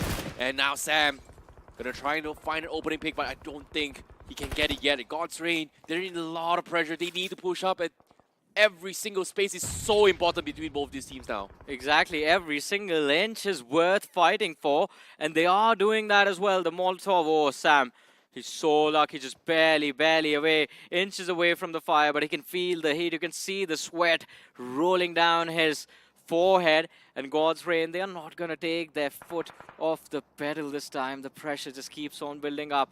Destro, not enough HP, still looks for the push. Ninja on the flank, gets knocked out by Delta PG. That's the opener. And Just Jelly, it is time to melt. It's time to turn to liquid, or maybe not if Sam has something to do about it. Kyolamau chimes in as well. And it is Just Jelly just turning things around. Destro is the last man left alive. Inside the smoke, the spam of the shotgun connects. And Just Jelly, they again on Miramar just make sure that the gods are not going to reign anymore. The God Slayers have joined the arena. And ladies and gentlemen, it is a 2-0 knockout handed to God's Reign from Just Jelly. 2-0 for Team Jelly, but Kyo held down the fort like a boss on top, and they completely shut the floor with them. Meanwhile, up on screen as well, we do see Inferno Squad in a little bit of a trouble. They are getting pressure. They are losing a couple of members. They've lost one thus far. But the question here is, they need to push up as well. And the ones that's going to be stopping them is going to be the members coming from Team Jelly, as they are going to try and take a fight against the teams inside the crater as well. Team Jelly now sending Ninja forward. He's going to take suppressed fires from the side of RGC. He somehow manages to find a little bit of angle, but his vehicle is about to explode. His health is so low, he might die to the explosion. But fortunately for them, RGC has stopped their pressure. Needs to reset this. The rest of Just Jelly is going to be flanking from the side. Ninja finally goes down in that truck. Oh no. Unfortunate. Hani just like, that was a beautiful spray. Just instantly finds the finish. Jelly, his position is compromised as well. RGC brilliantly done. 4 eliminations on the board. Jelly looking to retaliate, looking to save his boys. It's going to be very difficult, but look at this. Men on mission, crawling in formation. They've gotten on the flank. And Sanchez, he doesn't know about it. They're going to wait for a moment to strike, and the shots are going to be fired, but Sam fails the connection. Hani does survive, and now the position is compromised. They are very close, and they do not have any utility to work with. Just Jelly, did they just walk into a trap themselves? This is by far the most unexpected thing to work, but it's starting to pay off. But the zone, look at this, it's pushing by. And RGC, they're losing a couple members. They lose Kyo. It's up to Sam to clutch it out for Team Jelly. As he slowly inches his way through, Sanchez spots a glimpse of him. And he's going to try to cook the name and finish off Kyo. Kyo's dropping down pretty low. But it seems like Just Jelly, in this case, team, they are going to go for the reset. And another knee comes in to get the finish on Kyo. Sam dropped down so low. Sanchez still with the pressure. RGC, they need this fight, but the zone, look at this. He's about to move. Sam, he's out of options. They need to get out. And guess what? The third party comes in. It's going to be TWM on the other end. And Lobster looking to force the fight. Cooks up the nade. Sam in a lot of trouble. Lobster sees the pixel. He's going to go in for it. And Sam, he gets clipped up. But it's not enough to take him down. He just can't die. Needs to go in for another finish as well. But Nate clips him again. But Sam still survives and finally gets picked off. And that's going to be TWM that cleans out Team Jelly. Yeah, finally Team Jelly getting shut down, but I think they've done decent, man. 5 eliminations again on the board. And again, this time, this 2025 for Just Jelly, it's just going so well. Start of the day, amazing, consistent performances, sitting at the top of the leaderboard as well. But this one might just be about RGC as Hail Inferno Squad show up from the rear. The third party looking very clean until now. And there's the wipe. He got all of them. Go 10. Well, it seems like the fusion just worked too well for him. Although it might just be time to end it all. What? But no, that headshot, unstoppable. Ralphie hits the floor, and Goten has found some breathing room to work with, has 3 nades available, so there's potential that he can take down the other lads from the side of TWM as well. What a spoiler coming from Goten, the last man standing, sneaky plays, and just like that he's played spoilers for RGC, and now he's gonna make it hard for TWM. He doesn't have a helmet, he's gonna try and clean house. Does he get spotted out? Here comes the nade, it looks good. Oh, he clips them by a little bit. And TWM, they're inside the smoke. They have the zone, and Goten's got all the space he needs to try and capitalize on this. But at the same time, here he comes. He's going to be safe for now, as another team from the other side of the map is going to be third-partying this, and there's going to be THW coming to say hello. And TWM now in an awkward situation. Well, they're in a very awkward situation. TSW, Roman, high ground advantage. Toxic not spotted out. He's cooking up a nade, lobs it to the other side. Oh, and it's perfect. My goodness, just completely blind tosses that nade. Roman gets knocked out. Breathing room found by TWM, but Toxic is going to be forced back. Shots coming in from the rear. Can't really go beyond the ridge. The Molotov to keep him at bay as well. Armor shot up, needs to find the finish. Is going to try and see if he can force the players to just cancel that revive. Oh, he's going to... Wait, what? Okay, he can't be saved here. He needs to get out as well. Stage 6 is here. You can't save him. He's going to... Oh. He's trying to pick him up with his car, but... Okay. Lavish needs to realize that he's losing his own HP, plus his other teammates on the other side have been taken out as well. So 3 lads from the side of TSW knocked out, and all of a sudden, because he was delayed by the rescue attempt onto Roman, Lavish might have just ruined the chances of TSW making it further into this match. Well, the zone closing in out in the open as well. Here in front of the squad, Goten still somewhat survives. And guess what? He's hiding in the truck. I don't think they know he's inside. Okay, they spot him. They spot him finally. Oh, this sneaky little ninja tried his best to survive, but he will eventually bow out in 7th place for Hill Inferno squad. He tried his best, but his best will only come to this end. Meanwhile, as the rest of the team, TWM, coming out from the craters, they need to head down. They have some sort of vantage point, but they've only got 2 men. While the rest of the world inside the zone, we've got FS split off, trying to gatekeep Fascista, who also miraculously makes it to the top 6. Yeah, I mean, it is definitely a miracle, because Vasista today are not having a good day. Gamla Boy and Rage God still alive, but it seems like this might be it, Icy. This might be the end.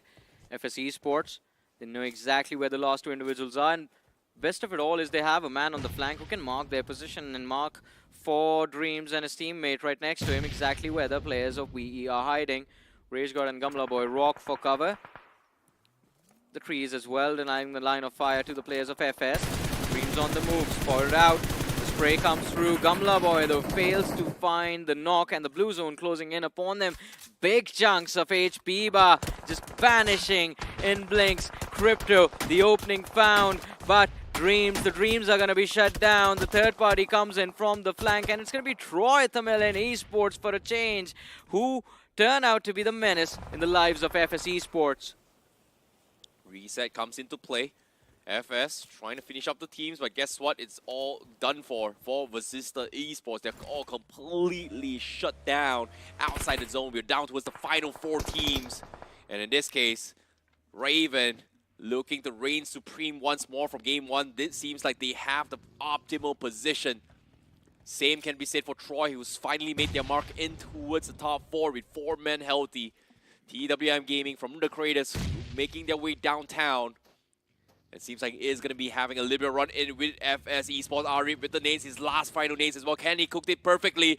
He looks good. He does tag him up. Crypto out in open. Does he get the tap? No! 1 HP. Crypto survives it all. And Ari needs to find the pick. And Crypto is going to be able to get the reset from this fight. What a pixel perfect moment.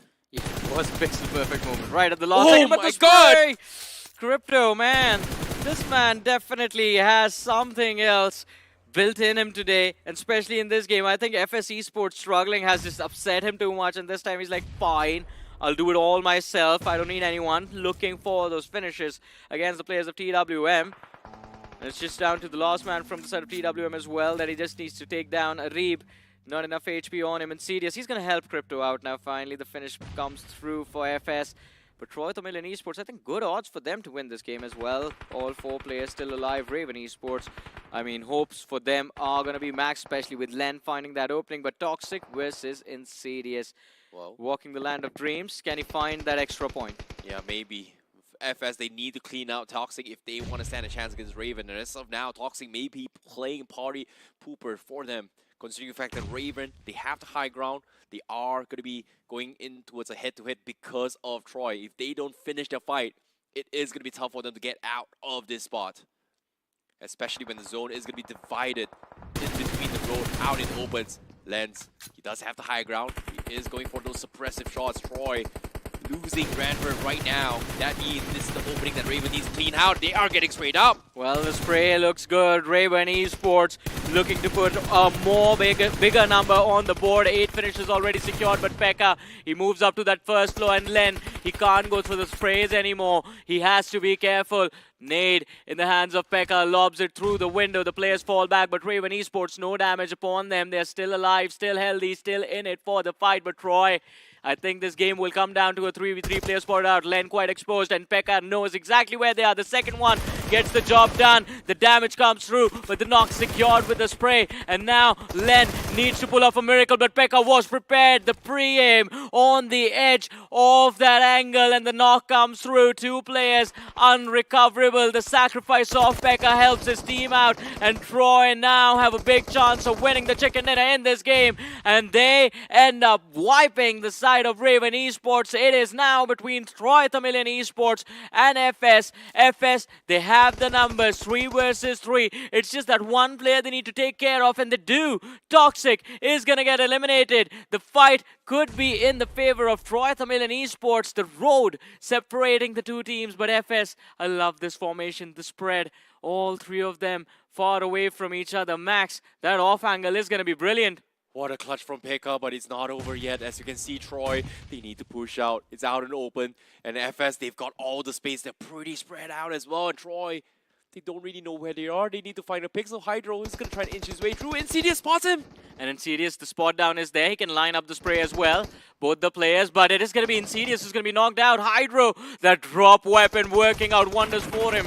No utility on the players of FS. Crypto with the trade. Max, he finds the second. Pekka falls as well. And now it's down to Hydro. He's looking for Crypto. Can he find the frag? The knock comes through. It's down to a 1v1. Max, his position is compromised. Hydro going for the reload. No HP on him though. Will he be able to secure the win? The answer is no. Pixel perfect shooting on his feet. And FS Esports finally finished the game off with a very wonderful winner-winner chicken dinner. They were struggling throughout the day, but in the second last game, they make it happen, man. Oh, what a close match coming from Troy. They needed it as well, but FS Esports, well done indeed. They held the fort down to the best as their abilities evolved. It just came down to a couple of timings, but still, Troy, Pekka, man, he really gave it to them. He really made life hard for Raven Esports. Man, that weapon, the MG3, demon with 2 faces, of course. It's just that rate of fire is so brutal to deal with. You saw how fast he melted. Yeah. He just melted out of existence. But again, Hydro, ammo ran out, no other options, takes a tree for cover, and it's a palm tree as well. It's so unfortunate, right? That the palm tree blocks every part except for that one tiny part on the right leg, and he got spotted out. It's so unlucky. And on top of it all, because of the fact that FS had that information, right? Like, when you're knocked as a teammate, it's very important to communicate for them. And if you can see them, you can still ping it for them. Exactly. And because of that ping, it gave the information for Max to shut him down. So well done coming from FS. Yeah, you just pray and pray at that point. Your teammate is marking the position where you need to shoot. You just shoot blindly and hope you find the frag. And because Hydro had no HP, it was just like one bullet out. That was a very, very nice comms coming from FS Esports. But nevertheless, a very, very good game. I'm really surprised that there are a lot more adaptations that's coming in. But again, so far, the trend continues from Group D, Group C as well. Teams who are early, they will have a lot of advantage. Teams who are stuck on the edge, they pretty much get shut down. In this case, God's Reign, one of those teams that were one of the later teams to make it. They tried to get a couple of pit stops, but they just got completely cut out. I don't know what's happening with God's Reign. I mean, they are getting very aggressive, but I think they are in double thoughts about how much aggression they need to bring in. I don't know about the aggression, but it feels like something is up between Team Jelly and God's Reign, because they've had 2 major run-ins, and Team Jelly came out on top twice. 2-0, man. I mean, Team Jelly is doing well, but I do agree with it. It seems like there's something going on between the 2 sides. Maybe the gods do not like to have Jelly. You never know. But anyways, RGC, they were the ones who ended up wiping out just Jelly. And RGC, in fact, a couple of seconds later, got third party. Crossing that La Benedita crater, right? On the other side of it, it was just death waiting for whoever went there. Southern side of this circle, stage 4 onwards, was just straight up hell, man. I know, right? It's so difficult. Like, I really like that the creative sites can have a lot of push past the zone. But the question is, he needed a 4-man. But this play coming from Pekka was so well timed because he was able to dodge every single thing that Raven dropped on him, found the position to reflank them, and then despite this drop, still got the trade off Raven. Even though he was marked in. So I don't know if it's luck or it's skill, but that was an insane round coming from Troy to make it in the top 2. But it all came down to this one final moment, which was a little bit of a mishap because Hydro was able to get a pixel perfect moment. And this spot right here, Max, in the edge. Oh, that leg. Oh, that leg. It's just sticking out of the palm tree. And I really wish we are able to adjust our character model to be a little smaller and stuff like that. Unfortunately, the palm tree just doesn't protect a human. I mean, for the people who get this reference, right, a story being told of a warrior who went to war, but he had to fall back because he took an arrow to the knee. This time it was just bullets to the knee, man. Fair enough. That's the perfect example as well, because it is from the story of Troy. Perfect example. Yeah, I mean, but it is going to be interesting to see how things turn out in the future. One more game to go. Who makes a comeback and who is going to keep on struggling? I'm talking about Vasista Esports. Vasista somehow still found placement points, but all in all, some of teams, there will be winners, there will be losers, but eventually it comes down to consistency. Hopefully they're able to bounce back, considering that we have one more game to go. Exactly. One more match left in today, ladies and gentlemen. It has been incredible so far. The last one, it's going to be the same. Don't go anywhere. We'll be right back after this very short break.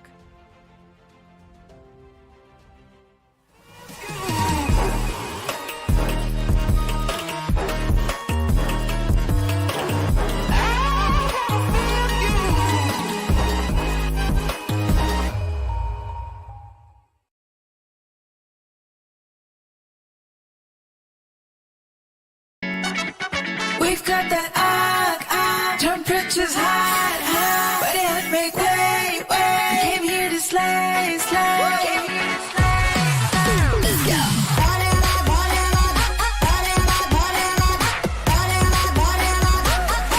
We've got that temperature's hot, but it make way. We came here to slay.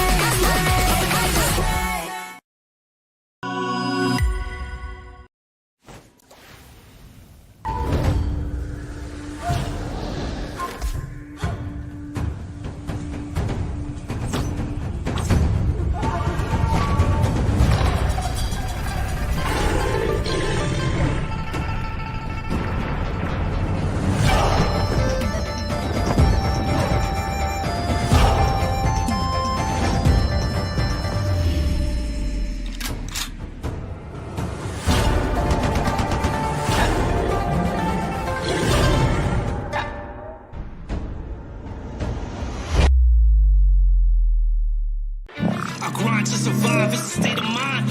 Legendary drive, eyes on the prize. I feel the gears turn, never hesitate. No stopping, King Kong beast is awake. I'm knocking down the walls, pounding at the gates. My hustle don't sleep, let me demonstrate. Got iron in the fire and I want more. I intend to win the battles, yes, in the war. I'm the champ, I'm the champion, I'm the champ, I'm the champion. Boss beast, John Wild Master. I'm the champ, I'm the champion.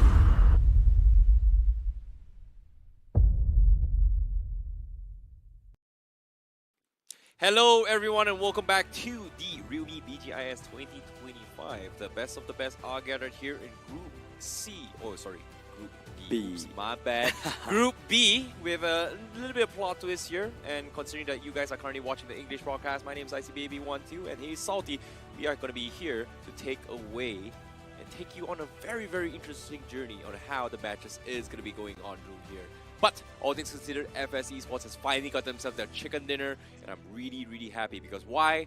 Because Realme is here to change and redefine the gaming performances of all mobile gaming. In this case, here in BGMI, they are here to make a mark for you guys with the Realme P3 Pro 5G and of course the glow-in-the-dark design, which will be launching on the February of 18, which is going to be coming out very, very soon. So if you guys want to win yourself some amazing rewards and also check out the information, be sure to search on Flipkart the Realme P3 Pro 5G. So, Salty, what is up? What is cooking? FS Esports, if I'm not mistaken, it's something that you predicted that they would be performing today. According to the predictions that we made, I actually picked up GDR, but that went horribly wrong. Pardon me for that. But FS Esports, I did try to talk about it. We were having a conversation the first game that we were casting, that I feel like this is the redemption arc for them. Multiple times they've come and they've gone. They've represented themselves at the LAN events as well, but that was a completely different lineup. This time around with the young guns, they are finally getting into their mojo, finally getting the groove of things. I'm extremely excited, but for now, let's just talk about the MVP, the star performer from the last game itself. What do you think it's going to be? I don't know. It feels like it should be Hydro, but nope, it is going to be Smiley from the side of Raven Esports. They were the gatekeepers on top of Nina's inside those offices, or in this case, the miners' office in regards. Smiley just completely shut them down with a total of 6 finishes as being the top MVP in that match. You know, I believe that the 6 finishes, of course, is just a byproduct, but being able to dish out 1,062 points of damage, being the IGL of the team, is truly commendable. A celestial performance, to be exact. But of course, you get that followed up by Becca from Team Troy with 4 finishes. You've also got 4 on Crypto, 3 on Goten, as well as 3 on Max. It's been a collective effort for FS Esports as well. I believe Crypto and Max kind of dished out majority of the damage, took charge of the team's offense. Now with the last map, which is still about to come, I believe they can repeat the same performance. It's going to be absolute bonkers for FS Esports. Agreed, Great right? Especially when Pekka was the star player for Troy to actually come up on top of that fight against Raven. Yeah. And it's just phenomenal to see how all these individual players in this lobby is just so skilled. And of course, this is their second chance to potentially make a comeback into this fight. And of course, match summary, we do not see any kind of vehicle finishers, but we do see a lot of smokes being used once more to try and inch it out. And in particular, I think at least 10% of it, of this amount, came from the fight between both Team Jelly as well as God's Rain. So with that being said, let's take a look at the point standing. FS, they take the Chicken Dinner with 17 points. TWM on second place. They were the dominators from the southern side of the circle with 12 points. And also Raven having 12 points from the north side. And Troy also from the north side with 10 points. THW 8 points. Basista Esports had one of the worst starts, was able to get 6 points for themselves. RGC 6 points. Team Jelly was able to get 5 points for themselves. Honestly, I feel like this was one of the games where the points table absolutely flipped on its face. And this is the best thing that you could possibly ask, especially as a neutral fan. If you're watching it just for the sake of competition, then I believe that Group B, it's certainly lining up. But on the second half, of course, a certain bit of disappointment. You've got the bigger names, GDR, you've got WinGod, Silly Esports, Insane Esports, Hyderabad Hydras, and then, of course, Sarkar Gaming. So all the top dogs, they have been kind of trickling down the ladder, but talking about the overall standings, Hyderabad Hydra is still maintaining that lead, 52 points, 2 points lead on top of Raven Esports. You've got FS following up with 45, and then of course you've got Just Jelly and THW forming the top 5 teams of this group. Exactly, and this is very, very close. The fight for the top is still uncertain yet, but as you can see, Hyderabad Hydras, they somewhat still find some sort of consistency, but everyone in top 5 right now is eyeing for the top spot to have that safety cushion. Same things can be said for RGC. They have been very, very consistent in their rounds. Same for Silly as well, but like you said as well, God's Reign, take a look at this. They're the only team in the second half with 22 finish points alongside Forever X Red Cross with 20 finish points in general. And so far, they just haven't been able to find placement points at all. It's very surprising that every single time you actually get finishes on your half, but can't really convert that in terms of big numbers when it actually comes about the position points. And one of the factors which I believe has been stopping GDR from doing that is retaining that man advantage till the final circle. They kind of always have that solo casualty or that double casualty at the start of the game, which kind of halters that motion. But once again, for Sarkar Gaming, for Insane especially, because Adi is such an experienced IGL, Harsh Escapes, they are one of the best. They have been in one of the best lineups that they have been. Now struggling, especially in a group like Group B, we know it's hella competitive at this point, but if you were the IGL of Insane Esports at this point, what would be your go-to strategy going into the last game? Lose this game, it's fine. We work on it tomorrow. Something went wrong. We don't have time. Just play. Move on. Think You about woke up tomorrow. on the wrong side of the bed today. Do not even try. Just try and come back with a fresh mind tomorrow itself, and I think that should be the go-to strategy. How come did you even coach IC in your prime to days? be honest, it comes down to just mental things, yeah. right? Like, Insane, they had a good start in game 1. Yeah. They third-party God's Reign, Yeah. shut them down, and after that, they just got picked apart. Second time they tried, and then everything on just didn't really work out for Team Insane. Yeah. And from that point on, as of now, no amount of confidence or strategy is going to work. In this case, the only way is just like, hey guys, you're not out of it, just chill, relax, focus on your mind, don't care about strategy, just do what you do. If you lose, it's fine, we've worked on it tomorrow. Yeah. Research those matches right now, because there's only so much you can do. The most important thing in the game itself, especially playing a team, is your mental health. Absolutely. And if everyone is angry or tilt, people make mistakes. You must understand this. People make mistakes. Instead of blaming or getting a little bit angry and just pointing out mistakes, oh no, you've made mistakes, okay, it's okay. The first thing you need to do, it's okay, bro. Comfort him. It's okay. It's okay. It's okay. We're gonna work around it. Work around it. Okay, let's figure this out. Let's figure this out. That's how you show support for your teammates. And if you don't have that kind of mentality, and if you keep blaming him and he's gonna feel bad, guess what? When he feels bad, he's gonna play bad. When he plays bad, the entire team plays bad. I feel like this is one of the most animated and this is one of the most hyped up casters that we've had on the show so far. But ICAB, I love the way you actually said it, because I believe Adi himself is one of the most sensible IGLs. But the best part about the grind is that there are going to be no eliminations. You either will find yourself inside of round 3 or you're going to find yourself in round 4. Now, there's considerable difference in competition. Inside of round 3, you play against, if I'm not mistaken, 256 teams. Proceeding in round 4, you play against 128 teams. So that gives you a massive advantage. But for Adi, I just saw an Instagram post. He recently got married, so I believe that we can give him the leeway, isn't it? I want to say something really bad, but I shouldn't. But anyways, all things considered, we are going to be starting off the final match for today here. Aside from Team Insane, let's talk a little bit more on the rest of the teams. There is going to be the final hoo-ha to try and push the lead to catch up with the top 8. Again, they are here to fight for the top 8, to qualify for the later stages of the round. And of course, who doesn't want to be a part of it? Because nobody's going to be limited. Let's take a look at this match.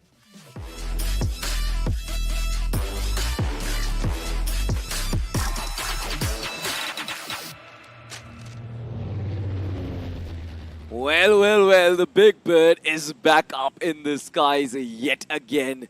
The map of Erangel, the final map of the day, ladies and gentlemen. Group B, they start things off yet again, and this time they come back to their home turf. The map of Erangel, lush green valleys, lush green lands, but this time it is going to be the Colosseum of all these gladiators. Let's just find out. The flight path, of course, starting off from Primorsk, moving towards the mansion. You've got a couple of teams who've ejected already.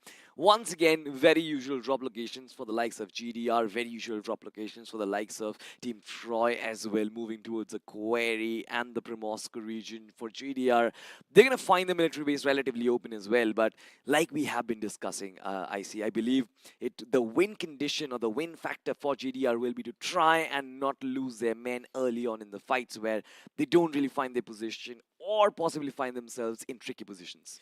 I think it comes down to just understanding how each of the teams are playing in this lobby is going to be very important, right? It always starts with the drop spawn. It always starts with delay and timing, right? Yeah. If somebody is holding you, that means it's holding back the entire team. You are going to lose out in terms of resources. We've seen this happen multiple times, especially here in Day 1, despite how intense the game can be. Even a strong team like Wingard, even a strong team like God's Raid, if they get delayed, they are going to mess up.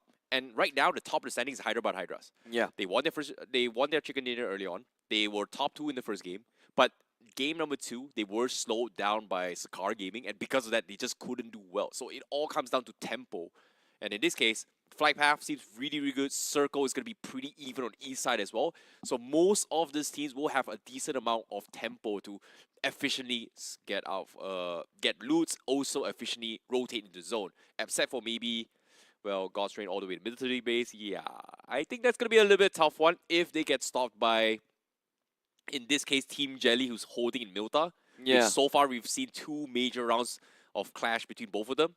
I wouldn't be surprised to see a third round between Team Jelly versus God's Rain. In fact, I wouldn't be surprised if God's Reign once again ditch the bridge of Milta, the bridge of Norup Noi, and actually move towards the military base bridge where it's already been guarded by Wind God so far. But Hyderabad Hydras, just like you said, table toppers right from the get-go, find themselves in a good spot. 52 points that have been acquired in the first 5 games, and I believe it's a good head start. Hyderabad Hydras, they know they've got 1 foot inside of round 4 already, but this is where the competition starts to heat up even more, because we've seen multiple teams, I see, who have kind of had that good position at the start of the game, but they got to trickle down. Now look at this, Hyderabad Hydras, they spot the likes of Sarkar Gaming almost instantly. Come on. They try and open their triggers. Come Not on. a lot of shots connected. Sarkar Gaming, they can move away. Oh, come on, Chase, man. Come on, Chase. I want to see that insane 1-pixel shot coming from Turbo. Like, he's got a couple chip damage in, but at the same time, seems like they are going to back off. Might be round 2 between Hyderabad Hydras as well as Sakar Gaming because of the fact that this has happened in Miramar before. But look at this in the minimap. They are pretty close. They might actually contest this as well. And yep, the shots still continue. Hyderabad Hydras might contest this. Ooh, he's got 4x as well as an early scar. He can actually try and punish this. But looks like they will back off instead. You know, they don't want to waste too much time considering that they're still outside the zone. And true that, and I think for Hyderabad Hydras, there is no compulsion to actually take this fight. Now, it does make the game a little more interesting for us, and considering we are possibly the most sadistic pair in the casting. No, sorry, that's Johnny. That's Johnny? Yeah. I don't believe, man. Johnny's a good guy. We are like cruel to all these players. We want them to fight right from the get-go itself. So, nonetheless, for Hyderabad Hydras, a very sensible decision to actually back off. Now it remains to be seen how do they find that injection point inside the circle, because I love the way all the teams are evenly spread out, but we know it as a matter of fact. Erangel, the first zone, and the second zone, they're so vastly different right now. To be honest, I don't like how the circle is so spread out right now, because sometimes in life, I've learned the word here when I'm in India, is that we all love this thing called masala. And it feels like right now, in this situation, we don't see enough masala in this game, man. This particular game seems like everybody has figured out, hey, they are going to drop here, we're going to play safe, no contention right early, and I was expecting a little bit more rivalry in this situation, but considering now the circle seems to be shifting on towards Yasnaya, we might expect the circle to be out in the open right on top of those secret bunkers, in this case shelter vicinity, or maybe even Yasnaya in that regard. So I'm surprised that no one actually played in Yasnaya. Huh, this is new. And it's not very surprising, to be honest. I see I've been very close to these athletes, especially when they were playing their own grind matches. I'm talking about some other set of players. And their mentality was to try and experiment different things throughout this grind, throughout the 24 matches that they play. It's not like they just want to keep on winning and try and focus on qualifying for the next round. Yes, for sure. But I believe the safety net that the grind has provided to all of the 64 teams that they are playing. This is a testing ground. This is like an experimentation phase where you can just try out different strats, different movements, different drop spots. And one of those experiments resulted in this one turning out to be a slow start. But I love slow starts, I see. Don't get me wrong. I know, as a matter of fact, if the teams do get their better loot, if they find themselves in good spots, the end of the game is just going to be even better. I hate being patient at times. And in this case, right now, obviously teams are going to be playing a little bit safer, considering the fact that it is the final game to try and pull through towards the top 8. Team Jelly is going to be one of those teams who had one of the worst starts, but one of the best comebacks to make it to the top 4 in the overall standings. And again, consistency is going to be the key. Team Jelly, right now in prime position to gatekeep the east side of this breach. It seems like they are setting up install to try and cut off anyone rotating from the eastern breach of military. So, seems like that is going to be the case coming from the FS Esports, already setting up shop into his mansion, one of the best spots possible of bunkering down, but unfortunately looking outside around them is not exactly the best spot compared to back in the days where the old mansions was a little bit more open. It did provide you a lot of vantage points as well, a lot of openings, but that also invited a lot of attention as well. So currently I believe, yes, for sure, they are going to find themselves a fortress, but it will be interesting to watch out for if any other team is going to come in and contest for that same location.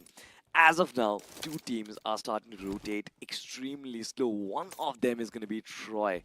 And I'm extremely surprised that a team like this, who absolutely bombarded last season, I'm talking about BGIS, the last edition, now they are kind of struggling, especially in this new meta and the change in strats. I agree. And as of now, WinGod, this is going to be those teams that are struggling to adapt to current patch because, true, as of now, WinGod and God's Rain has very, very similar playstyles as well as rotations. And this is actually resulting in them just clashing with each other's playstyles in other regions, which other teams are slowly adapting. Because if you think about this, if WinGod is shoving other people, it is going to go towards God's Rain. And God's Rain is shoving other people, it is going to go towards WinGod. And it's causing out too much of a confusion for other teams rotating, which resulted in both actually taking each other out indirectly.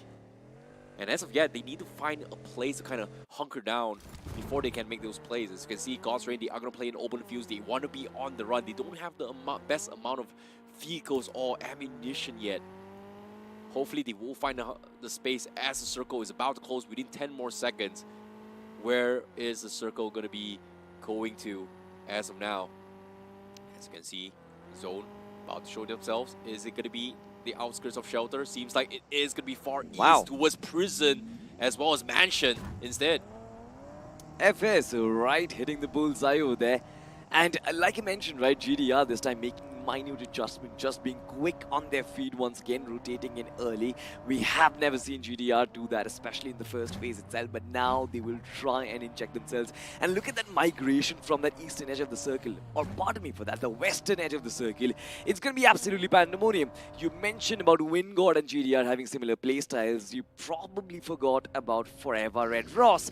Even they are in a similar position. They have always been trying to kind of play in from the edge of the circle as well. I am expecting a triple threat IC, baby, and that would be possibly the best way to kick things off in this one. I don't know about you about triple threat, because it seems like it's going to be quadruple, maybe even quintuple in this sense. It seems like everybody is going to be hunkered down here as well. Forever X Red Cross is going to be trying to set up a couple of pip stops outside of shelter. But as of now, nobody's inside shelter hiding yet. They're pretty exposed. They do hear a lot of gunshots surrounding them. And Inferno Squad, Hell Inferno Squad is circling around. They're trying to bait some sort of reactions. And guess what? Forever X Cross right behind them is going to be another team as well. Not in best position. Lucifer still looking to hold on towards the pressure. Doesn't want to let go. They want to try and farm some finishes, but it feels like they're a little bit too exposed this early in the game. It's barely stage 2. They need to get out. But looks like they are going to try it instead. They are going to try and hold this port near the prison instead. I'm surprised by this. And why not? I mean, this team, especially Hail Inferno Squad, we've seen them multiple times. In fact, PMWI IGL, in my opinion, is one of the best scouts in his region itself. This time around, all he wants to do is to try and get as much information as he can from the open lands. Now, we know as a matter of fact, be it Owen, be it Goten, these players know how to hit their shots. Especially, even you guys can hit your shots if you're wielding something like the Realme P3 Pro 5G, which is the segment's best performance phone, by the way. Launching on the 18th of February, get yourself one. Agreed. And at the same time, seems like we might get our wishes right here. Round 3, ding, ding, ding. Team Jelly going up against God's Reigns once more in this gatekeep. I don't think they know it's each other, but at the same time, they are hunkered down around the shelter vicinity, the lumberyard. In this case, the lumberyard, Kyo, he does see remnants of God's Reign, but it is still rather early in the phase. It's not worth the risk yet, as the zone is about to close in stage number 3. Where is it going to go? Is it going to go south or north? Seems to me it might be the north side. And it looks like it is going to be in the prison vicinity. Oh my goodness, this is a tricky spot to be in. But Team Jelly, they have one of the best spots to hold right now, considering the fact that everybody who wants to rotate from the south side has to run through the lumberyard. And the lumberyard is not road friendly at all for any vehicles. Do you know which team I'm actually a little worried about right now?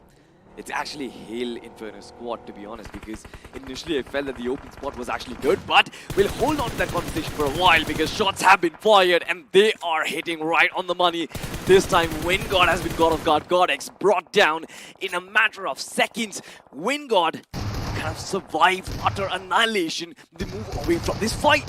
the same time, Hyderabad Hydras as well going head-to-head against THW. They've lost a couple of members. Turbo getting knocked off, and Levi with only 1 HP somehow survives, and Lovich goes for the juke to bait around as well, but he eventually comes up on top, and Hyderabad Hydras gets taken out on 16th place. THW is able to hold down the fort, but they've lost members. They've lost one, but they will be able to get the reset. They are inside the zone after all. And despite all this, we are not seeing any kind of third parties yet, so they will be able to reap the rewards.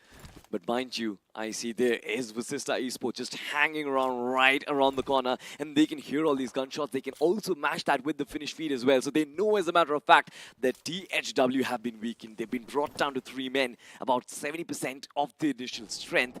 Possibly a best opportunity for Vasista to try and capitalize. But now look at this team, Raven Esports. They are being knocked on their doors by RGC, and this is going to be a fight and a half. Oh boy, Raven, they do have those compounds. They know the information, but right now, they're not too happy that there is intruders in the vicinity.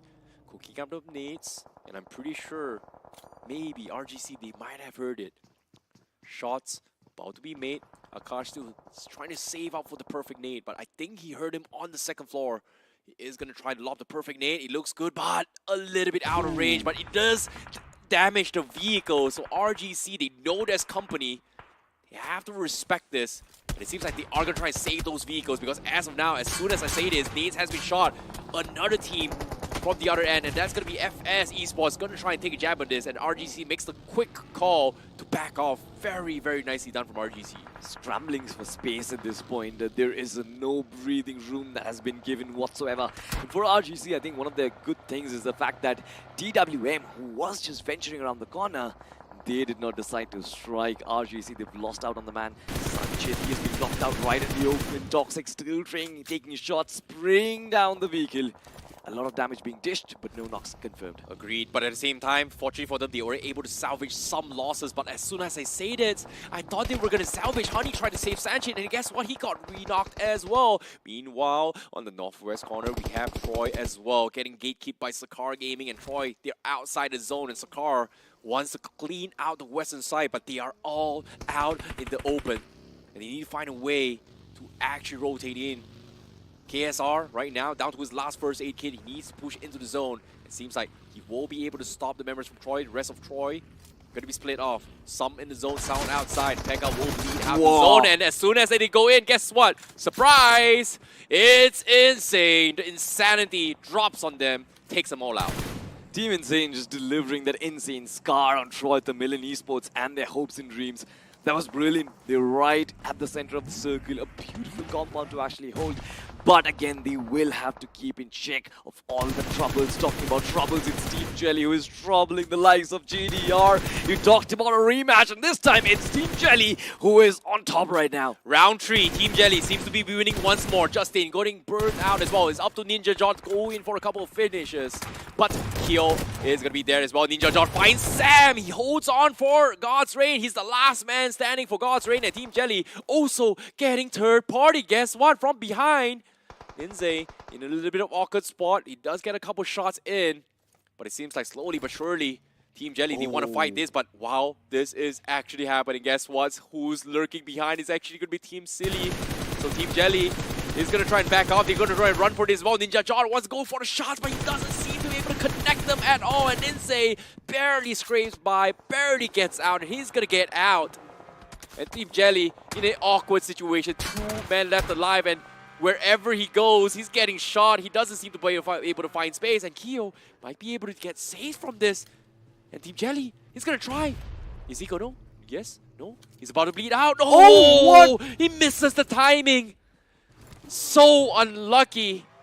Lindsay now forced to back off. And Ninja Jaw getting clipped away by Jelly. 1 HP. The zone's coming in. He's about to bleed out. He might die to this. And God's Reign, he's going to bow out on 14th place.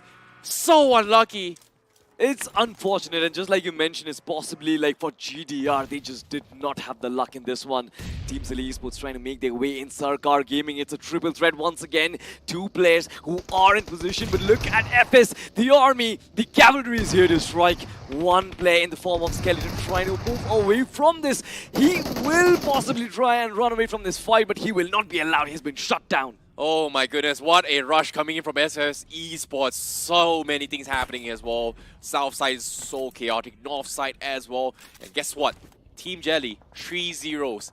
God's Reign in 6 different maps. Whew!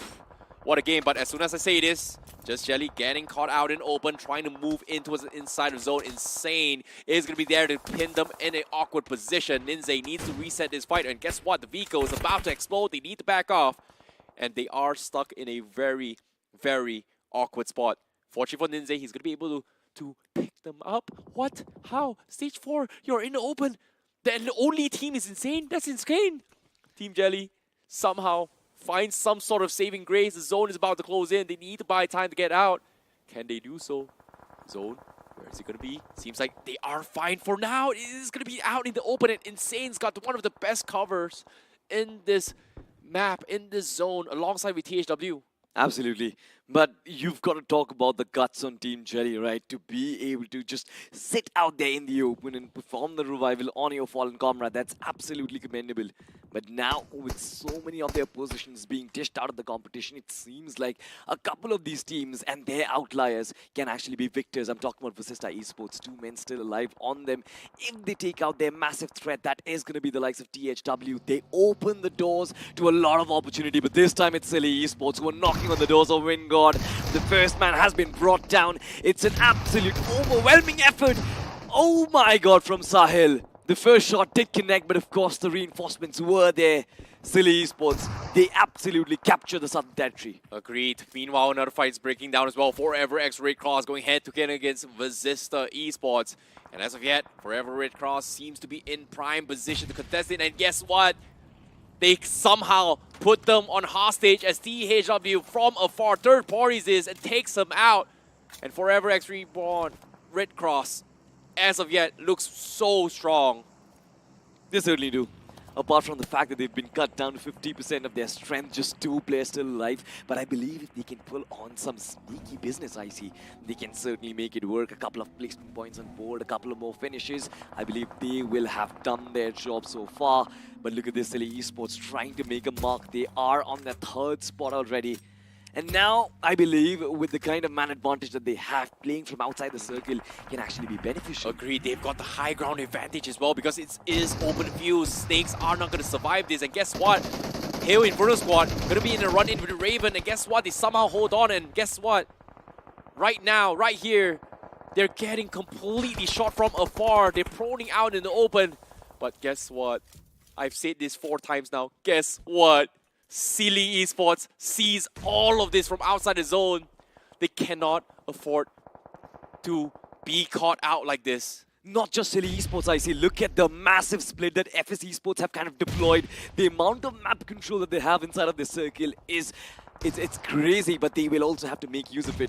And for now, it's Insidious who spotted this huge chaos that is right up front. He spotted the players of Hail Inferno Squad. But unfortunately, the shots that is from the other side that hit him. And now, his back, FS Esports back, has been broken. My goodness, they somehow still hold on. How is this possible? Inferno Squad, they're getting shot from City, and at the same time, Insane also holding down the fort is making things really difficult for them to survive. Silly, they find an edge circle for now, but they need to clean them out if they want to survive this. Goldhead trying to be the distraction. Oven can't seem to find those opening picks, but seems like they are going to regroup and reset and stock up before this fight.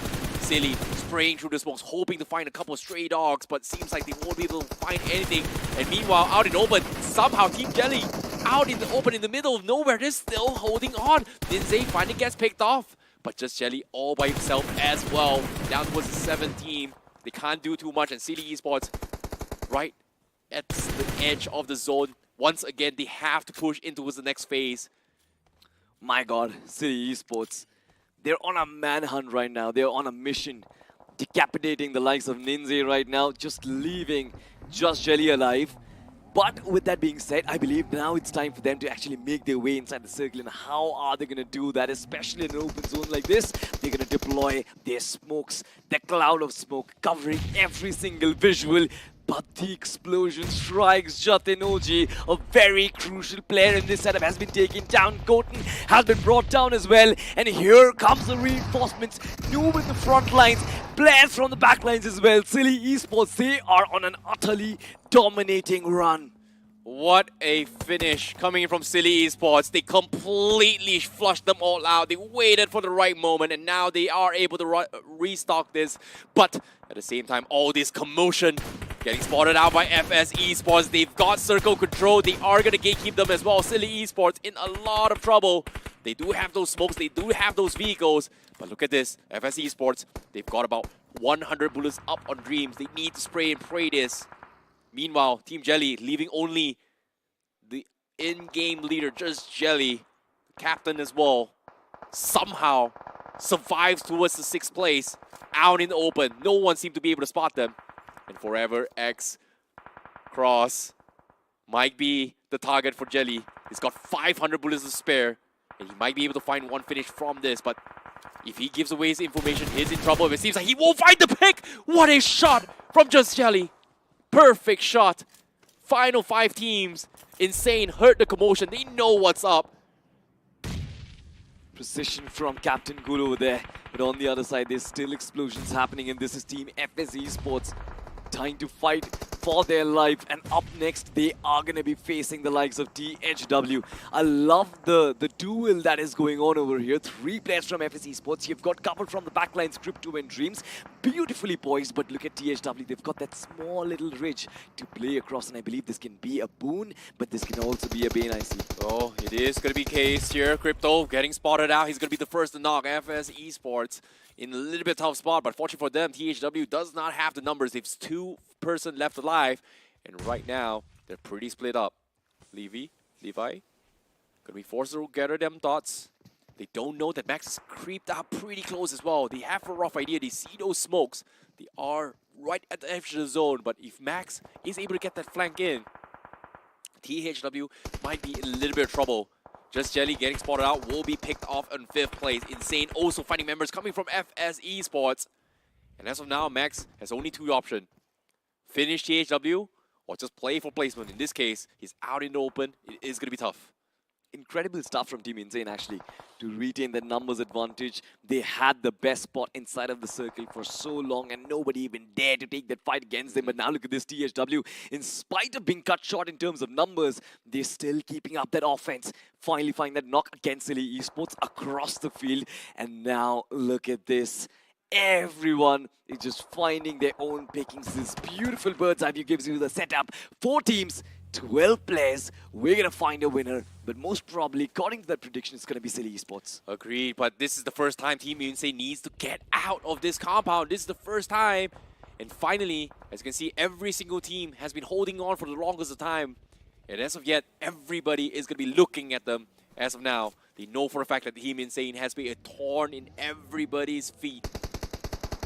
And even Silly as well, setting up to try and attack against Team Insane, hoping that maybe FS or THW is going to try and attack this. Clady finds the legs of Noob. He's going to try and spray his way through, but Silly somehow still holds on. They are going to try and set up a barricade down south. Insane doesn't seem to have a lot of cover to work with right now. Desperate for this chicken dinner, I see. Team Insane reeling at the bottom of the overall standings. They know, as a matter of fact, they've got 7 finishes on board already. They just need to confirm this chicken dinner. 10+ points, and I believe they will already set themselves up for tomorrow inside of the first half itself, the first 8. But look at Silly Esports. They know they've got the time. A right angle piece of cover with the 2 vehicles. They know they are blocked from multiple angles. Oh, it's going to be tough retaining that position because the circle, it's just 40 seconds on the clock before we go into the dead zone, I see. Agreed. This is tough. Silly Esports is the only team with vehicles and utilities right now. They can't inch by inch. Everybody else is stuck. And guess what? Even Max as well. He's so afraid to peek out. He sees them. But if he peeks out and shoot, everyone from side Silly is going to shoot ahead of him as well. Same for THW. They're just waiting for Insane as well. Let's see where the zone shifts as well. Down towards the final 15 seconds. Everybody has some sort of cover. It's all about who pulls the first trigger. who pulls the first trigger, who finds the first contact, and who finds the first knock. It's a 4v4, v2v2 situation. Of course, FS and THW. If they can overturn this deficit, it's gonna be a chicken dinner to be very memorable of. But it's Team Insane who have the desperate need of this victory. Exactly, Circle favoring towards Team Sealy. It's up to Insane to push up, and now Sealy, they are going to focus their attention on Insane as well, while the rest of the teams are going to back out. Sealy going for a couple of nades. They do get a big nade catch coming from Immortal. Cloudy getting knocked off. That's not good for Team Insane, but they need to reset as well. Immortal dropping down pretty low. No one's taken shots yet. They're still very safe. Team Insane looking for those resets, but they are getting shot from everyone as of now. There's Team Silly gonna try and punish Team Insane. Wow. And another nade once more. They find Harsh. I love the artillery strike coming in from either sides, but it seems like it's two boxes taking jabs at each other. Of course, there is that time that you can try and spend to try and revive your fallen comrades. You want to go into this final fight as a 4-man unit, but it seems like Team Silly has other ideas, catching one player off guard, completely finishing him off. Now they're the only team maintaining that man advantage. 9 finishers on the block already at Team Insane. Now finally step onto their foot, trying to pick up the triggers, trying to pick up the bullets. THW, they've been pinned down. Exactly, THW, they've been fighting for the longest of time, and guess what? Sealy to get picked off. Noob getting caught out by Harsh as well, but he's only got 22 bullets and a dream. Can he make things work? THW finds Insane as well. It's all up to Harsh. He's stuck, and guess what? The zone is going to pick him apart. He's stuck. He needs to run. He's only got 18 bullets. What can he do? And he's going to be picked apart. As Silly Esports holds down the fort, and now we're down towards the final 2, 3v2 situation. Silly having zone cover, and Levi, he's only got this buggy, and they know exactly where he is. Lavish gonna try and make things out. He's gonna try and drop nades and make space for him. As Silly still right at the edge, but here comes Spray down, and Silly is gonna make a rush for it as well. Absolutely, the first hit needs to strike right in the nick of time, and it seems like Silly Esports finding the timing. They move in with one vehicle and absolutely wipe off the competition, stomping the opposition. THW has been shut down in Silly Esports. What a fantastic chicken dinner to end the day with. What a game coming in from Silly Esports. A perfect defense out in the open. Took out almost every single squad that went out in their way. Was it skill? Was it luck? I feel it is just trust. In this case, Silly Esports does not look silly because the strategies that they came up with was so risky, but it paid off tenfold. Absolutely, and the fact that they have vehicles, the fact that they stored the utility till the final stages, it helped them survive so many death scares, so many different fights where things could have gone wrong, especially against Insane, but they still held their ground, and that was fabulous. That was a really, really insane round coming from both Silly as well as Insane Esports in that circle. Who would have thought Silly Esports was able to clutch things out, but surprise, surprise, they pulled a big one in that match. But all things considered, considering how the circle has shifted throughout the entire circle as well, Insane had one of the best compounds in the world. Yeah. They were the reason every single team in that final few zones was struggling. I feel like the BGMI gods today have kind of aligned the stars in a way where every single team gets an opportunity to make a comeback. Team Insane reeling at the bottom of the charts. They had such a beautiful position and they actually made use of it if you think about it.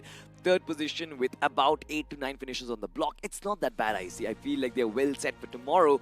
But talk about Silly Esports. They were having tough times at the start, at the first half of today. But now look at their comeback. They're back in the race. Yeah, it is indeed in the race as well, for especially now with 6 games over as well. I'm curious to see who the top 8 is as of now. And my prediction, I know for a fact that Team Jelly is going to be fine. Yeah. Hyderabad Hyras might fall off a little bit here. They might not be number 1 for now, but all things considered, it might change. But in case you missed out in that interesting match here, let's take a look at the highlights that has happened throughout that entirety of those matches, because we saw some interesting moments. And of course, from the start of it as well, we do see a major clash. This is something that we kind of missed as well. This was an insane clash coming from VXT versus Forever X Cross. I'm not really sure why Vasista has been constantly falling in these 4v4 fights, kind of not relying on their teammates. This was a perfect example of Silly Esports just hunting in packs, just always knowing how to convert those 1v1 situations into 1v2 and 1v3s. FS Esports One team that had beautiful map coverage throughout the northern part of the map. They had entirety of that control, but still could not maintain it. The pressure from City was absolutely pandemonium. And then, of course, a Noob just being so brilliant, especially in the front lines. You'll see once again, while the artillery strikes against Insane proceeded, Noob was the one who actually took a lot of charge. Yeah, I agreed, and he was able to clutch things out, because if they didn't wipe Hill Inferno Squad in that situation and restock those aids and ammunition utilities, they would not have been able to hold out against Team Insane for the longest of time, because technically Team Insane, if they pushed out rather early, they would have won. But at the same time, they can't really do that because THW was marking them as well. And I'm really surprised this defense from THW was able to hold so long, especially when they were in a stalemate with FS Esports in the north side for the longest of time. Exactly, and I still feel it's unfortunate for them to be pushed out of their comfort zone, to be pushed out of their compound as well. But that's fine, that's the course of the game, of course. But with that being said, with all the 6 games having done and dusted, I still feel like we have enough sauce left for tomorrow, and of course the 2 more days that are to be played from this group. But talking about sauce, there is a lot of sauce about this beautiful device that is right in front of us. It's the Realme P3 Pro 5G, ladies and gentlemen. The segment's most high-performing device that you can find. And of course, it launches on the 18th of February, so why not just search on Flipkart, possibly just win a lot of awards for yourself. I heard, IC, that you guys, you 3 on the desk, have already figured out your designated devices, and as usual, I'm the one who is left behind. What about that? All I know is that there are 3, and there's only 2 here, so that the 1 is no longer here. You get the code? You get the message? Okay, I'm just gonna leave it at that. Anyways, so moving on towards this fight as well. I like how the day has pretty much ended as well. Like, we started days with a bang. I'm sorry, Group C, Group D. Group B seems to be the best group as of now. They came in swinging hard. There was so much unexpectancy as well. And of course, when we talk about the trophy magnets, God's Reign, today seems to be a very bad day for them to be. You think about it. Learning curve, let's just say. Learning curve for IGL Destro, learning curve for Team GDR as well. I'm pretty sure they will try and figure out counter strats against these teams, because I believe teams like GDR, they have a very set playing pattern, and when they find themselves in a lobby where certain amount of underdog players come in as well, new teams, new faces, new lineups is what they are facing, that is when GDR usually faces troubles. But I've also seen there the capability of coming back in the next day is also very brutal. So tomorrow I'm going to be watching out for GDR, and of course, as usual, I mean, not because he's my friend, but I consider the trust that I have on Destro to be pretty high, considering he is known as a trophy magnet. Okay, we're just gonna leave it at there now, but the official score between God's Reign as well as Team Jelly is gonna be 3-0 in favor of Team Jelly. Hopefully this rivalry might not continue because something is up, but right now Team Jelly is winning for a fact that they somehow, despite all those engagements, was able to close things out in 5th place with just Jelly out in open, somehow making a 6th place finish, 5th place position finish as well. So I'm curious to see how the overall standings is shaken up because of some of this plays. But instead of talking about those teams, I also want to talk about teams like the MVP. In this case, who was the MVP in that match? We know for a fact that Insane was one of the biggest threat from every single non-circle. Is Insane the MVP? What do you think? I think it can actually be someone from Team Jelly as well, because they had a lot of insane amount of frags, but in fact it is none other than Levi from THW. 5 finishes on the board, almost 1,000 points of damage. He's got 1 assist, 1 headshot as well. And THW kind of reeling throughout the bottom. They have had multiple performances towards the mid-table region, but finally finding their mark, finally find their groove. I feel this is a very competitive group that we have in front of us, IC. Yeah, I agree. And of course, Levi, he is going to be the MVP, followed by Silly with 5 finishes as well, Kaylee with 4 finishes, and of course, Car Gaming 4 finishes, and Insane Skip with 3 finishes, which, I was expecting Insane to do more, but guess what? It's not them, it's actually Silly Esports as well as Car Gaming that just gave everyone a very difficult time. So well done to all these players. They were the top finishers, and they were one of the biggest major impactors and key players that completely made everybody's life miserable in that open field of a circle. So well done to these teams, but let's talk about the match summary. Absolutely. 58 finishes, 1 Beagle finish that we witnessed right in front of us. A lot of smokes were used. courtesy to, of course, the BGMI gods providing us circles after circles in open lands, the barren, not barren, of course, the lush green valleys, of course. 4 grenade finishes, that's quite a lot, not bad over there. And then, of course, talking about the longest finish, 343 meters coming in from max 15 FS. Team FS really had that much amount of control. But we move on to the point standings, and Silly Esports, they cross the 20-point mark. THW with 14 on their cards. Yep, Insane as well, finally stepping up in terms of the board as well with 12 points, FS with 9 points, Team Jelly with 7 points, Sakara Gaming with 6, and Forever X-Cross with 5 points, and Hail Inferno Squad with 5 points. TWM, 3 points, Godstrain also in the lower half once more with 3 points. Oh boy, seems like it's pretty balanced, but this game I think is by far the most heavily favored towards Silly, THW, and Insane in particular compared to all the other maps that we've seen where it's a fight for... It could be anyone's game. Absolutely. And it seems like a fight for survival at this point because I believe majority of the predictions that were made by us casters, completely none of them, absolutely, every single one of them fumbled, to be honest, because the major top dogs we thought would be WinGod, GDR, and Persista Esports, Persista were absolutely destroyed and crushed. Where they currently are on the overall standings, we're going to find out, ladies and gentlemen. FS Esports on the lead, 1 point ahead of Hyderabad Hydras, 54 points on FS, 53 on Hyderabad Hydras, and of course closely following by you've got Raven Esports as well, 52, competition tightening up. Well, seems like top 3 is not just the top 3 as well. Guess what? Top 4, we have THW making the mark in towards the top 4 as well, alongside with Silly and Team Jelly. Basically, right now, the top 1 to top 6 are so neck and neck in terms of points that anyone can topple the scale by the end of their fight. But, of course, when we talk about 7th place as well, Hail Inferno Squad was currently on 30 points, RGC on 28 points as well. These are pretty much the cut-off for now after day 1 to qualify into the top 8. So for those of you who do not know what's happening as well is that all these 16 teams is not going to be eliminated after 4 days. They will be seeded in different rounds. And of course, the top 8 will be in the higher rounds, which is round 4. And then the lower 8 will be in round 3. You see the difference, you see the amount of vacuum in points between Just Jelly as well as Hail Inferno Squad as well, right? 16 points. I believe that is the major gap that will need to be filled up tomorrow as well. But ladies and gentlemen, let's just talk about where we have fumbled majorly. Me and IC, not just us, especially every single caster out there. It's just Rawan who has kind of been right with Just Jelly, but apart from that, God's Reign, from Spiro, from IC Baby, from Johnny to Salty, everyone has definitely lost a lot of bucks today. I like how you address yourself as a third person while you have no longer... You know, it's everyone... Okay, this is the first time... speaking. This is the first time when everyone in the English desk has pretty much lost, except for Neko, because, well, Hail Inferno Squad still made it to the top 8 as of now, but in terms of overall domination, Rawan has just been very consistent ever since his debuted into here. All his prediction has been on point. And I believe it's a strength that he has. He himself boasts on social media as well about his prediction skills.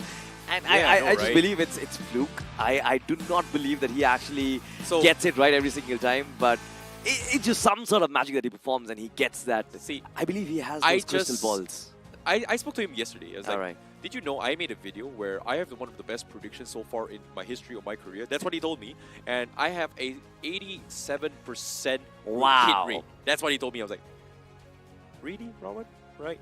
And then, ever since his debut, all his predictions has been kind of on point. And I'm like, this guy. 87% hit rate is quite a lot, especially in terms of predictions, because honestly speaking, if I even get a hit percent of like 8 or 7%, I'm going to be very happy.